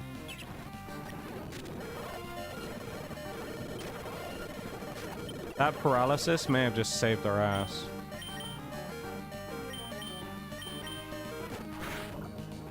Poison point as well might be big.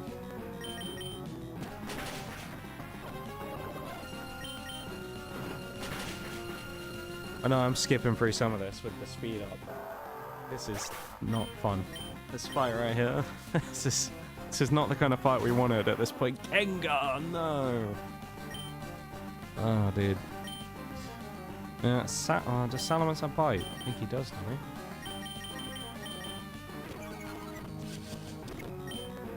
No, he doesn't. He does have fly, though.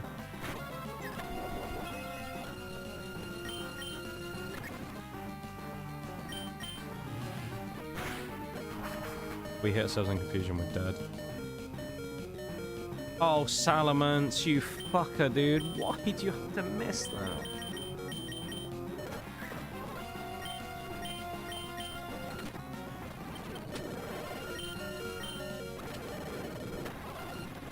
I think we've just lost the plot. Maybe not.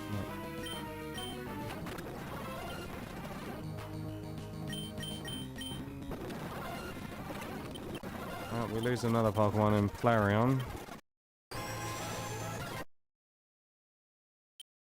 Alright,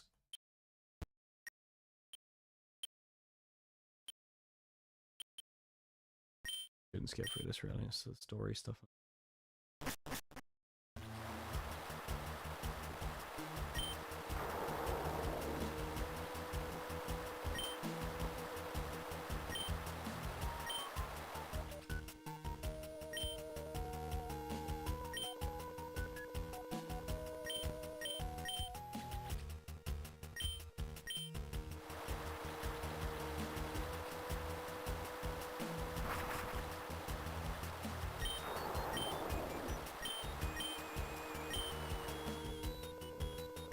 Okay, so we need to go back to Sutopolis. We actually can catch a Pokemon here on Route 118, 128 first, which we should do.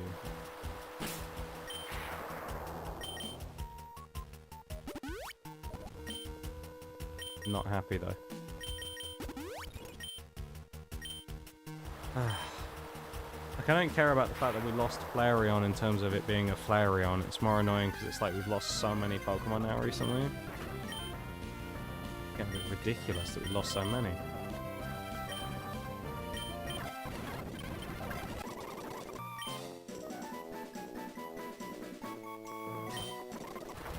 Some of them under, like, ridiculous circumstances, and then some of them being, like, not a lot you can do. Oh boy. These two are going to bloody war in the middle of the town, which is not exactly what we wanted now, is it? We didn't come here for two titans of weather to have a scrap. I just want my bloody gym badge. We also should get the legendary encounter at some point, though, for Ray. So... that's fun.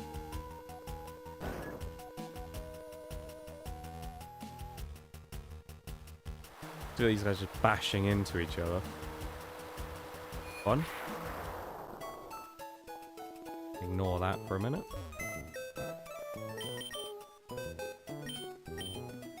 Right. Like the worst box of Pokemon we've ever lost in one of these runs, dude. So bad.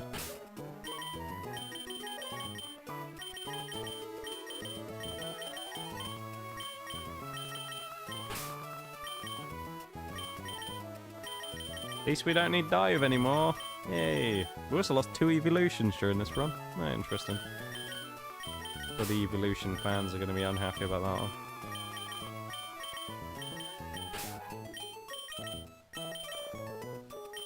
Manectric's probably not a terrible option here as well, but then we also have Medicham, so it's like... I feel like you've got to bring Medicham.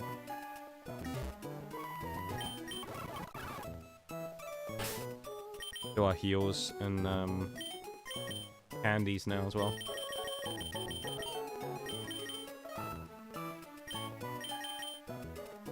Get everyone up to at least like 44.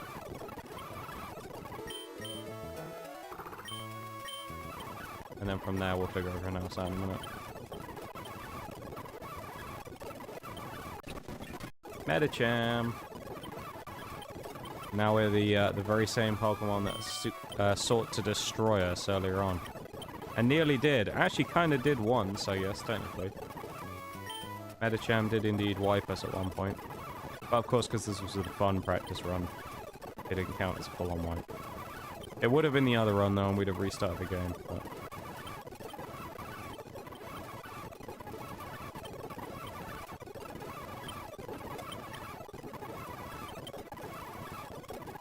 I just skipped for a move learning as well, that's not good. We learn Horn Attack. We got rid of Horn Attack for Takedown.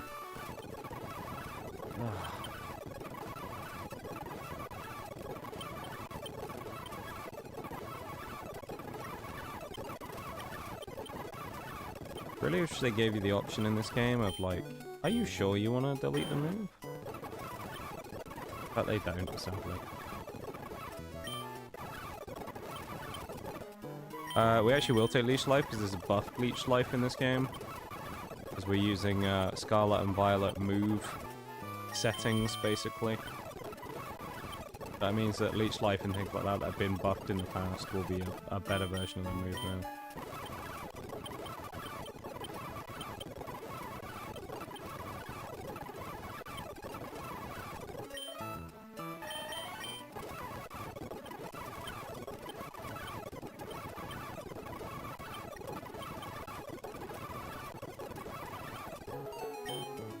We don't want sleep powder either. Right.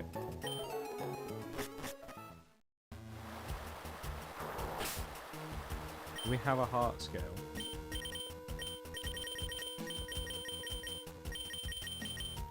We have 4.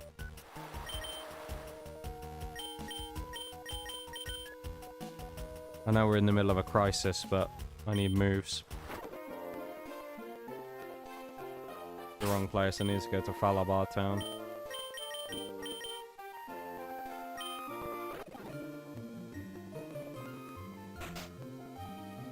Give me moves, man.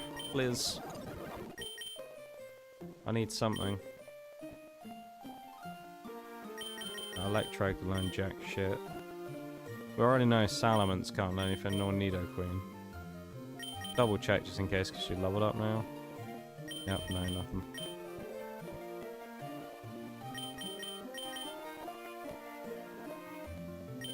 Ooh, elemental punches. Ooh.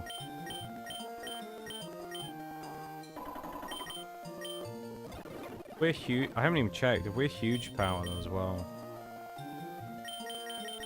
That could be huge, man.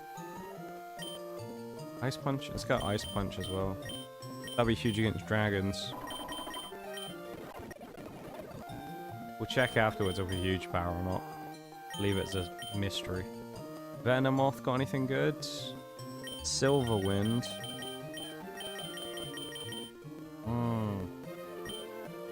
Probably not. Oh, Piloswine, please have something good. Just Horn Attack. 65 base power.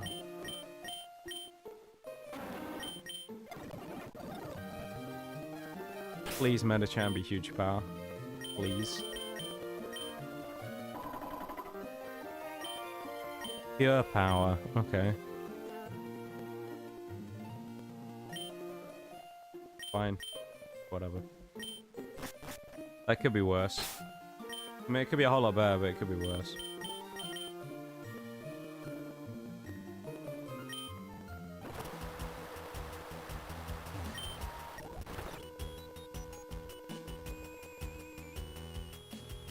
Hello, lads. What are you doing?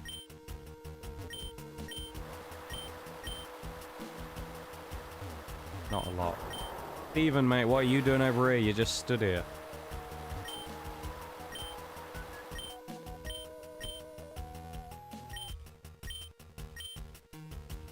He's going to take me to that cave, isn't he? I don't want to know what Steven gets up to in his cave. Unspeakable things happen in that cave.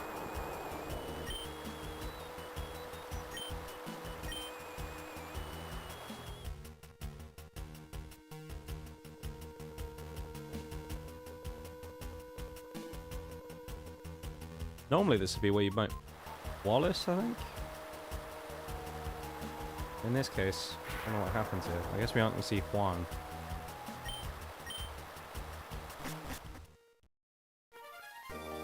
We did say something about Wallace, though. Is he here?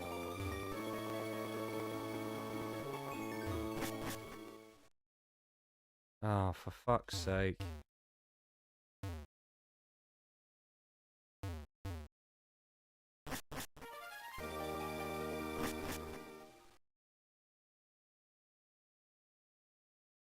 Another bit that we can't see. Ah.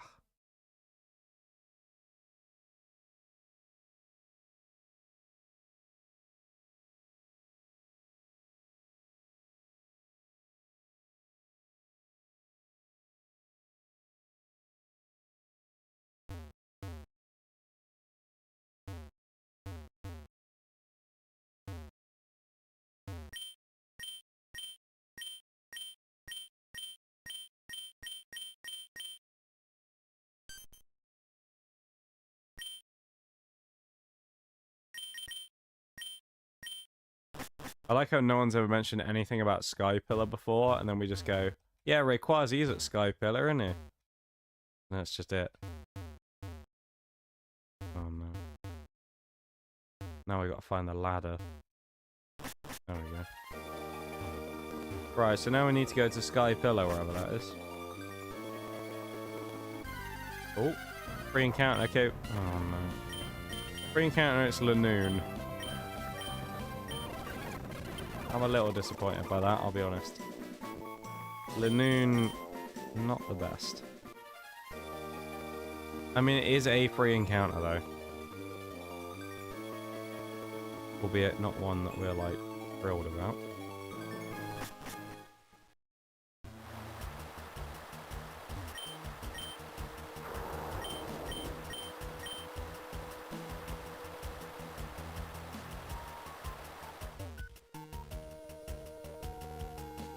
Yeah, it's all new to me, this stuff, because it's like, I played Ruby and Sapphire before, but I've never played, Emerald. Kinda cool. We need to go to Route 129 and then to Mirage Island.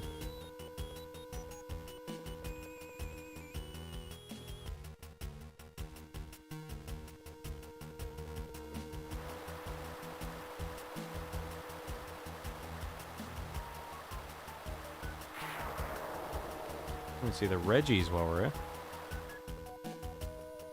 I don't think we can catch them though.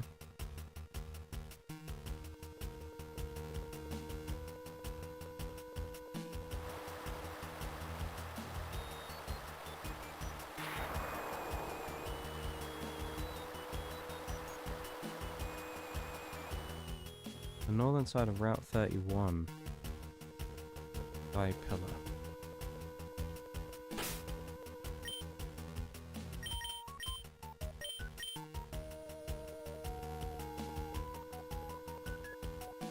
Right.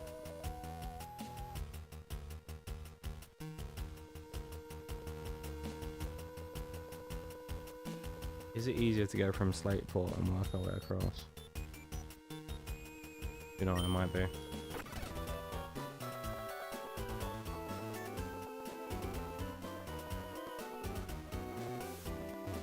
Get some free encounters here as well, maybe. Have to go from the beach.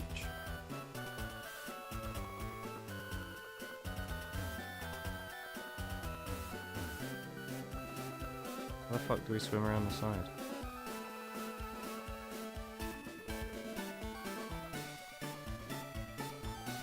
Where can I swim from? Here, I guess. There we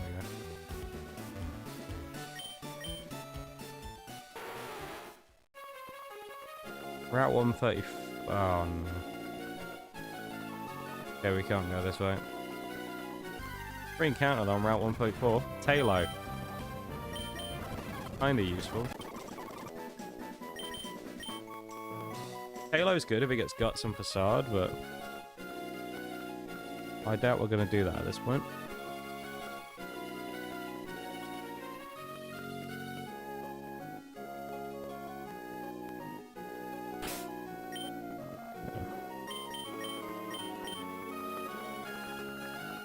Let's fly all the way back to Moss Deep.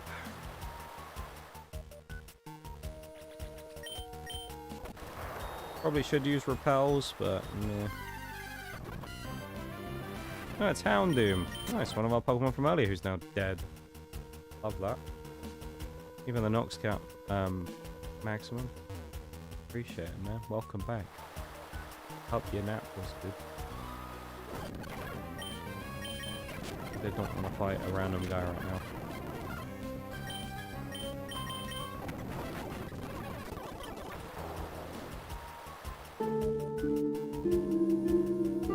That's how I feel right now, honestly. I feel like an Oblivion NPC right now.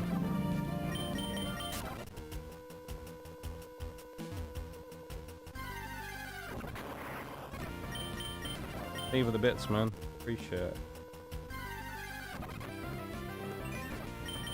Them bits go a long way in a minute. And me being gone for so long. I missed the spot I needed to find anyway.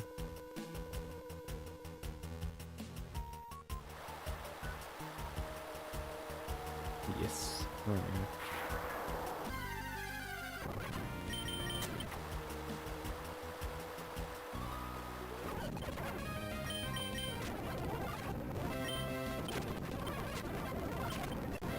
That was scary for a minute. That Heracross could have absolutely nuked me.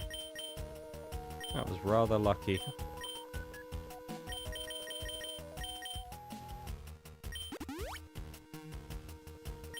Yeah, reckless.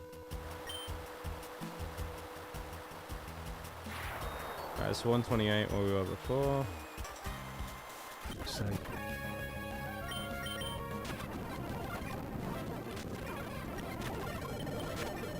Sun boosted Typhlosion as well.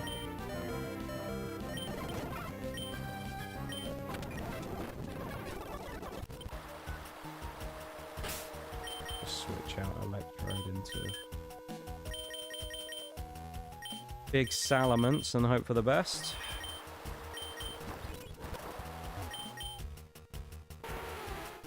Been a bit since I've been in work, because I mean I've literally been gone for weeks anyway, mate. So.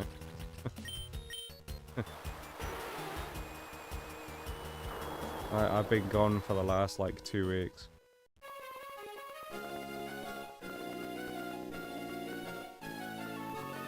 But to be fair, no one's been in stream, not even me. Apom. What a letdown.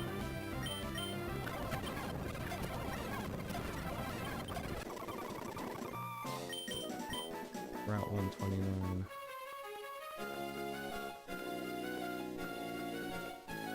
That's very disappointing. Yeah, Apom kind of sucks. Not best pleased about that one.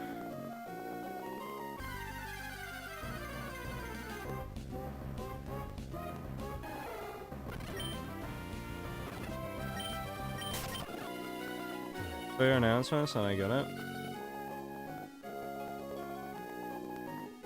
What, referencing my one from like 2 weeks ago.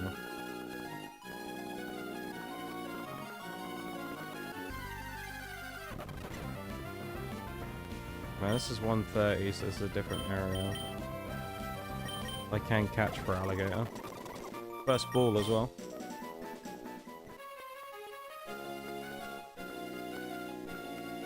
Other than that, I've been sick for the last 2 weeks, so I haven't been able to stream because my voice has been gone. Streamed a couple of weeks ago, and then yeah, my voice died.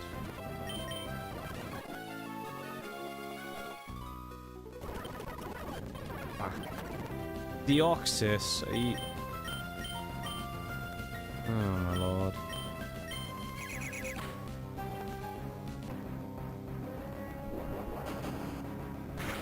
We need to kill that Deoxys very quickly, because he's scary if he uses Psycho Shift.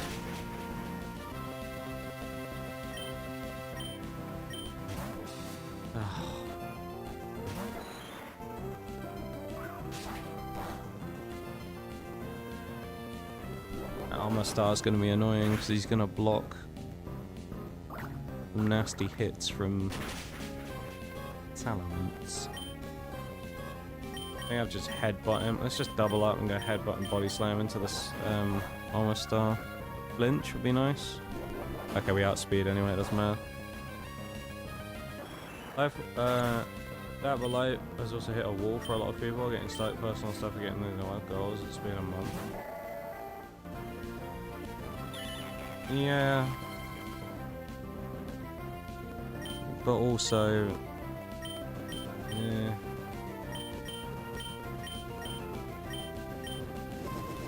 It's been a lot longer than a month when it comes to that stuff for me. When it comes to that type of stuff, we're talking about the first rant slash whatever you want to call it that I posted in Discord. That's more letting out years worth of frustration. Because it's literally been about the last 2 years of everything falling apart, so, you know. It's like one of those things where it's like... The climax of it all was like a couple of weeks ago when I ranted about it, but also it's been something that's been in the background for a long time. I haven't been happy with a lot of the stuff that's happened on Twitch for a long time. I just haven't said much about it.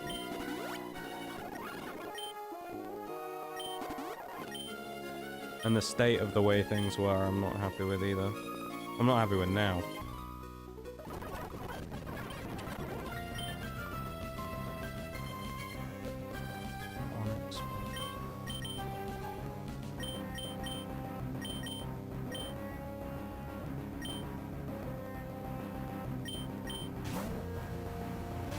This was a mistake, wasn't it?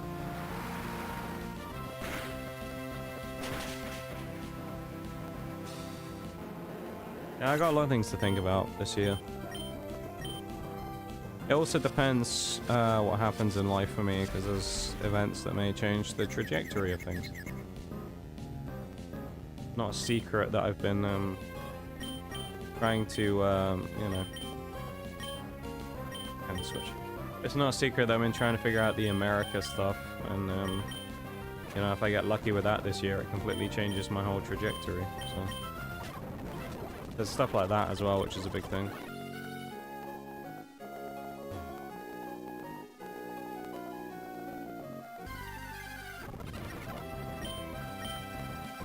Yeah, this could be a big year. Or it might not. Might be a big year of change for me though, who knows.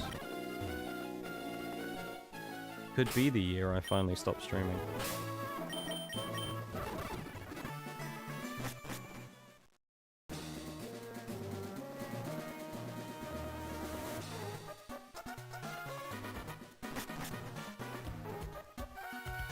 I really hope the sky pillar here is not going to have an issue with fog. Like all the other towers and stuff have. Please don't be fogged up.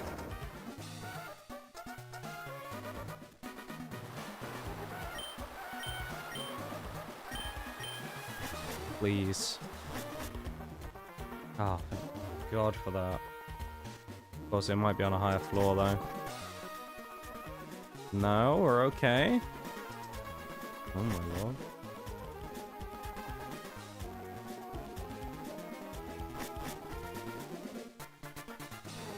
We may have to do the bike stuff here.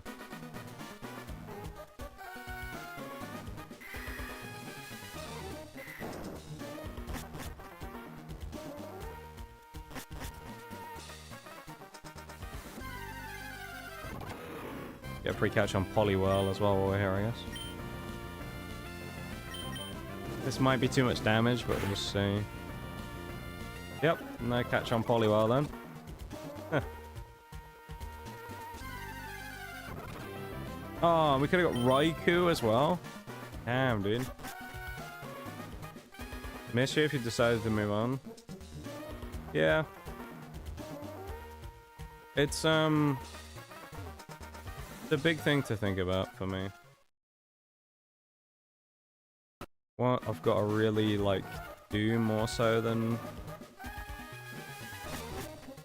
in the last few years is think more about long term rather than the here and now. Because, you know, every year that goes by is another year that I get older, and I need to figure out what I'm going to do. Because I can't keep doing this forever. Nor is it sustainable enough anymore to be something that I can actually lean on. So.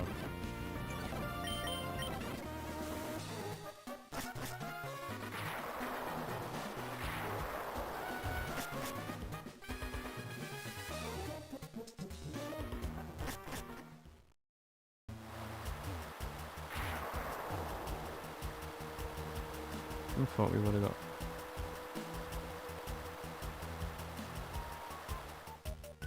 Something there.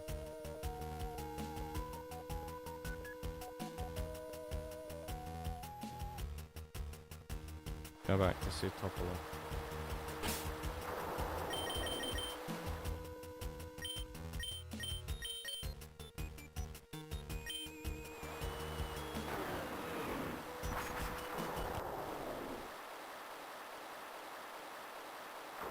Ray's showing up. Well, he will show up anyway. Big Ray. These two having a fucking brawl again, and then Big Ray's gonna come in and sort their shit out. Mega Ray with his Delta Stream. Except not really. Normal Ray's strong enough, let alone fucking Mega Ray.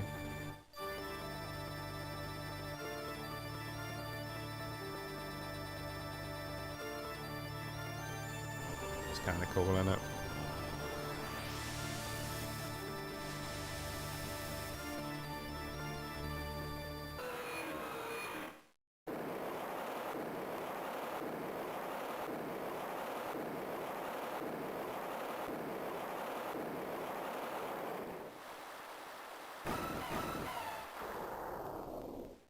Lovely just flies down, roars at them, and then the other two nerds are just like, oh, okay. They just stopped fighting. Well, that was easy, wasn't it? Hollywood, how is it, man? Yeah, I don't know. There's a lot of stuff to think about, though, as I say. There's a lot of things to think about. It's probably nice, though, to have that little break when I did. From being sick, to be fair. Actually wasn't a bad timing for it. Albeit, I wasn't very happy about the fact that I was gone for so long, because it was longer than I was planning on disappearing for, but... yeah. Having a little mini break was not the worst thing in the world. Oh yeah, fine. I remember this gym. We can actually avoid all the trainer fights. Oh my god. We just got Aurora beamed.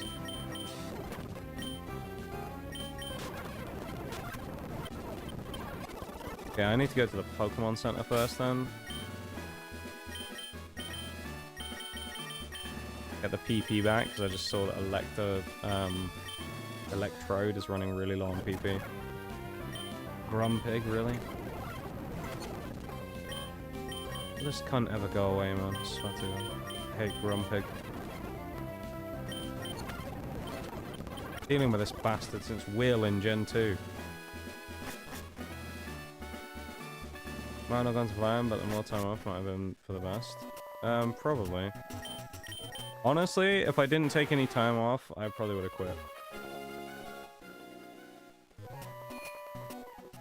I can say that with some level of certainty.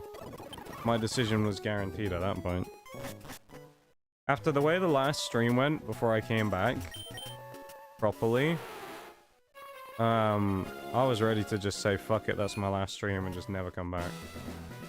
That's what I felt after the last stream. Hence the message I posted in Discord. I was very unhappy after that last stream.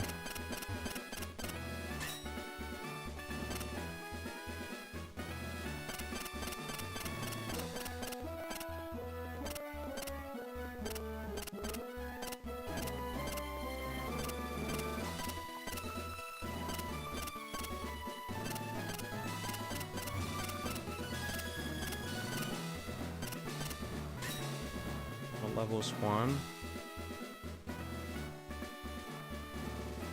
46.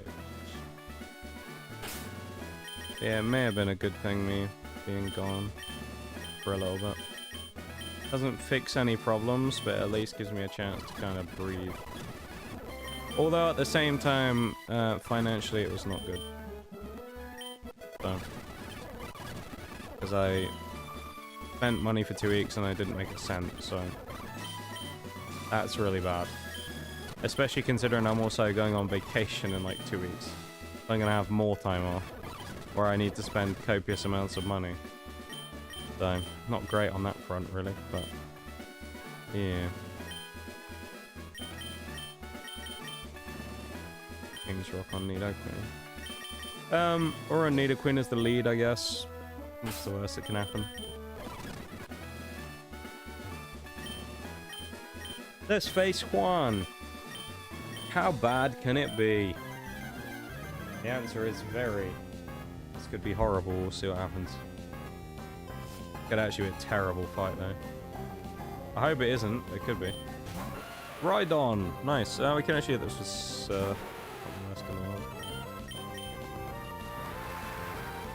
This is the last gym leader in the region as well. So soon we'll be on to the Elite Four. Good one shot to start things off with from Nidoqueen. Alright. Very happy with that. Ingdra. Fuck. Nothing's really that great against Kingdra. Taking a defense drop though is not the worst thing in the world. Paralysis would be huge here on the spot. I can just crit it as well.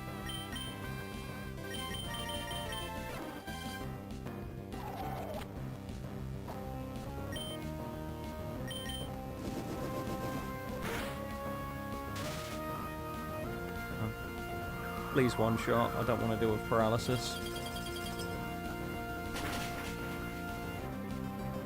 You had one job, Piloswine. You literally just hit a quad effective fucking powder snow and somehow didn't kill him. Oh, dude. How do we not one shot Flygon off that? Quad effective powder snow. It's with stab. It's insane.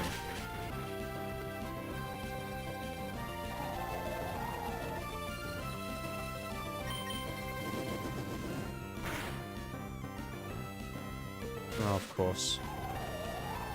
I can't switch out either because of Sand Tomb, so we're gonna lose. Unless he doesn't attack, we're about to lose Piloswine. Should use Endure. What am I doing? Oh, he lived. This keeps us alive because we survived the Sand Tomb now. Talk about clutch. Oh, that's way too close. Unless we get trapped now. Okay, we haven't. Kingdra can't trap us. What we need to do, whatever you decide in the end, we enjoyed being here. Yeah, we'll see what happens, I suppose. Not even I know what's, which way it's gonna go. Okay, we don't want to use Spark, we want to use Rollout instead. Quad effective rather than singular super effective. This should one-shot, probably. Problematic if it does though. Okay, it's a two-shot because it will lock us in, I think, on rollout against the next Pokemon that comes in, which is scary. RNG is dumb here. Oh, RNG in this round has been dumb throughout the entire thing. We've been screwed so many times by bad luck. I think at least today we've had 2 Pokemon that have been one-shotted by critical hits.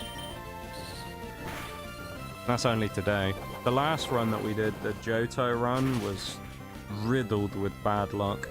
There's a crit, right as we say it. Of course. But yeah, the Generation 2 run was absolutely riddled with bad bits of luck. Oh, we're locked into rollout.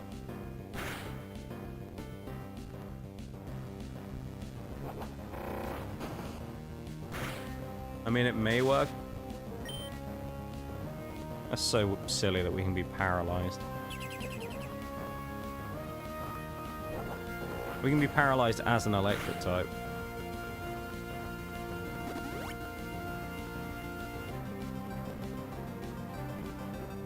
We landed it again. We got to the final rollout. Oh, the damage, man. All right. Good job this game's got such good music as well in the background that you can listen to while you're playing.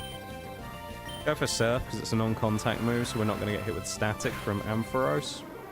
Very important, because I don't want to get paralyzed again. And the final mon, Hypno. Super effective against us here, so we're definitely making a switch into... Salamence. That's the most obvious switch, honestly. Little bit of Salamence. Bit of Salamence. Hypno's attack increasing is not scary whatsoever because it's Hypno. If I got screwed that hard, I might need the game to buy me dinner next time. Yeah, it's pretty bad.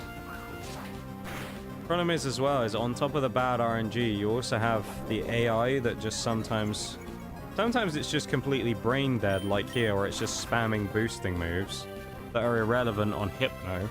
But then you'll have it in the previous game where it would perfectly predict every move it was going to use. Where the AI kept spamming Yawn, so every turn it hits you, and then the next turn you have like one turn before you fall asleep. And I remember there was a fight that we did against some guy with a Quagsire, and he spammed Yawn about 10 turns in a row, and it just constantly forced me to keep switching. And then you'll have it where they'll use Rest, where they put themselves to sleep to heal, but they're able to rest and somehow know when they're going to wake up from falling asleep, and then rest again, and it's just like absolutely foul playing against that stuff. Because the AI shouldn't know when it's going to wake up, but somehow it was able to perfectly predict it every time. So, yeah, that's some bad RNG. Actually, we need to fly out of here. But there's some bad RNG that we've had a few times now. And bad, like, game stratting stuff that's been really frustrating.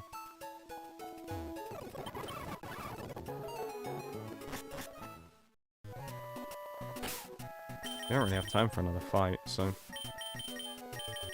Do we not do a legendary encounter in this game then before the thing? I do need to fill in the sheet, actually. Hang on. We've caught a bunch of mons, but I haven't actually written which one's which in there.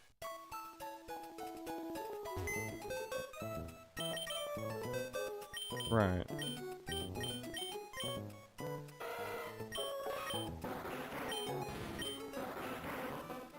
Right, I've got Kingler at 124. Right. 126, Nidoran male.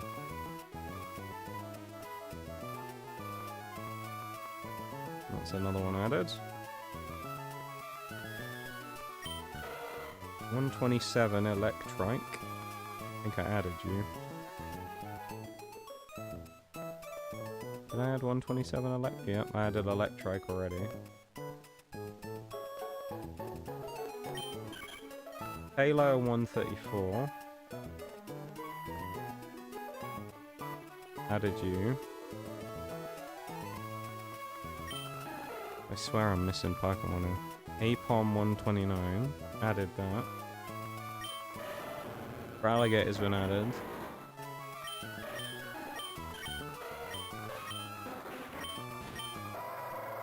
Cave of Origin was you.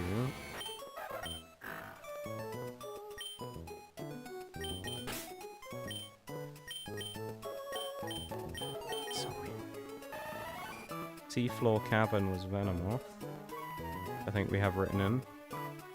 Yep. How did we catch the Pseutopolis? 128 was Piloswine.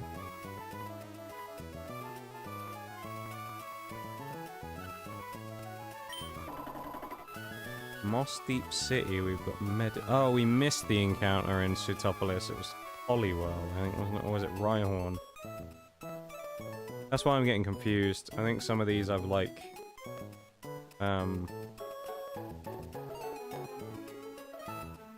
haven't added that we've missed the encounter.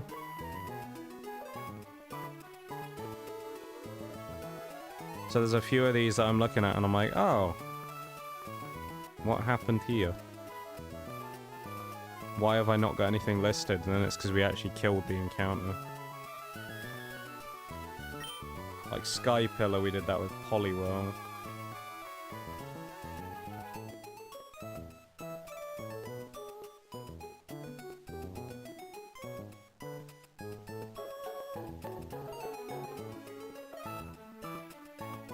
We're actually quite close to the end of the game. I think next stream when we play this, we'll actually be done. We will have to find our way through the end of it, though. So, there's a bit of stuff to do, but we're pretty close. We pretty much just need to go to Evergrande and then do the Elite Four, so we won't quite do that. We'll probably go to Pacific Log first. Get any other extra encounters we can before doing it, so yeah. We'll save up there, though, because we don't want to go too far in the game today and leave ourselves with nothing to do. That was a fairly productive day, though, I would say. Let's do that real quick.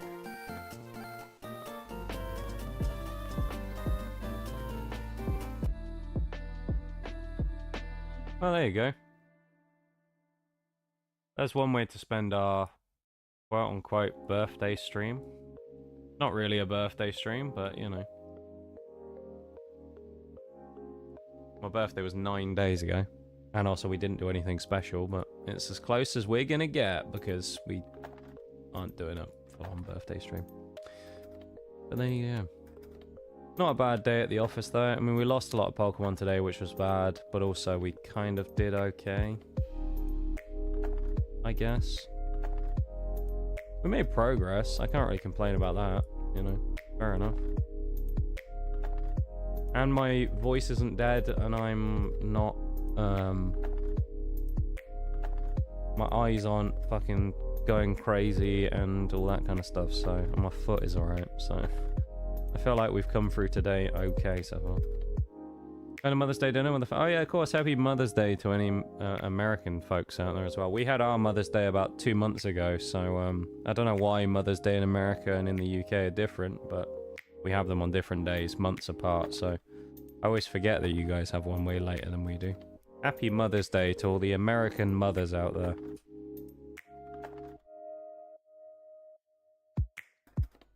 Oh wait, Shags, is it Mother's Day for you as well? Is this when we find out it's just us who does Mother's Day in a different time, like normal? Bet it is, isn't it? Bet it's just us who does Mother's Day on a different time to everyone else. Kind of weird, though. I don't know if Father's Day is at a different time as well. Odd. Going to Mother's Day dinner with the fam, so have a good rest of the night. Yeah, have a good one, man. Thanks for hanging out. I appreciate it, as always. Happy belated birthday. Thank you. Yeah, it feels weird talking about my birthday still, because it was 9 days ago, but it's the first stream I've done since the day. So it's like, I don't know. I feel like one of those really vain people who celebrates it for way longer than they actually should. Cough cough. One streamer I know who celebrates their birthday for the entire month.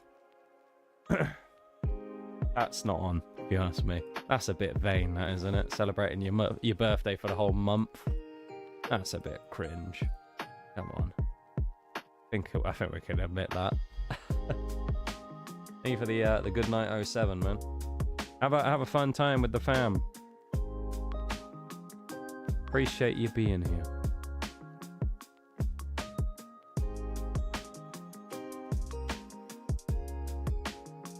Thanks for streaming, man. Thanks for being here.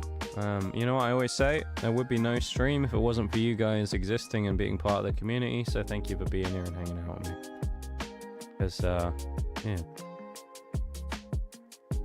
Makes it a whole lot easier and a whole lot more fun when we get to hang out and vibe and do stuff together rather than just me talking into the void, you know? That's never fun. So, thank you for being here. Anyway, being here, vibing and hanging out. Exactly. Yes. Can't go any louder than that because I actually feel when I did that, I don't think I quite have the lung power to shout yet. I think if I shouted, I'd actually break my voice. Maybe it is a good job that I've banished Nige for a few weeks until I'm able to do the whales again, because I think it might do me in. Hey, for the Lord Shanks, yes, though, Maximum. I appreciate it, man. On the way out. Thank you. Alright, I'm going to wrap up the YouTube stream real quick, and then we'll start worrying about Twitch afterwards. So, thank you very much, YouTube folks, hanging out. Appreciate it as always. Thank you to everyone and everyone dropped a like on the stream as well. We did quite well on the likes today, so thank you very much, everybody. And to the new sub earlier on. Kirsch. Thank you very much. I'm assuming that's the pronunciation. Anyway, I think it's Kirsch. Thank you very much for the cheeky subscription. Thank you, and for the likes. And again, thank you to everyone for being in the YouTube stream and hanging out over there, getting some watch minutes on there. And if you've gone over and dropped a like, thank you very much. If you haven't already, exclamation mark YT, go do it now. Go support the channel, it's free, it helps out. Go do it. If not, what's wrong with you? I hate you. Get out of the stream. If you don't support the YouTube stream, you're not welcome here. Get out. But no, thank you very much for being here, everybody. I appreciate you guys going in the YouTube stream. And I'll see you guys on YouTube, hopefully on Tuesday, for some Shadow of War, alright? Or we will actually finish the game, I hope. So yeah, thank you very much for being here and hanging out, and take care, YouTube folks, alright? Have a good one. Just like that, he's gone.